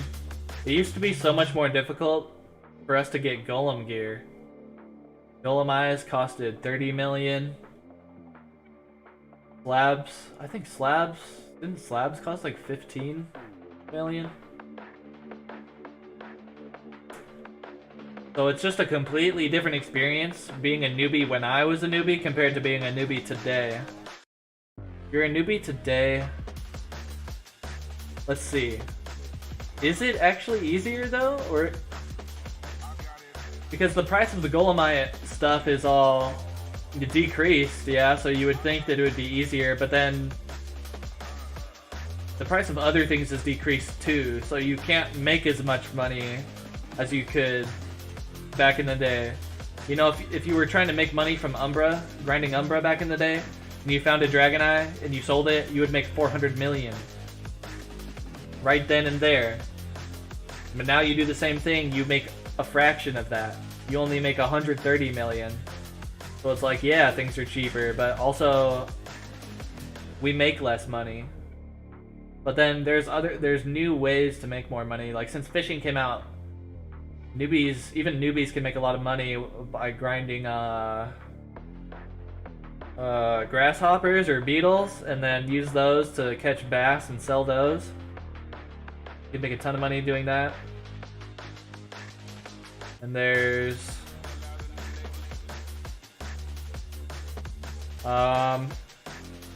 desert mobs for newbies. I think it's the same as it used to be, really, because the prices of things have all changed, yeah, but you can't make a whole lot more money. Or you make less money. Everything's cheaper, but you make less money. So it's like the same as it was, right?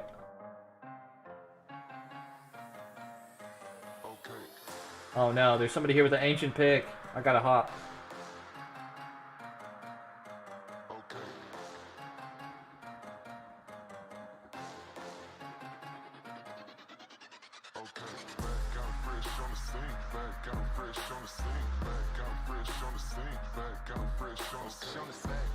No!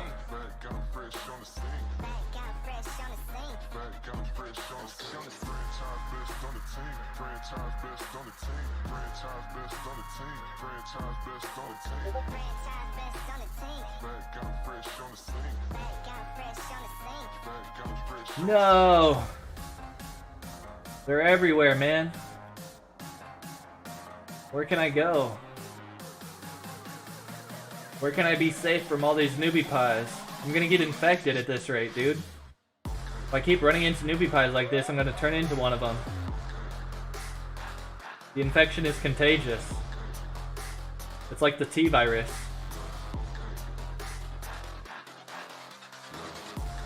My Umbral KC is 30, Lamau.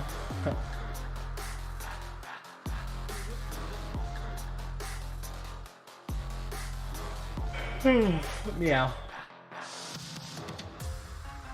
DIs were up to 800M at one point. Yeah, I heard about that. I was never there to witness that, but I heard about it.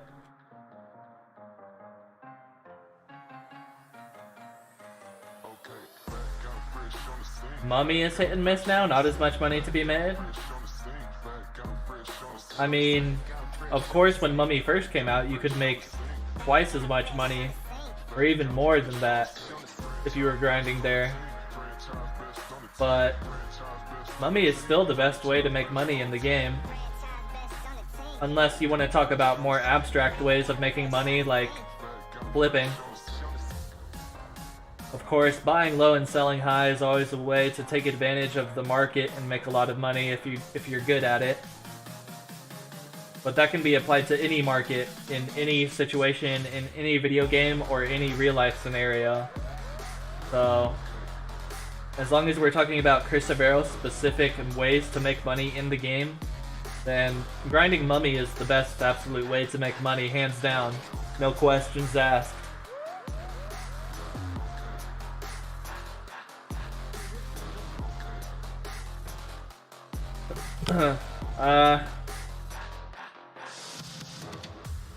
I don't know. I never have any problems selling gold keys. You just hang out in World 1 and just say you're selling gold keys, then it's just... It doesn't... Well, in my experience at least, it doesn't take long at all to sell them all. Like, it took me like an hour to sell like 270 gold keys.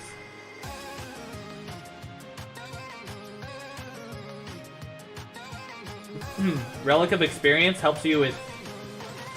Does it help you with... Oh, shit. Does Relic of Experience work on skills, like mining?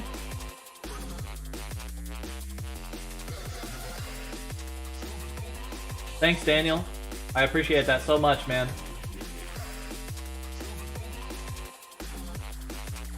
Gives 5% bonus experience in combat. Okay, so that answers that question. But these Prospector's necklaces are super awesome. But something that's interesting that I didn't think was the case is that... Well, actually I haven't confirmed this, so take this with a grain of salt, but I heard that... I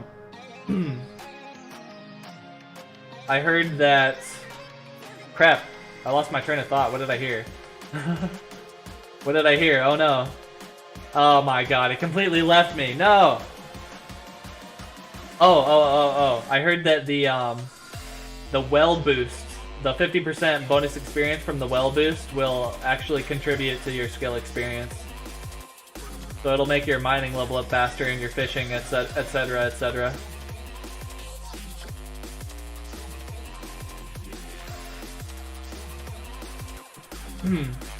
Yeah, it could be your time zone.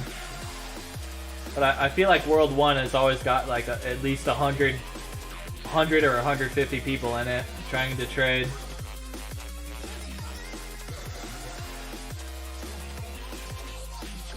I was thinking,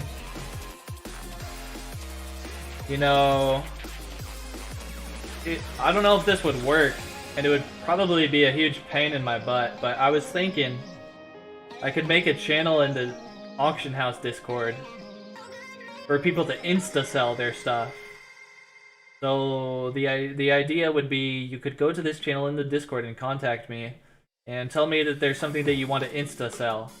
If that thing is an item that I don't already have a bunch of stock in that people are trying to insta-sell, and it's an item that I believe I can sell, like a popularly traded item, then I will instantly buy that item from you for 80% of its value. So if we're talking about G keys, so if somebody were to try to use that channel to instantly sell G keys to me, they would sell them to me for, let's see, 3 million times 0.80. So 80% of 3 million is 2.4 million. So if they were to insta sell gold keys to me, I would pay 2.4 million each. But the incentive for them to do that is that they can instantly sell it. Like, I'm basically a merchant at that point. And so I would take their items and then I would sell them back in the Curse of Aros auction house at full price. So this way, not only do we get a cool way for people to instantly sell their items and make profit, but we also we get to stock up the Curse of Aros auction house with a ton of cool stuff for people to buy. So I don't know. Does that even make sense to you guys? Did I explain that in a way that makes sense to you? And what do you think about that? Does that sound like a cool idea?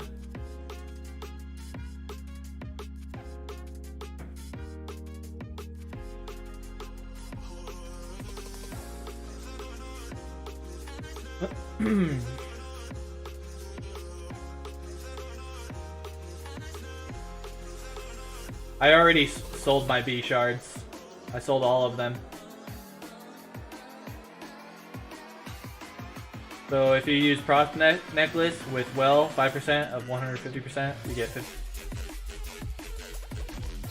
157.5. I don't think we can make that claim with confidence, Great Yili.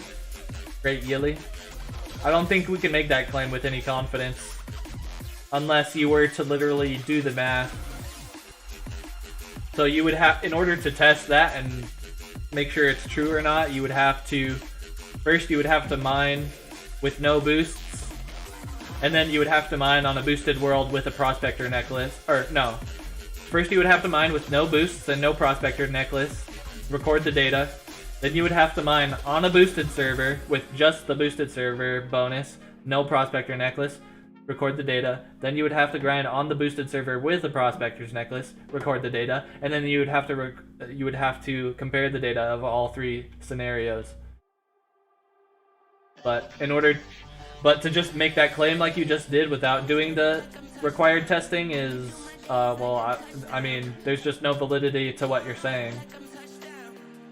You just think that's the way it works, but until you do the math, I don't know. You shouldn't be making that claim if you haven't done the math yet, I guess.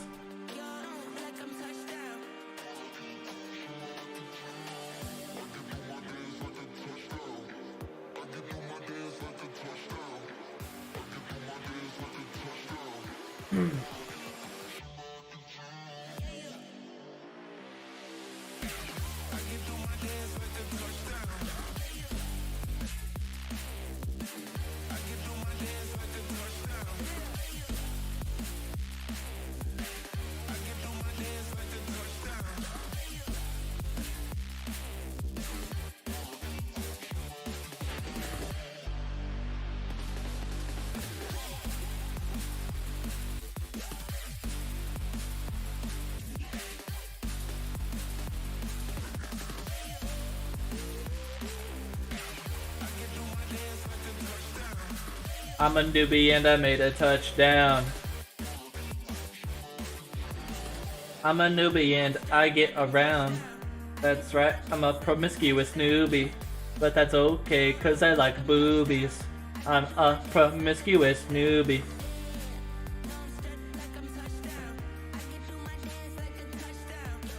I'm a newbie and I squeeze a boobie.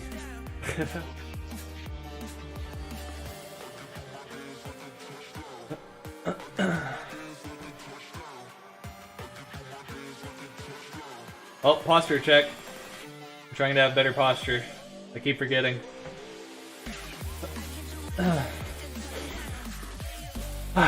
So when you sit with better posture, it's supposed to increase the airflow to your brain and to the rest of your extremities. So you're supposed to be able to think more clearly and actually have a more effective mind, apparently. So, I mean, we all know that, right? Like, all of you already know that, right? You've heard it before. So, actually, now that I think of it, that's one of those things that really surprises me, because if we all know that sitting straight up is going to literally make you, like, smarter? Is that what you're saying here? It's gonna make me smarter? I mean, shit, if that's the case, like, dude, we all gotta fix our posture right now. It's gonna increase the airflow to our brains. It's gonna literally make us smarter, make our brains more effective and capable. Like, dude, we gotta get on that.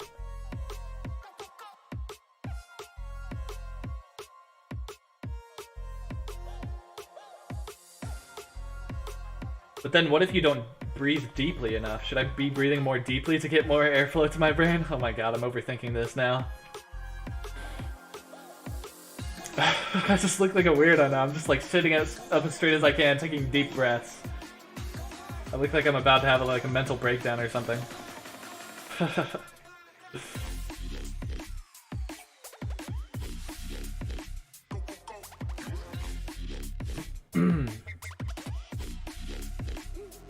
Nature relics probably aren't something that I should invest in right now, right?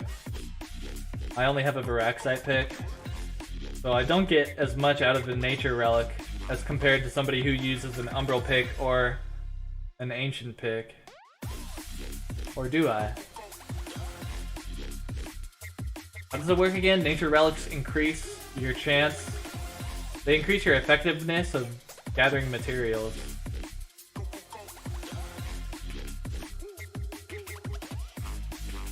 I guess actually they don't lose effectiveness if you're using them with a lower grade tool. It's the same thing. Yeah.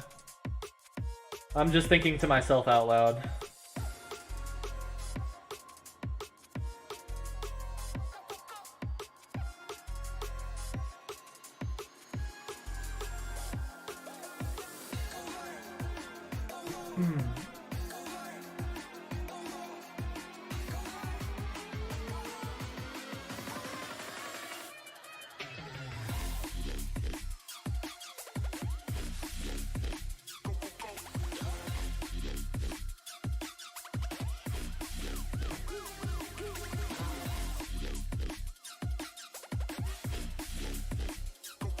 Wait, 2835? Am I in a boosted world right now?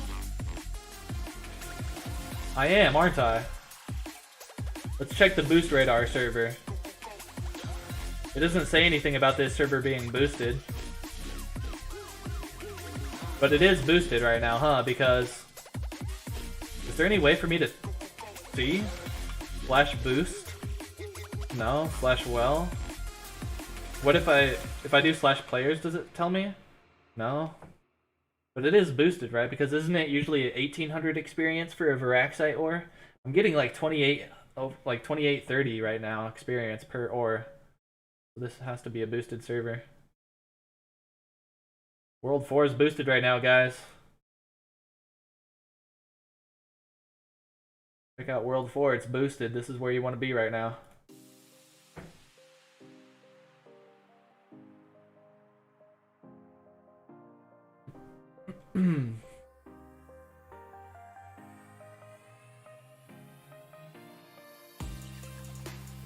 Is Black Salt really that much more experienced than Veraxite ore? I went over to Black Salt and mined a little bit, and I felt like it wasn't really that good.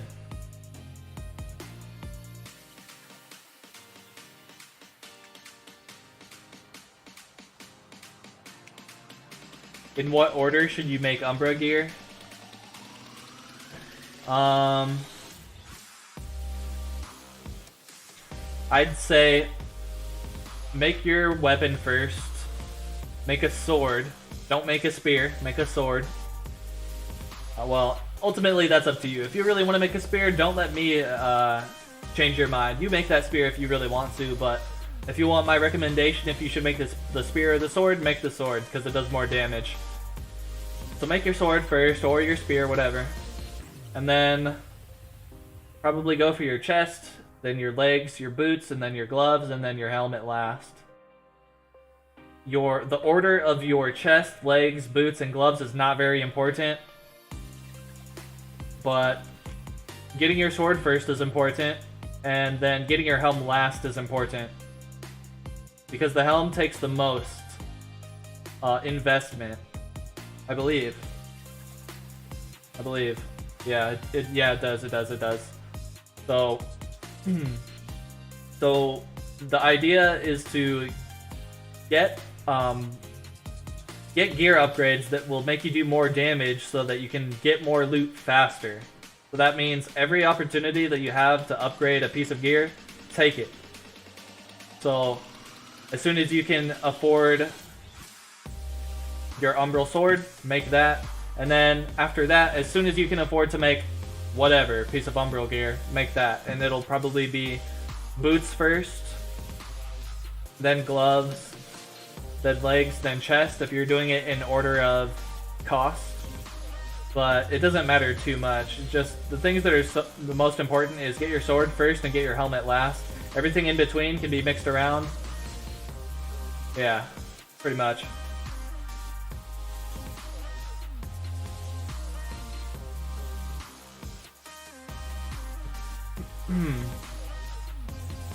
I would recommend mine Black Salt to 90, then use Umbral Pick to bang out Varixor. Well, how much does Black Salt sell for? If I mine Varixor to 90, then I'm making more money, but I'm leveling up slower. But the extra amount of money per hour that the Umbral Pick will make me is not worth mining Black Salt, I feel like.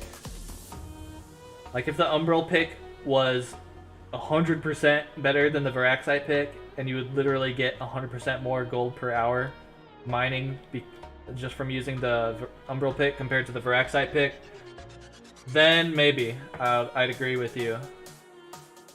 And even then, it would be questionable. Not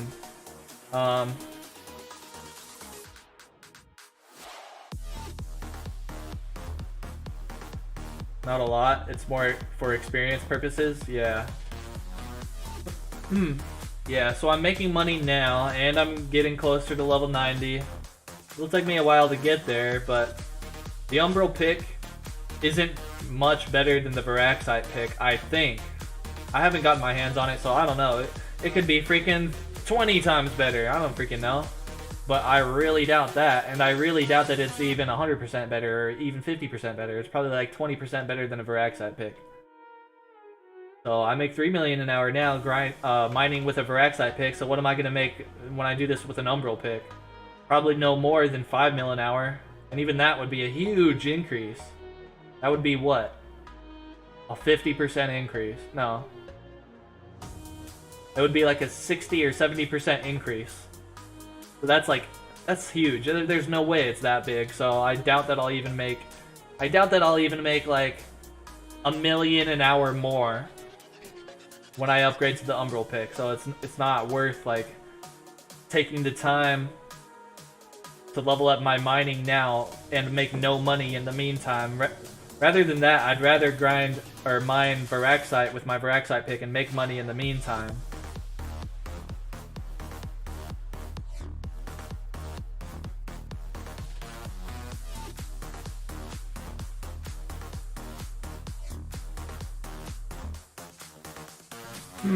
I'm level 86 mining, or am I 87 now? Yeah, I'm level 87 mining now. Oh yeah, 20% is a lot. I mean, well, it's relative. 20% is a lot if we're talking about a billion being the starting point, and 20% is nothing if we're talking about 1 being the starting point. But in this case, a 20% increase on top of 3 million per hour is absolutely nothing if we consider the fact that you can go grind Anubis right now and make 20 million an hour. 10 to 20 million an hour grinding Anubis. In order for mining to be even anywhere comparable, then Umbral pick or Ancient pick would have to be like,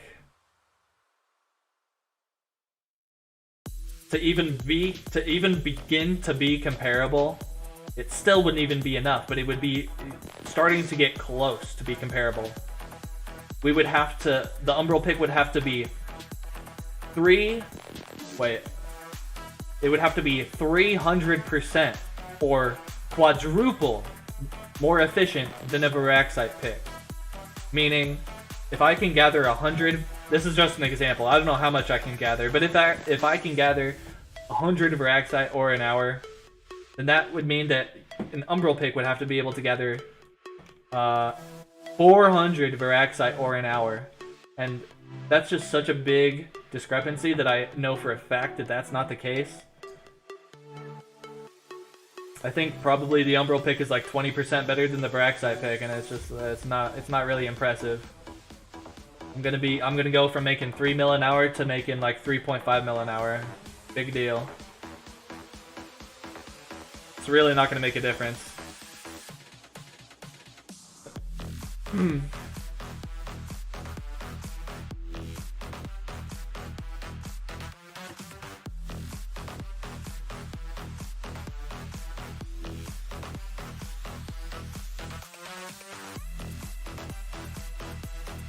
Plus, there's not even enough ore to support making that much more ore per hour. Like, if I go any faster than I'm going right now, I'm just gonna run out of ore veins to even gather. I'm already running into non-respawned ore nodes. So if I have an Umbral pick or an Ancient pick, I'm just gonna have to wait for respawns.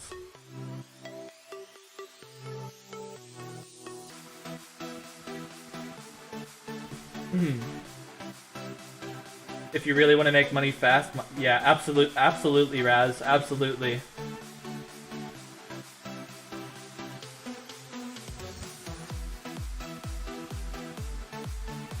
Yeah, sir, I do want to calculate that. That's what actually a big reason why I'm even mining at all right now, is because I've already calculated how much I make per hour with the Varaxite pick, so now I need to calculate how much I make per hour with an Umbral pick.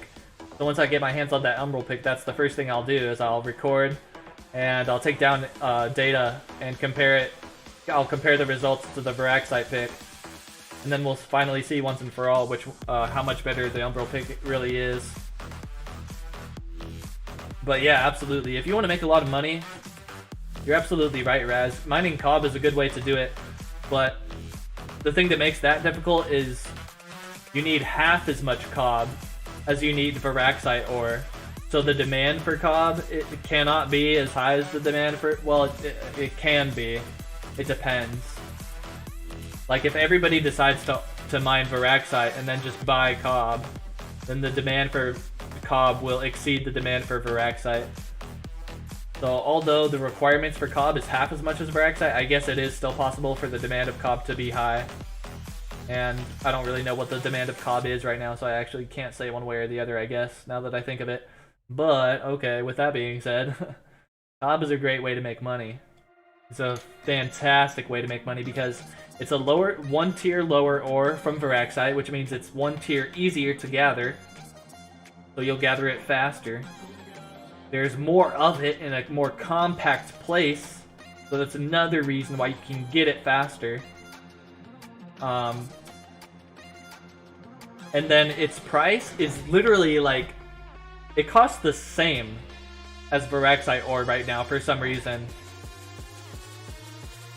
Like, maybe slightly less, but it's pretty much the same price. Which is actually kind of weird, but cool for miners.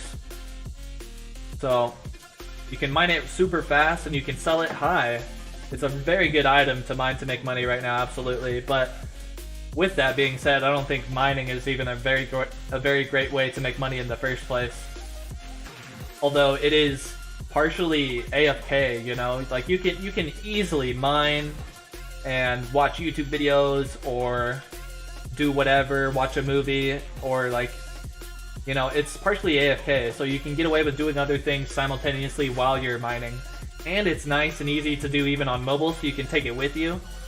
So it's a very accessible way to make money, so it makes sense why you make a lot less money doing it. But, you know, if you want to go hardcore, and if you want to use the best strategies to make money, and if you want to make money really fast, mining isn't the way to do it. But if you want to make some extra money, doing something that's very accessible and something that you can pick up and do right now and end whenever you feel like it and pick it back up whenever you feel like it, then mining is fantastic, yeah. And if you're going to do that, then Cobb is probably the best thing to mine right now to make money.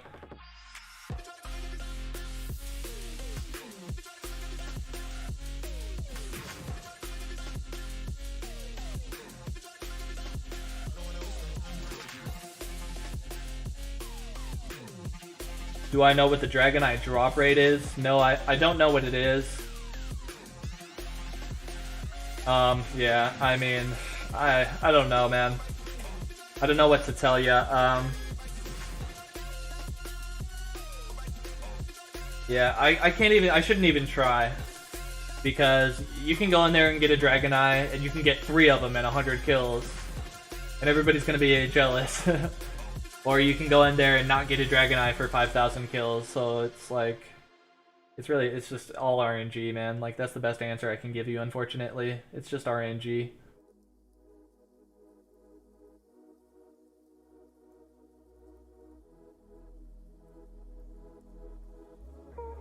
If bar is 100 an hour, is like 130 per hour. Yeah, that's what I was... that was my estimations. I assumed it would be like 20% better, or maybe even 40 or 50% better would be pushing it a lot. I think that would be a huge jump in effectiveness of pickaxes.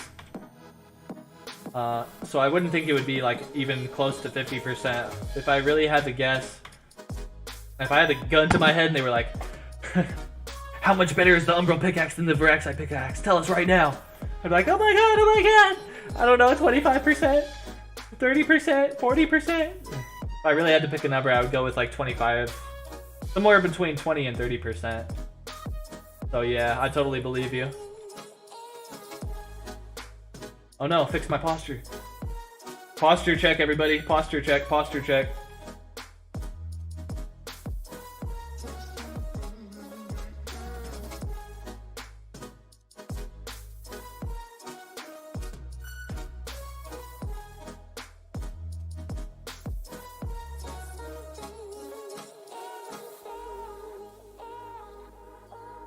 Yeah, I found my first Dragonite. Oh god, I forget now actually. I think it was at like 270.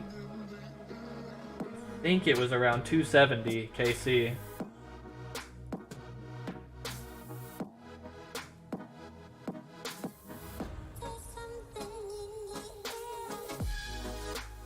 Yeah. If you've got full Golem, bleh. If you've got full Golemite gear, honestly, I think the best way probably for you to get your full Umbral set is to grind Anubis instead of grinding Umbra. Umbra is difficult because people will crash, you'll have to wait in line with people, sometimes you'll have to free-for-all and there will be higher level people there with better gear and they'll be more likely to get the drops and it's a pain. And you end up wasting most of your time while you're grinding Umbra because you're not making any money, you're not getting any experience. It's just a waste of time. 90% of the time. And that sucks. And it feels bad and that's demotivating. And you don't want to risk getting burned out or getting demotivated because that's going to stop your progress altogether. But a better strategy to get your Umbral set, in my opinion, is to grind Anubis. Sell the Onks that you get from Anubis, sell the keys that you get from Anubis, buy Dragon Eyes, buy Dragon Claws, buy Dragon Scales, buy everything you need to make your Umbral gear. And I think that's a better strategy because while you're grinding Anubis, you're not wasting your time. You're getting experience, you're leveling up. You're... yeah. You're making money consistently, and you're making experience consistently.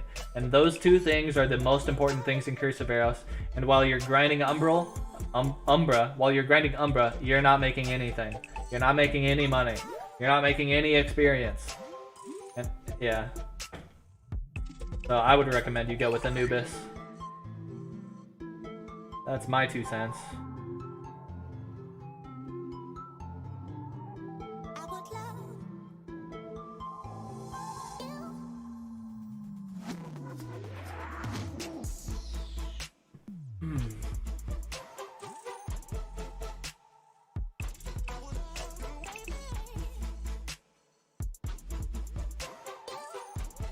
You need to factor in how many extra ore you get from the Umbral pick. Well, I mean, that'll just be like baked in automatically when I test. I'll test how much ore I get per hour with the Veraxite pick, and then how much ore I get per hour with the Umbral pick, and then the amount of additional ores is not important. Only the amount of total ores at the end is important. So yeah. I mean, it doesn't matter how many extra ores the Umbral pick makes you get. You know?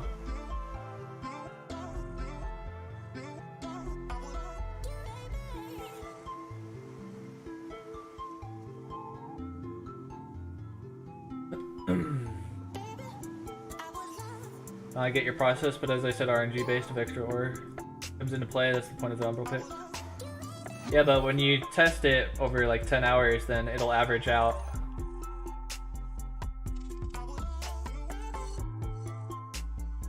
What can you use money for besides trading? You can use it for flexing. Take a screenshot of your money and post it in the Curse of Aros Discord and flex on those little newbie pies. Show them who's boss.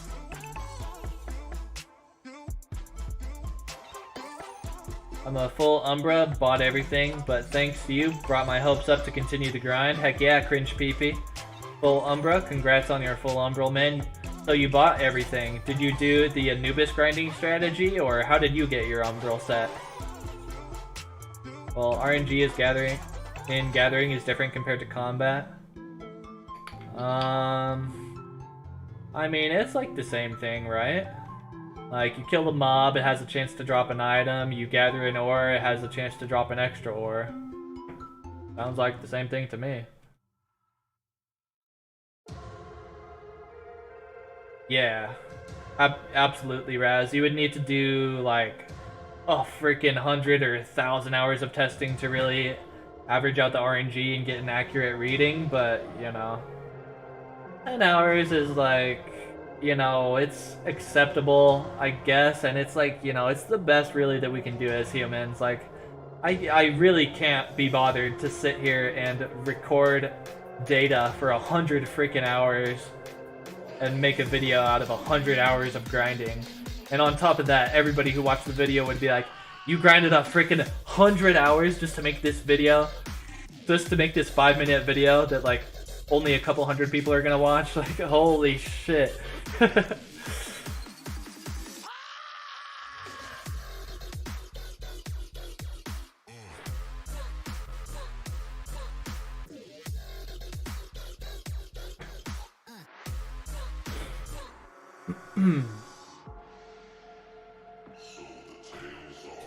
So the tales are true. You truly are just a little newbie junior. But that's okay. Because that one day, every newbie gets his sour cream. Well, I kinda chilled out, did my tasks, and got the money while leveling up. Nice, nice. And then used my money to resell stuff. Oh yeah. There you go. There it is. Yeah, resellers will make a lot of... Flippers will make a ton of money. I don't know how they really do that. I guess you just kind of like hang around in the Curse of Aros Discord trade channel and just wait for people to post low trades, or you approach people with a lowball offer, and then just wait till you get lucky enough for somebody to play along and go through with your deal. Make a good deal, sell it back at a high price, having to wait patiently for somebody to overpay for the item. That doesn't sound very fun.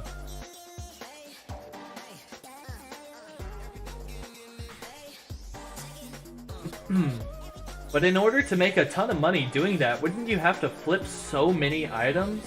Because you're not making a lot per flip, right? You would have to flip so many items. I guess if like that's what you like to do. But it's like either play the game or just flip items.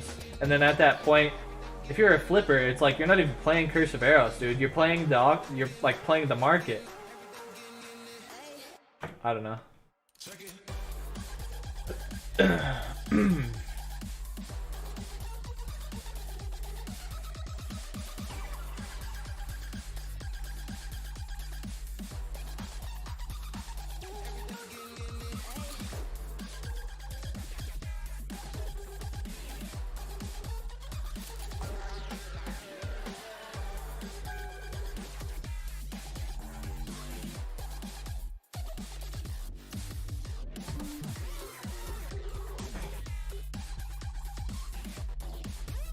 Oh, posture check.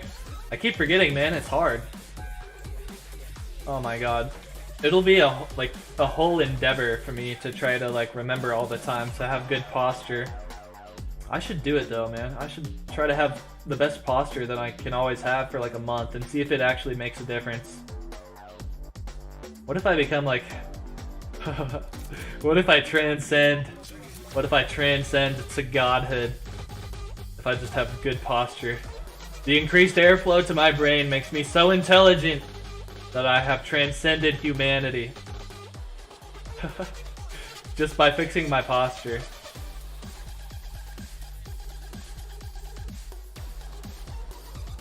I'll make a YouTube video about it. Transcend your humanity today. With these 3 easy steps.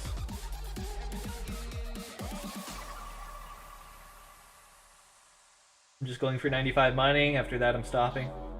Yeah, I'm going for 90 right now. And then I feel like, dude, it takes so long just to even get to 90 that I don't even know if I can even get to 95 after that. Like, dude, it takes a long time to level up now. At 87, dude, it takes forever. It's like, dude, I think I can level up my combat level faster than I can level up my mining level right now. Like, no joke.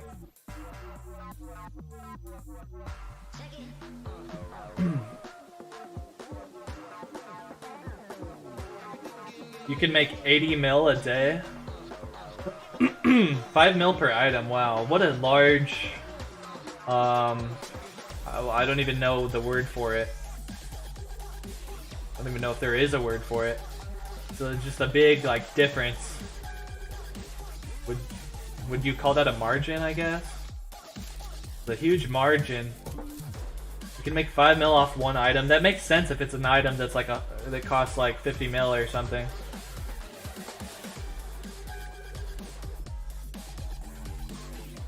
So you can make 80 mil a day. In order for me to make 80 mil a day grinding mummy, I would have to get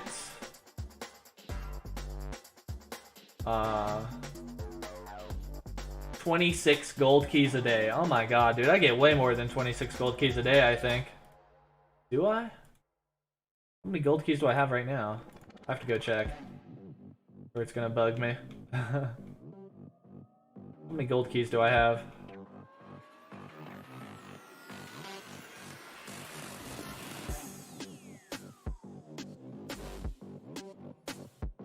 I have 100 gold keys? Oh my god. Did I have 28 yesterday, or was that 2 days ago?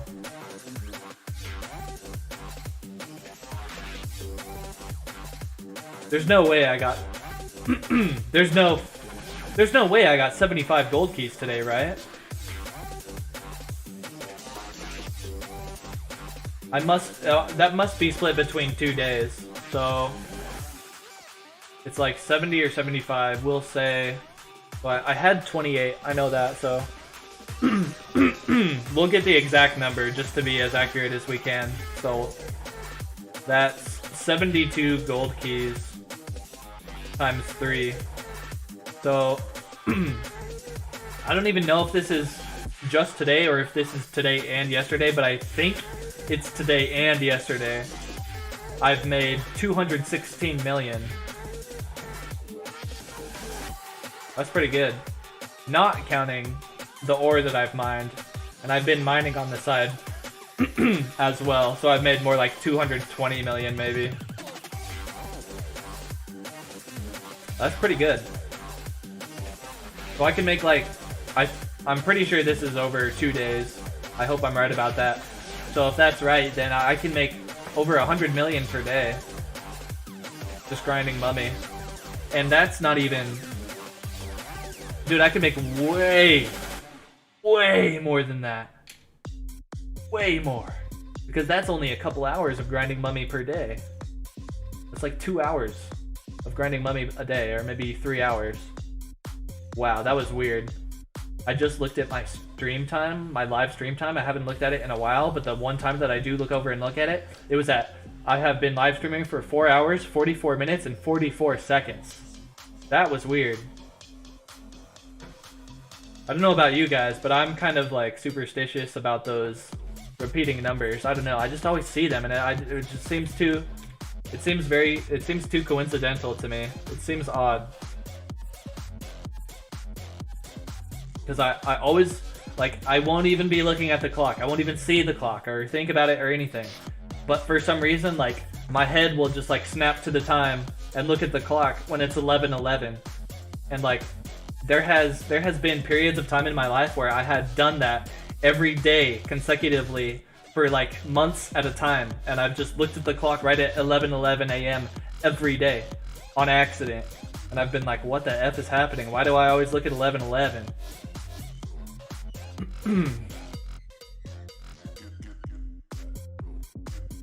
Yeah, pet food doesn't really do a whole lot, I think. Our pets really don't add very much damage at all.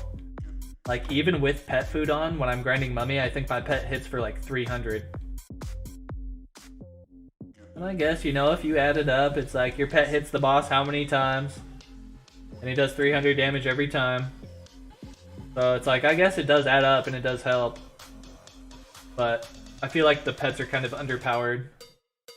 Like, I'll be grinding mobs in the world and I'll hit a mob one time and I'll like almost kill it. And then my bat pet will come up and hit it and like, it'll do like a tiny little sliver of its health. And I'm like, dude, bat pet, bro, I've been pumping you up for so long. I've been saying how great you are and this is all you can do? Bring the heat, man. Where's the heat?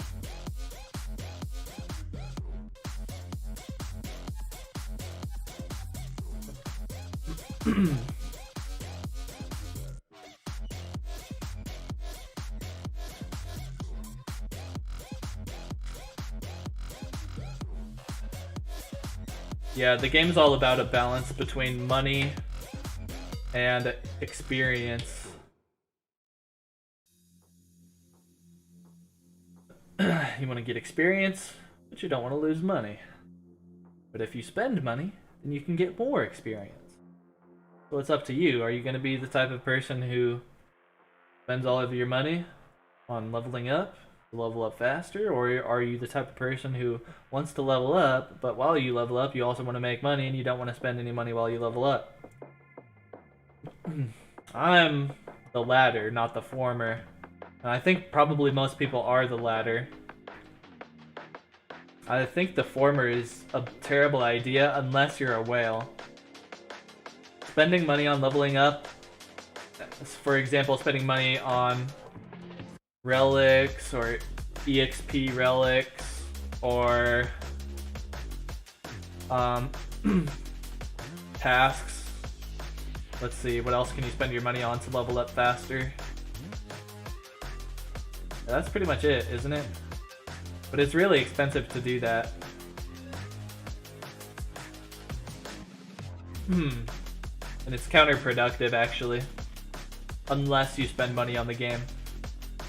So if you spend money on the game, you can get bonus experience without having to waste any time. But if you don't spend money on the game and you want to get bonus experience to level up faster, then you have to invest time to get the stuff that makes you level up faster. And then that time that you invested in that stuff that helps you level up faster is time that you could have been spending just leveling up in the first place. And so just leveling up in the first place is a faster leveling up strategy. You see what I'm saying? So unless you're a whale who spends hundreds of or thousands of dollars on this game, you should not be buying experience by wasting a lot of money on task boards, or wasting a lot of money on experience relics, or wasting a lot of money on other things that help you level up faster. Task boards, maybe. I don't know. I've heard arguments either which way. I've heard that spending money on the task board averages out over time, and over time you actually, it like balances itself out where you actually end up spending no money on tasks. And I don't think that's true at all, actually, but somebody told me that before. I forget who it was. Yeah, absolutely. I can't tell you for sure because I haven't tested it, but I think that's false.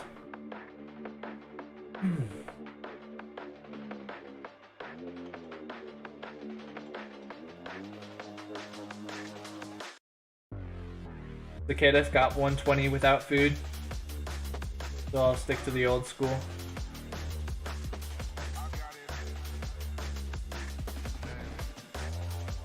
Yeah, I wonder how the people feel who have gotten 120 already. I wonder how those people feel about the well boost. They probably... If I was level 120...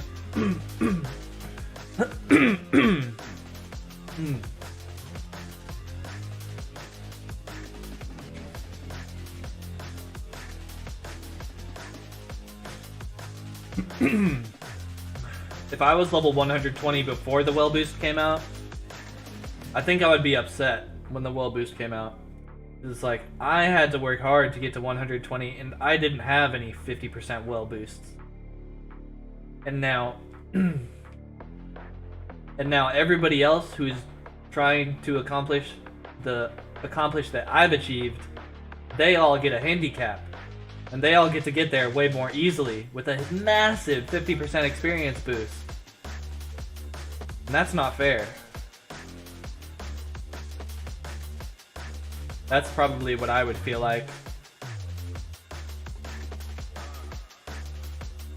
It diminishes the accomplishment of the people who have already gotten to 120. But I guess it depends on how you look at it. It depends on their perspective. They might just feel like, hey, I got level 120 when it was harder to get it, so I'm just more skilled than you guys, that's just how it is. So yeah, if they don't care, then who cares? But I hope they don't feel like they got like, I hope they don't feel like the well diminishes their achievements, but some of them probably do, because that's understandable.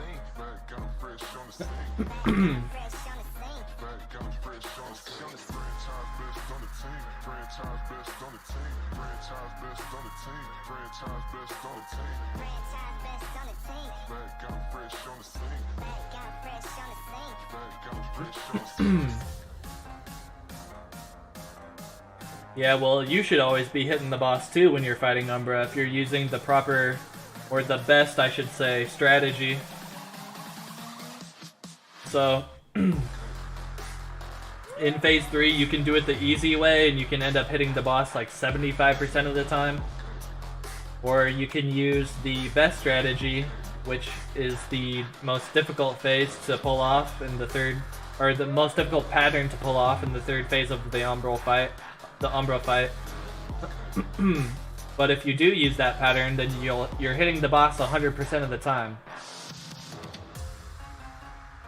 So everybody should learn that pattern, but it's hard to do it on mobile, and most people play on mobile, so It's understandable if they don't want to learn it, or if they don't want to use it. I'm a newbie up on this scene. I'm a newbie on this scene. I'm a newbie up on this scene.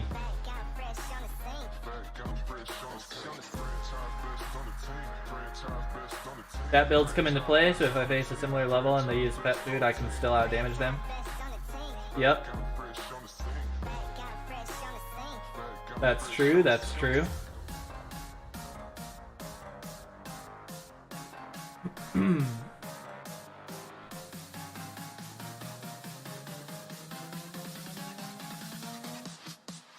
What's the damage of level 100 pet? It's like... I mean, what do you mean? If you're not using pet food? Well, if you're not using pet food, then it would be... like 150 damage per hit?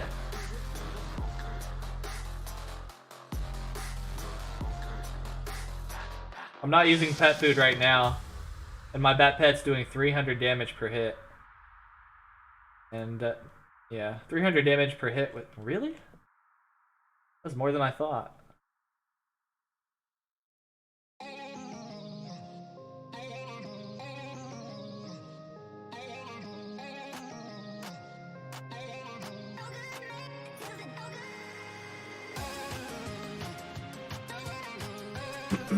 And then with pet food,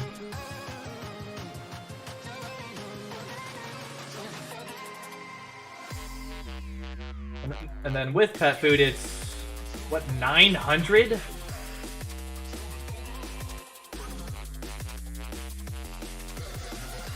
Hit the freaking mob, dude. Hit the mob. What are you doing, Bat Pet?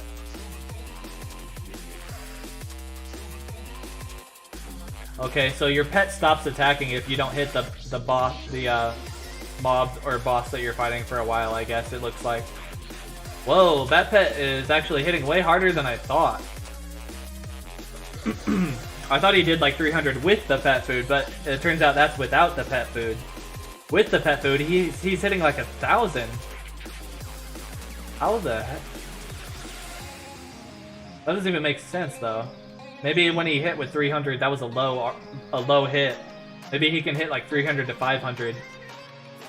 That has to be the case, because when he hit 1,000, that's, dude, that's... The pet food only does like a, what, 140 or 120% increase of damage. So if I did 300 the first hit, and then the next hit was a test with pet food on, then the second hit should have been more like 600 or 700 damage, but it was like 950 or almost 1,000. 1,000 damage per hit with your pet, with pet food activated. That is actually a super big deal. That's way more important than I thought it was. Like, that's almost... That's as much damage as I do. Without critting? It's like almost as much damage as I do.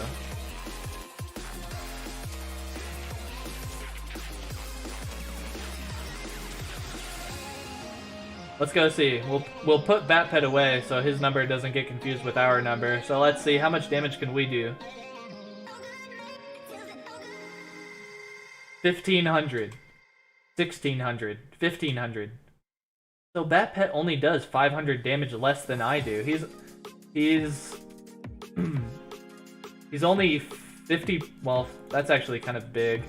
He's 50% weaker than I am. But that's actually, you know, so he turns me into like 1.5 times myself. You get what I'm saying? Like if you fight without him, you're only doing your own damage, so you're 1x yourself. But if you fight with him, then that essentially makes you 1.5x your character. It makes you 0.5 times more effective, if that makes sense. Makes you 50% more effective is a more simple and easier way to understand and say it. It makes me 50% more effective. That's huge, huge, huge, huge.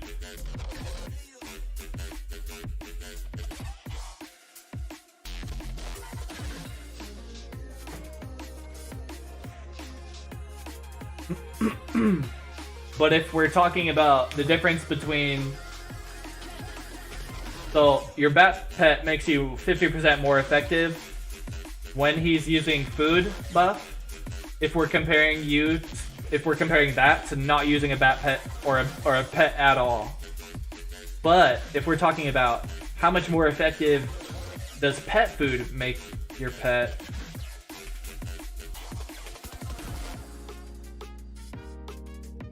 well, that's something that we don't even need to talk about, because it says right there on the pet food. Makes your pet 100% more effective, 120, 140% more effective, depending on what food you use. So I guess, yeah, never mind. I don't even need to talk about that.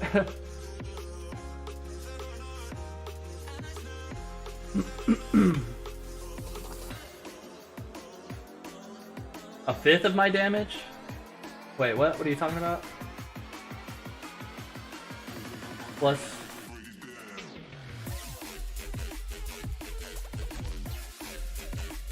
Yeah, the pet without food does a fifth of my damage, but the pet with food does 50% of my damage. It goes from 1/5 to 1/2. Or no, the pet without food must be a little bit more than 1/5. I think when I hit the goal of my bat and to try to see how much damage my bat pet would do, I got a low hit. I got to do it again. I don't know why I even care.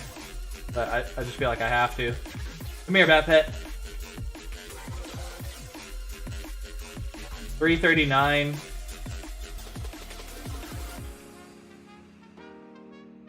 Or 27.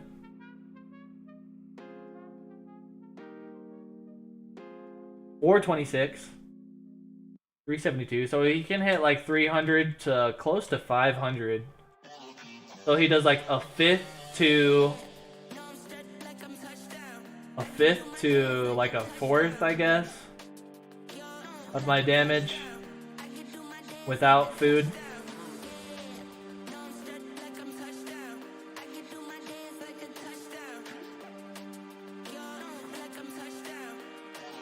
Oh yeah, use pet food for bosses, absolutely. But don't use your pet food for grinding mobs. I mean, it's up to you. You can do whatever you want, and you'll grind a little bit faster, make a little bit more experience per hour, maybe. But it's not a big deal. The point of grinding mobs is not only to get experience, but to get money too. And when you're grinding, you want to try to save as much money as you can, and get as much experience as you can. So if there's anything that you can do to cut out expenses, then cut out any expenses that you can that don't very significantly help you, you know, like if we're talking about grinding normal mobs, then you can cut out the pet food, but you could cut out all of your scrolls except for damage and accuracy. You should use your damage and accuracy scrolls when you're grinding mobs. Some people don't even do that, but I think they help too much to not use them. But using your pet food is not something that helps so much that you have to do it. Like, you're stupid if you don't do it. It's not like that, but like using scrolls is that. It's like it makes a massive difference. I can probably grind like 100% more fast with just accuracy and strength scrolls compared to not using those two scrolls. Like, I'll probably level up twice as fast and make twice as much money if I use those two scrolls. That's a bit of an exaggeration though, but it's like it's a huge difference.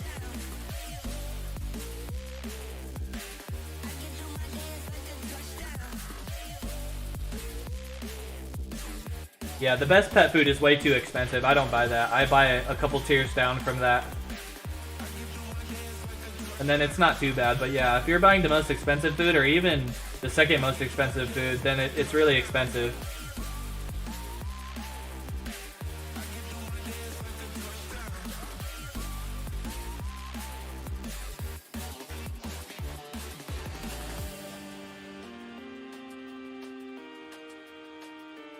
Hey, top 5.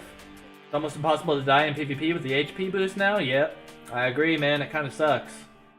I was enjoying doing Battlegrounds with my viewers before the stat changes, but now Now I don't even do him anymore because we tried him once and it sucked. Nobody even died. Not a single person died until the sudden death got activated.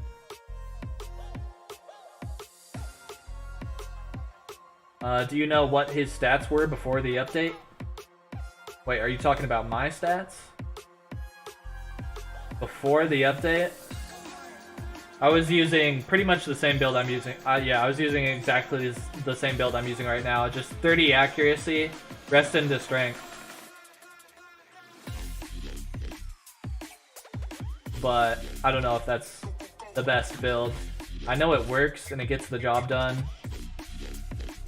but I don't know if it's the best. I think the stats aren't very important in this game. I think accuracy and strength are pretty much similar in effectiveness. Actually, I don't know. It's hard to say, man. It's hard to say. I don't know what the best stats are.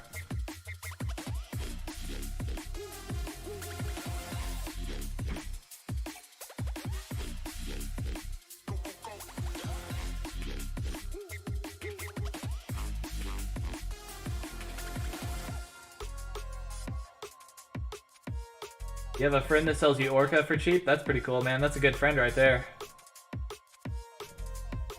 You should hook him up with a deal. You should pay that back to him, you know? Like, if he makes pet food and hooks you up with a sweet deal on pet food, maybe you mine, and maybe he likes to smith bars or something, so maybe you can hook him up on a sweet deal with Varaxite ore, or actually, don't do that. The thing about that is that if you hook somebody up with a good deal for pet food, that's really cool. But a little bit of pet food goes a long way. Like, especially at the highest tier, because the highest tier pet food lasts, I think, twice as long as all of the other pet food. So a little bit of pet food goes a long way.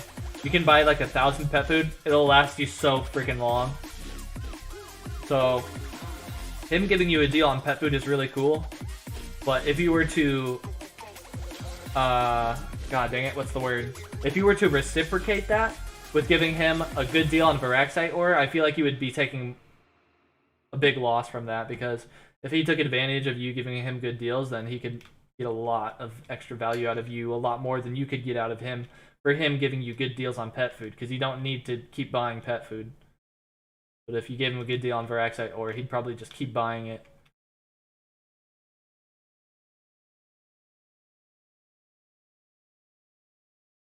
Okay, I'm freaking starving, and I actually have been really hungry for freaking a while now.